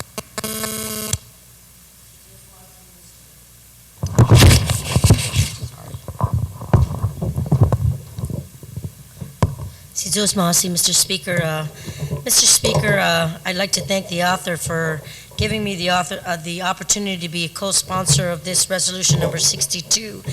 And as I share the same sentiments of both speakers, and realize, Mr. Speaker, I just want to share that since 2004, as recent as 2004, and even as we have been going through this,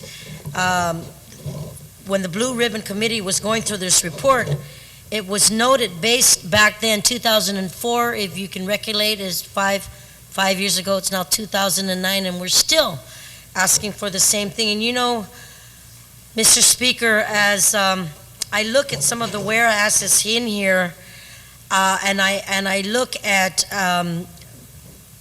as far back as 5 years ago, when our delegation from Guam, Mr. Celestial, Dr. Chris Paris, Madeline Berdalio herself, and one of our senior study directors, Ms. Isaf Nabusi, went to make a presentation.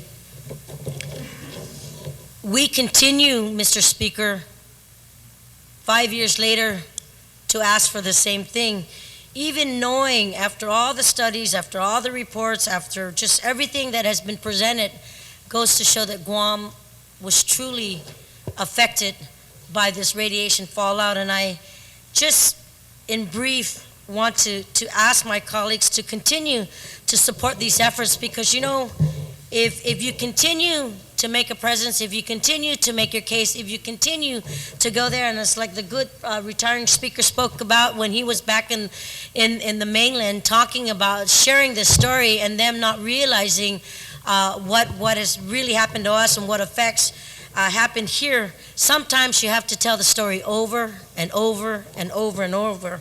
So in that light, Mr. Speaker, I only ask, I thank the author of the legislation for continuing to have faith and hope that this resolution will meet the eyes of our United States Congress to amend their Radiation Exposure Compensation Act and truly look at the merits of the case that we've presented time and time again, and to include Guam in this effort. So, Mr. Speaker, thank you for giving me the opportunity to speak and rise in support of this resolution number 62, and I ask that my colleagues support the same.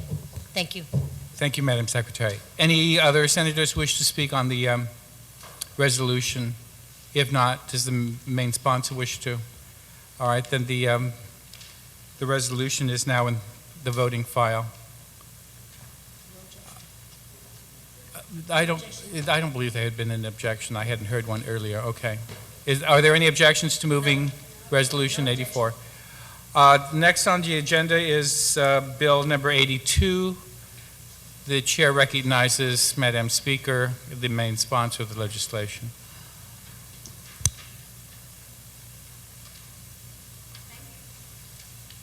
Thank you, Mr. Speaker. Mr. Speaker, I'd like to make a motion to place Bill 82 COR as introduced on the third reading. But before we do that, I would like to just briefly discuss the bill. Any objections? No. There being no objections, so ordered. Mr. Speaker, Bill 82 was a result of the visits that I made to all the mayors throughout the island when I wanted to do a follow-up on the school maintenance grounds. And during my visit, there were several complaints, especially from the mayors who are newly elected, that they were concerned that coming in, they were left with either a third or less monies of their budget, and that their equipment that has been transferred and not accounted for, and they were receiving a lot of requests for payments by vendors, and they have no records at all to review it and to see whether the equipment was actually received or that a service was actually rendered. So what in the public hearing, that all of the mayors who came to the public hearings supported the bill, and also the council itself. What actually this bill will be doing is that we'll be bringing the mayors basically in line with current legislation right now, where it prohibits the hiring of new unclassified employees in any legislative office of a sitting senator following the defeat of such a senator in the primary general election. And then in the executive side, is there similar prohibitions also for the office of governor, the elected attorney general, and the elected public auditor. So Bill 82 proposes then to extend this same prohibition to the mayors to ensure consistency with all elected officials. There were some mayors who had requested that maybe what we could do is mandate it to just release only a quarter because they currently get their lump sum. But after debating this at length and discussing it with them, hopefully then the executive director said that he will be able to release hopefully just for that 1 quarter, although he knows and maintains that he is answerable, of course, to the mayors. And and sometimes, of course, since he does serve at their pleasure, that it may make it difficult. But for the most part, at least the majority of the mayors felt that that could be done, could be worked on. The other requirement, other than the expenditures of their funds, and this was also brought up by the mayors, is when the new mayors come in, is that they're requesting that there be this transition. And although the executive director said that to some extent they are doing it, but they wanted to mandate it as such to make sure that it actually occurs, because again, if a outgoing mayor refuses to come in, there's nothing that would compel him to show up. And at least if it's mandated, the executive director will be able to call for that transition and to help in the transition. And it lists a whole other items that they were concerned about. So it's not limited to just the items that are listed on page 3 for this smooth transition of an outgoing to an incoming mayor. So in essence, I'm just bringing the mayors now in line also with the legislative branch and the executive branch. And more importantly, it is to always protect the incoming mayors so that they would have the resources and the tools to carry out their duties to their community. So I ask my colleagues for their support of Bill 82. Thank you, Mr. Speaker. Thank you, Madam Speaker. Are there any other speakers on Bill 82?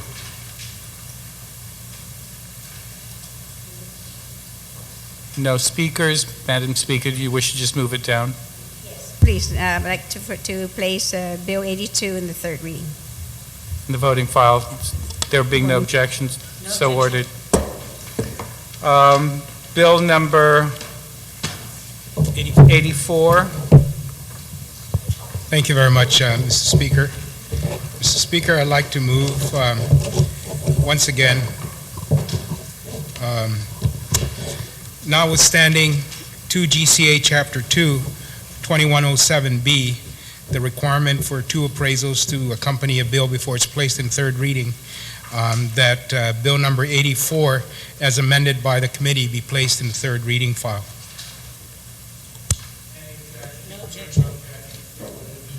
Thank you very much. And once again, Mr. Speaker, very briefly, the bill does require that 2 appraisals be performed prior to any land exchange occurring. Bill number 84 would attempt to remedy for 3 families in the village of Malesso a encroachment that has occurred since the existence of Talancantuntasi, basically, in Malesso. And what has occurred is, of course, the properties that they own abuts Talancantuntasi, which is the main thoroughfare in the village of Malesso. And as indicated in a map that has been surveyed, it shows that sections of the private property have been taken by the government by prescription, basically, in terms of they just built the road. There's been no eminent domain proceedings and everything, but the property has been taken and is now in the hands of the government, as shown in the maps, as shown as people travel through there, for the use of the general and main thoroughfare that goes through the village of Maleso.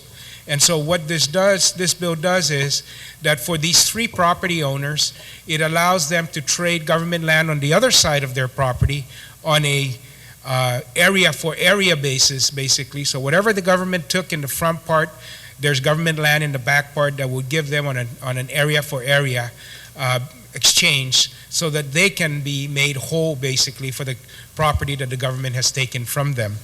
In addition to that, because the property in front of in the front of their property, or the back of their property, because the front is the one that's been taken by the road, the property, that any leftover property, because it's about 200 square meters for each of those lots of government land, that any remaining value, if they wish to purchase it, they are allowed to purchase it. This is the same remedy that we offered another landowner that is adjacent to these three landowners. And we're resolving these three matters at this time because it is these three lots that have government property abutting on the other side of the property. So we know that there are many other encroachments that the government has taken in which the landowners have not been properly compensated for. These landowners are able to be compensated in this manner because of the fact that we have some slivers of government property adjoining their land that can be traded on an area for area basis. And so I ask my colleagues once again, the properties have to be registered, they have to be land registered, and it says that in here. And so all of these regulations for the exchange, the appraisals need to be done in order for the exchange to be consummated. So I ask my colleagues for their support on this bill, Mr. Speaker. Thank you, Senator Pangilinan. Any other speakers on Bill 84? There being no other speakers, Senator Pangilinan, do you wish to close? Thank you very much, Mr. Speaker. And so, Mr. Speaker, I thank my colleagues for listening intently to the explanation and hoping that it was very, very clear, and ask for their support. And I move bill number 84 down to the third reading. Any objection to moving it to voting file? There being no objection, so ordered. Next bill is Bill number 90. Senator Tenorio. Thank you, Mr. Speaker. Mr. Speaker, I move to accept substitute Bill number 90 LS as substituted by the Committee on Economic Development, Health and Human Services and Judiciary.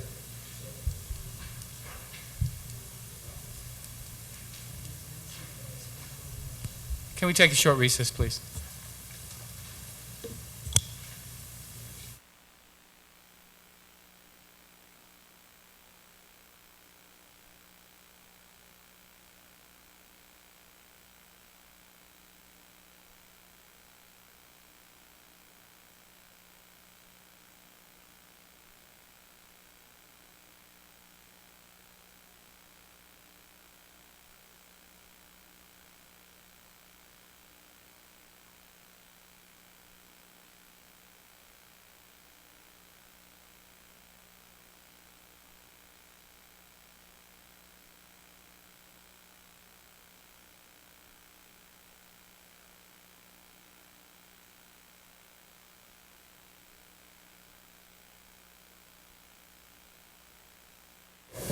The legislature is back in session.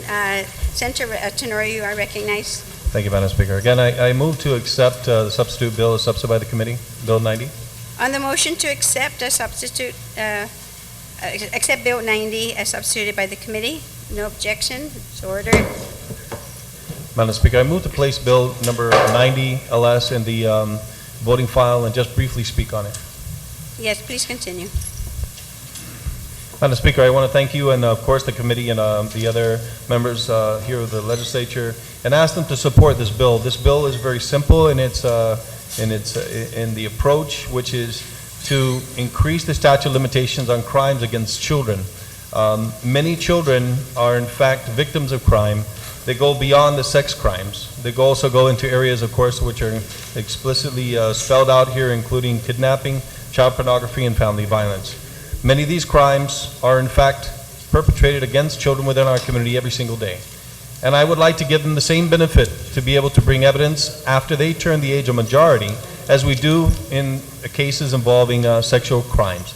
So I ask my colleagues to allow for justice to be served beyond simply the 3 years that is allowable under our felony statutes, to be able to bring these individuals who have in fact been violated, who have been beaten, who have been taken from their parents outside of the law, and have been in fact kidnapped in some certain cases, to be able to bring those people who have committed these crimes against them to justice at some point in the future. Of course, the same standards of evidence, the same standard of proof is always required, and it does not have any effect on that, but it does allow for child pornography, kidnapping, and then family violence cases to be brought against people who have committed these crimes against our children. Jesus Masi. On the motion, Senator Pangilinan, you recognize. Thank you very much, Madam Speaker. Madam Speaker, while on its face, of course, this may seem very simple, I'm just not sure that it is, number one. And I wanted to kind of just note for the record my kind of despair here in terms of the fact that this bill didn't even merit any comment from the Attorney General of Guam. I mean, there's absolutely no testimony on this. There's no presentation in the committee report at all about any discussion on what this is, any change that we have expanded at all in terms of what are we doing. We're changing the prosecution from felony criminal sexual conduct to a violation now of chapters 22, 25, 25.1, 26, 30 of 9 GCA, or a violation of chapter 13 of 9 GCA in violation of 22, 25, 21.1, 30. And the fact that we're citing all these chapters, linking them to the expansion of the statute of limitations, changing it from consent to majority, I was hoping, certainly, in terms of taking a look at this, hoping of some kind of explanation on why it's needed, what kind of statistics do we have. I mean, we all want to protect our children, but we also want to make sure that we don't trample on the due process provisions of law and the constitutional protections of law. And I had hoped that there would be some kind of discussion on those issues and those matters as it relates to the expansion of the statute of limitations. Maybe any kind of citation at all from any court cases, or any problems, how many cases we've had where we're not able to put away these perpetrators because of the statute of limitations have expired. What it does to ensuring that we have good cases, in terms of we're now expanding them, and as we get these complaints filed, memories fade and evidence get tainted due to time, etc., that by doing this, we may not even be putting ourselves in a better position to punish the perpetrators, because now with the extension of time, it becomes harder to prove a case. So are we in fact giving better protection by lengthening the statutes, by allowing things to get lost and be challenged more because of these kind of issues? Are we doing justice to the children who have been the victims of this by extending this, or is it better to have a shorter time frame but stronger evidence because of that shorter time frame that is available to the prosecutors? And again, something as critical as this should have captured the attention of the Attorney General. When I introduce a bill, Madam Speaker, because I do want to ensure that I give every opportunity, I take it upon myself to write the Attorney General and give her a copy of every single bill I introduce. Doesn't matter what. They are going to be in charge of enforcing the laws as passed by this body, and so I make sure that they have that opportunity to comment on the bill. I give them a copy when I introduce the bill. I give them a copy when there's a notice of a public hearing, and then I follow up.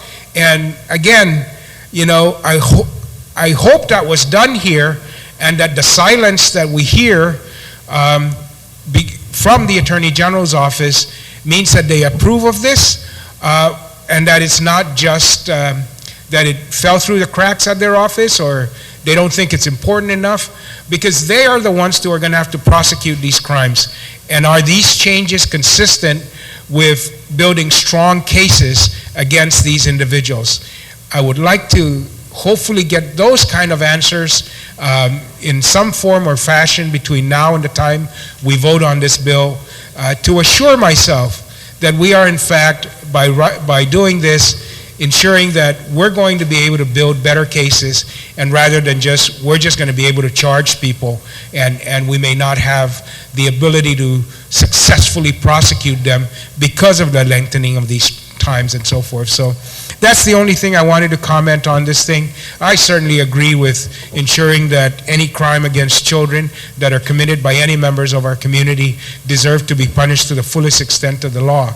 But I also want to make sure that we can successfully punish those individuals by building strong cases and stronger cases, and that this does not impact our ability to build strong cases in these kind of crimes in any form or fashion or manner. And I think the only one who can tell that to us is the Attorney General of Guam, and I hope that that we'll be able to get some kind of comment from them before we vote on this. Thank you. Thank you very much, Senator Pangilinan. On the motion, are there any speakers on the motion? Senator Tenorio, then to close on Bill number 90. Thank you, Madam Speaker. Madam Speaker, I appreciate the sentiments and the comments placed by my immediate retiring speaker, a good gentleman from Barrigada. You know, Madam Speaker, you and I have been in this legislature for quite a while, and what we do is we advance legislation, and we have committees within this 30th Guam Legislature, like we have at every legislature, 29th, 28th, 27th, etc. And every one of these committees transmit information through the public process, through the media, as required by law. They transmit, in this case, I was looking, there was a letter written by the chair of the committee who had oversight of this and went to the governor's office, who's the chief executive. Chief executive, our governor, works like most other people do as well, in corresponding and liaising, hopefully, as the retiring speaker mentioned, with those agencies who have the responsibility of carrying out and executing these laws that we pass. I know that the Attorney General and her representative, had come before us on many occasions in front of this public hearing right here. He's talking about bills that I've introduced, bills that everyone else here has introduced on certain occasions, some dealing with criminal, some dealing with civil matters. But the Attorney General, I would, based on my evidence up to this point, has very much been paying attention to the bills that we pass. Excuse me. The Attorney General and their representatives have also been keeping tabs, and I know that they have people who, for lack of a better word, have their fingers on what's the pulse of this legislature and the bills that are introduced. Stuff is online, information is available, reports, testimony, opportunities, email, fax. So, do we not have the testimony of the Attorney General in this case? Clear. Is that a bar to voting on this? Absolutely not. And if any member decides to vote, in the opposite, in other words, that they don't support the bill because they don't have the Attorney General's opinion on this, then that's their prerogative to do so. I think that I have great confidence in this bill because I know that the people who have been involved in it, including the chair of the committee with the oversight of it, who's reported out with a recommendation to do pass, and the majority of the senators who voted on the voting sheet have said the same, feel the same way as I do, which is that we need to make sure that these things are afforded to those people who are in fact victims of crime. And if there's any problem or any reservations that any of our members have on this particular bill, they have it within their authority to do the same thing as I do, get on the phone and make a call. Get an email out, get an answer to a question. Call your favorite attorney. Do what you feel is necessary for you to have the confidence that, in fact, this bill is good for Guam. And if you have any feelings to the contrary, you can always talk to me about it. I'm open to suggestion. That's why it's here on the floor.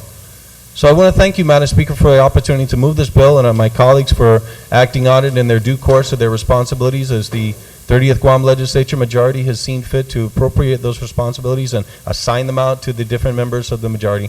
And I thank the majority. Thank you very much. Thank you for hearing the bill, and thank you for putting it on the agenda. And with that, I want to thank my members, not my members, but my fellow colleagues here for the opportunity to move this bill and ask for their support. Jesus Masi. You're welcome. On the motion then to place Bill 90 as substituted by the committee on the third reading, are there any objections? No objections, so ordered. Do we have the amendment for Bill 47? Not yet? Okay. Yeah, we are. He doesn't have it yet, so. Yeah, I know. I spoke to him earlier, and if we can just pass it until tomorrow morning. And Okay, no problem.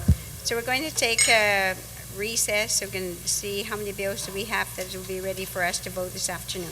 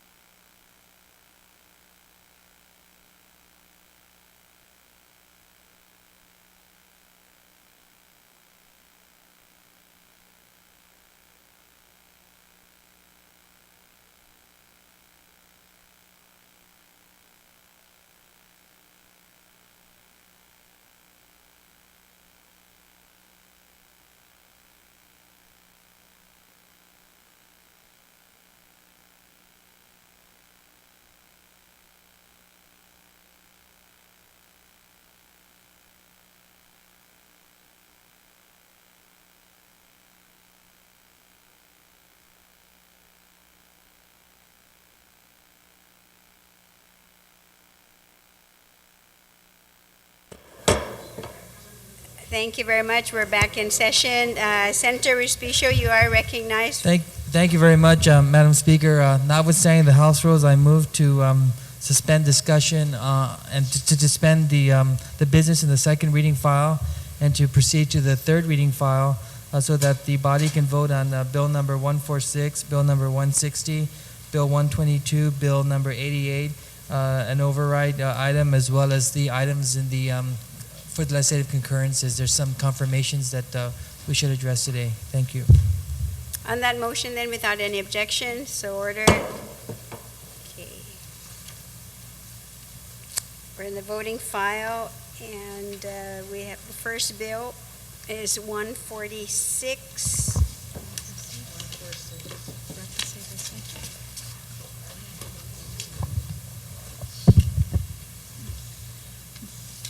Bill number 146, COR, as amended on the floor, introduced by Senators Frank B. Agun Jr.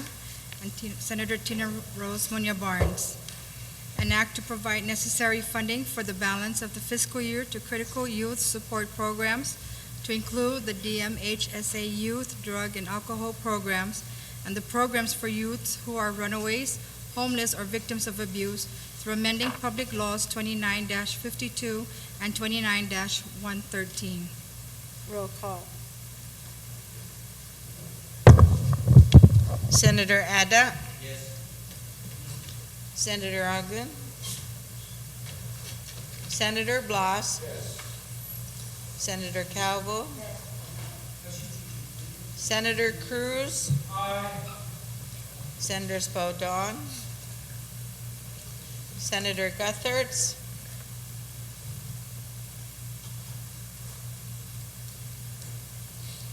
Senator Muñoz Barnes? Senator Palacios? Senator Pangilinan? Senator Rector? Senator Respicio? Senator Taichagui? Senator Tenorio? Speaker Wampet? Yes. Senator Guthertz?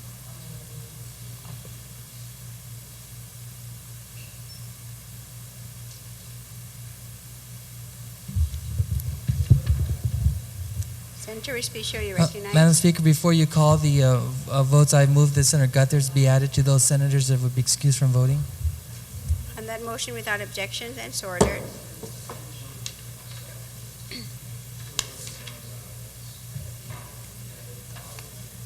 Bill number 146, COR, received 14 yeas and 4 excused absence. Huh? I'm reading, okay, everything here. Yes. Okay. Bill number 146, COR, received 11 yeas and 4 excused absence. The section. Can I borrow somebody else's glasses? I too. So bill number, is there anything you want to say before I hit the gavel? Yeah. Senator Respicio. Thank you, Madam Speaker. Now in saying the House rules and to prepare the body, I move that Resolution 62 be also be up for voting today. There was no changes made, and we could just use the copy that was filed earlier. Resolution number 62. The author said we're ready to go, so we should proceed as well. Okay, so for that motion, no objection, so ordered. And one more time, bill number 146 COR. I think it's better without my glasses. 11 yeas and 4 excused absence. Therefore, bill number 146 COR is duly passed. I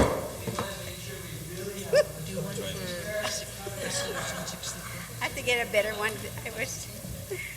Okay, where are we now? Bill number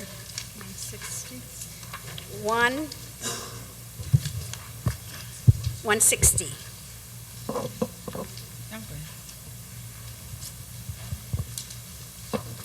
Bill number 160, as substituted by the author and amended on the floor, introduced by Senators B.C. Pangilinan and Speaker Judith T. Wonpat, ED. An act to amend Section 1512.1 I2 of Article 5, Chapter 1 of Title 5 GCA relative to paying out 2008 and prior years tax refunds to appropriate $250,000 to the Department of Administration for processing and mailing of COLA and tax refunds, and to appropriate $180,000 to the Department of Revenue and Taxation for the processing of tax refunds. Roll call.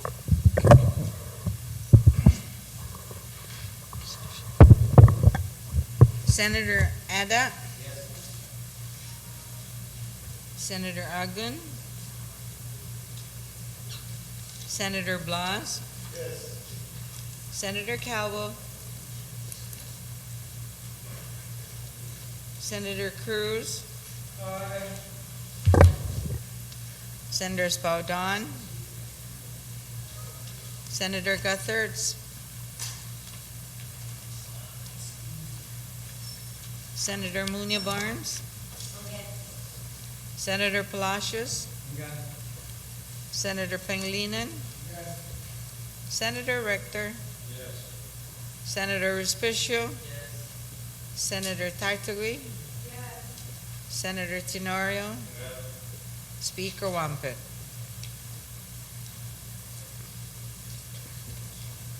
Yes.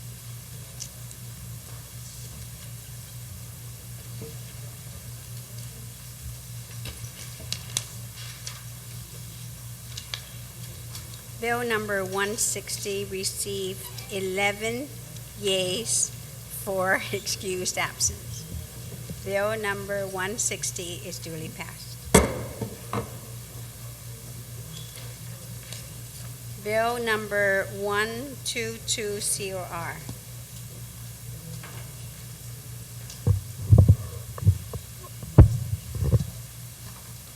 Bill number 122 COR, as amended by the Committee on Appropriations, Taxation, Banking, Insurance, Retirement, and Land, and further amended on the floor. Introduced by Senator V.C. Pangilinan. An act to impose a temporary moratorium on the issuance of commercial leases and licenses by the Chamorro Land Trust Commission. Roll call. Senator Ada? Senator Agun? Senator Blas?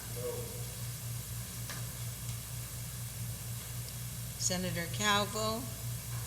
Senator Cruz? Senator Espaldon? Senator Guthertz? Senator Munya Barnes? Senator Palacios? Senator Pangilinan? Senator Rector? Senator Respicio?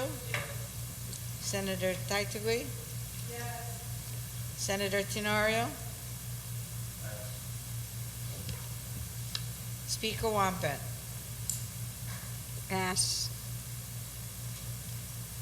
Senator Tenorio? Speaker Wampet? Pass. Senator Tenorio?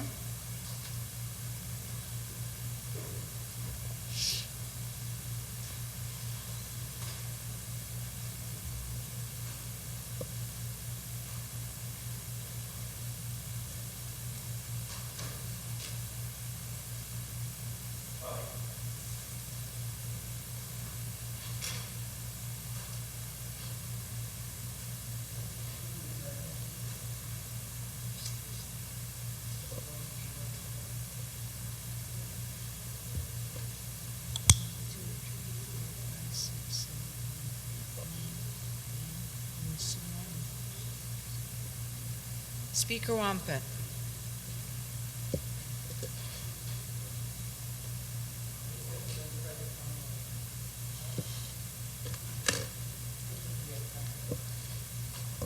Your third one? 1, 2, 3, 4, 5, 6, 7, 8. Yes.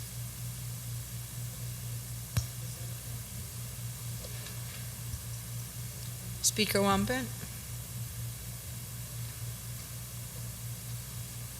Pass.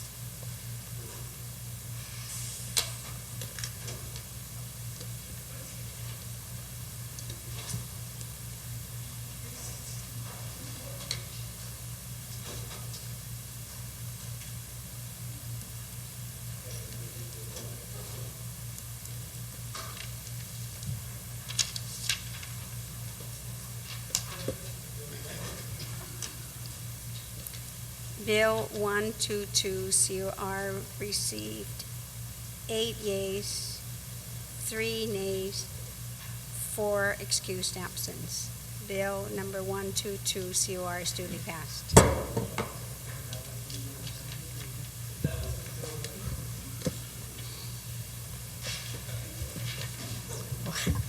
Resolution 62.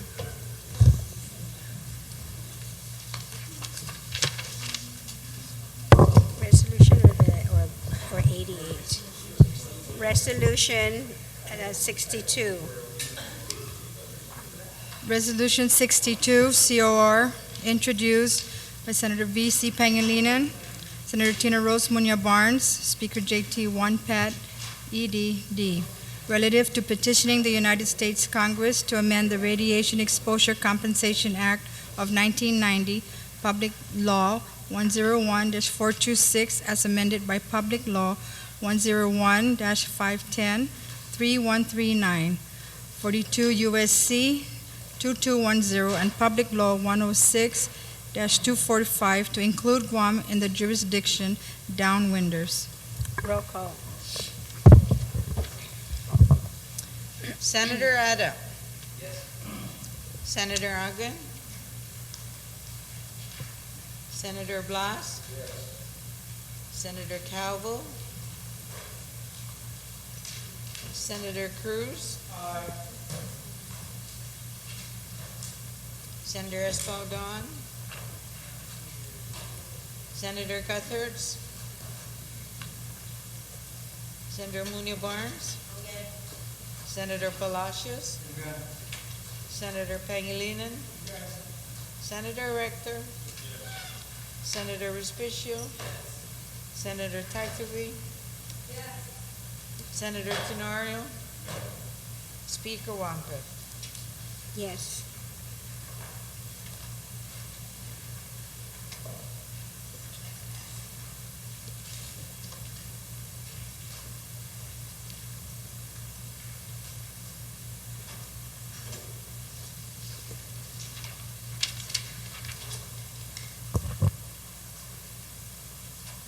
Resolution number 62 received 11 yeas and 4 excused absence. Resolution number 62 is duly passed. Bill number 88.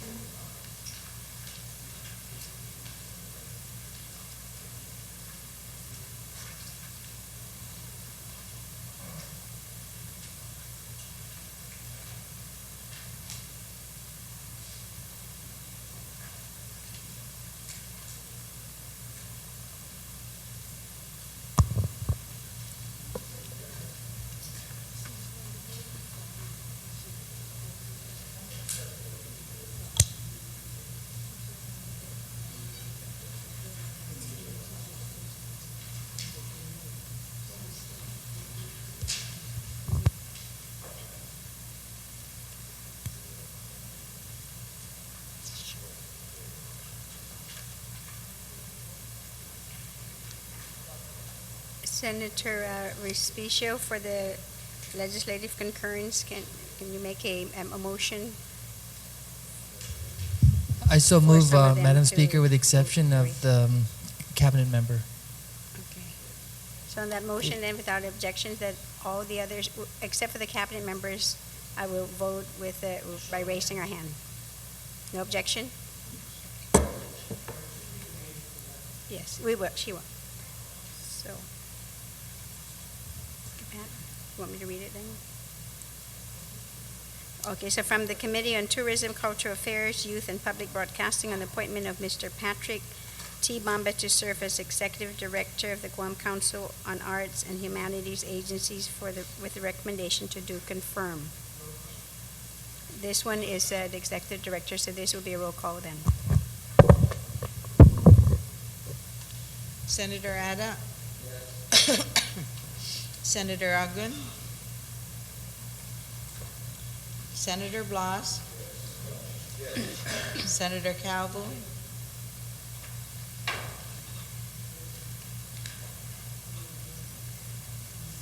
Senator Cruz. Senator Gutherts. Senator Espadon. Senator Munya Barnes. Senator Palacios. Senator Pangilinan. Senator Rector. Senator Respicio. Senator Tatagui. Senator Tenorio. Speaker Wampe. Yes.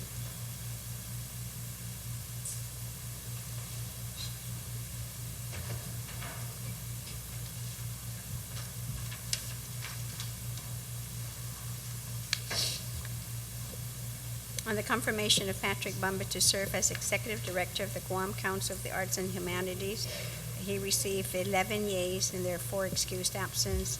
Mr. Patrick Bumba is duly confirmed.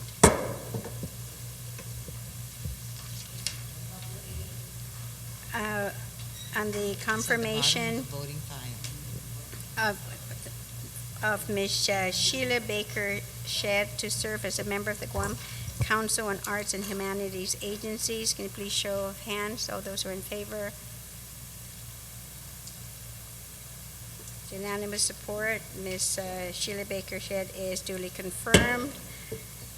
On the appointment of Ms. Mary L.G. Tai to serve as a member of the Guam Council of Arts and Humanities Agency. All those in favor, please raise your hand. Received unanimous support. She is duly confirmed. On the appointment of Ms. Thelma Hechanova to serve as a member of the Council on Post-Secondary Institution Certification, please raise your hands. All those who are in favor. She received unanimous consent. She is duly confirmed. On the appointment of Mr. Edison P. Manaloto to serve as a member of the Council on Post-Secondary Institution Certification, all those in favor, please raise your right hand. Okay, he received unanimous support, so he's duly confirmed. On the appointment of Ms. Florida M. Sanchez to serve as a member of the Guam Environmental Protection Agency, all in favor, please raise your hand. She received unanimous support. She is duly confirmed.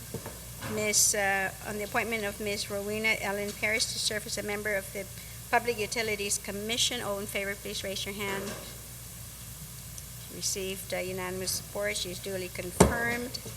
On the appointment of Ms. Marianne Pizarro to serve as a member of the Guam Contractors License Board, all those in favor, please raise your hand. She received unanimous support. Okay, she is duly confirmed. And on the appointment of Mr. Manuel Q. Cruz to serve as a member of the Guam Regional Transit Authority Commission, all in favor, please raise your hand. Okay, Mr. Emmanuel Cruz received unanimous support and he is duly confirmed by this body. Bill number 88, LS.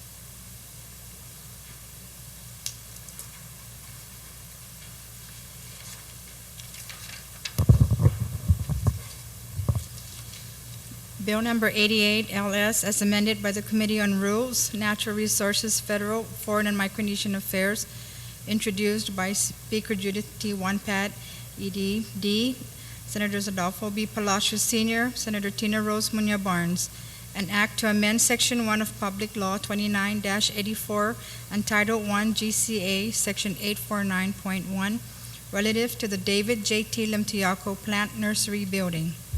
Roll call. Senator Ada? Senator Agun? Senator Blas? Senator Calvo?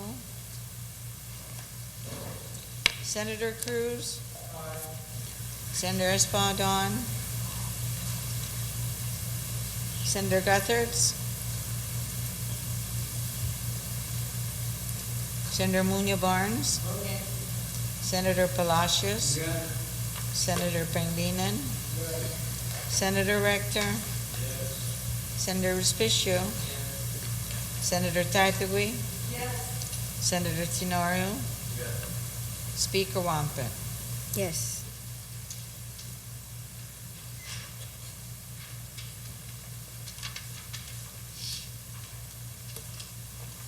Bill number 88 LS received. Okay, Pat. Okay. Remember, I'm always reading what the clerks give me, but in this case, it's 11 yeas and 4 excused absence. Bill number 88 LS is duly passed. 11 and 4.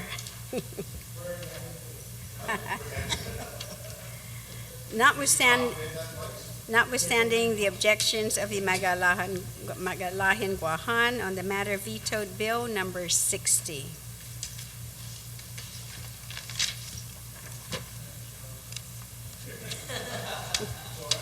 You want to read the title, Pat?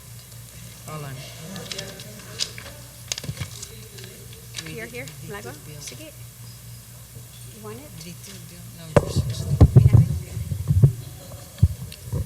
Vetoed Bill number 60 COR as amended on the floor, introduced by Senator Adolfo V. Palacios Sr., no, Senator this is- T.C. Ada, and Senator F.B. Agun Jr.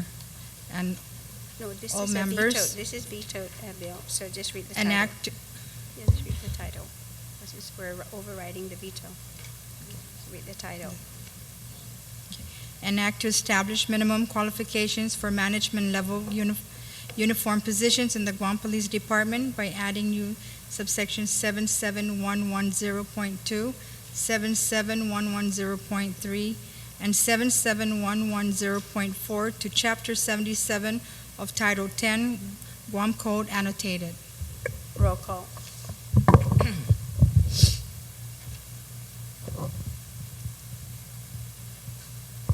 Senator Ada? Senator Agun? Senator Blas? Senator Calvo? Senator Cruz? Senator Baudon? Senator Guthert? Senator Munia Barnes? Senator Barnes? Senator Palacios? Senator Pangilinan? Senator Rector? Senator Respicio? Senator Taitagui?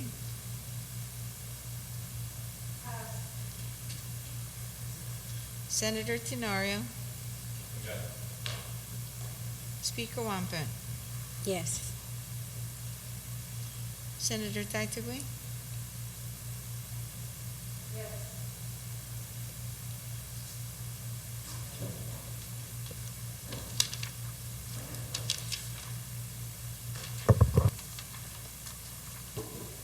On the matter of vetoed bill number 60, notwithstanding the objections of the Magallayan Guahan, it received 11 yeas and 4 absent. Excused absent. Bill number 60 is overridden by Iminagenta na Legislature in Guahan. Senator Respicio, you recognize for motion. Thank you very much, Madam Speaker. I move to momentarily suspend any business in the third reading file, and notwithstanding the House rules, revert to the second reading file to take up discussion on Bill number 47. So on that motion, then, no objections, so ordered. And to recess till tomorrow morning at 10 a.m. 9 o'clock. 9 o'clock. 9 o'clock. Okay, Okay. 9 o'clock. You gotta be ready, you guys. Okay, we're in recess until 9 tomorrow morning. Thank you very much.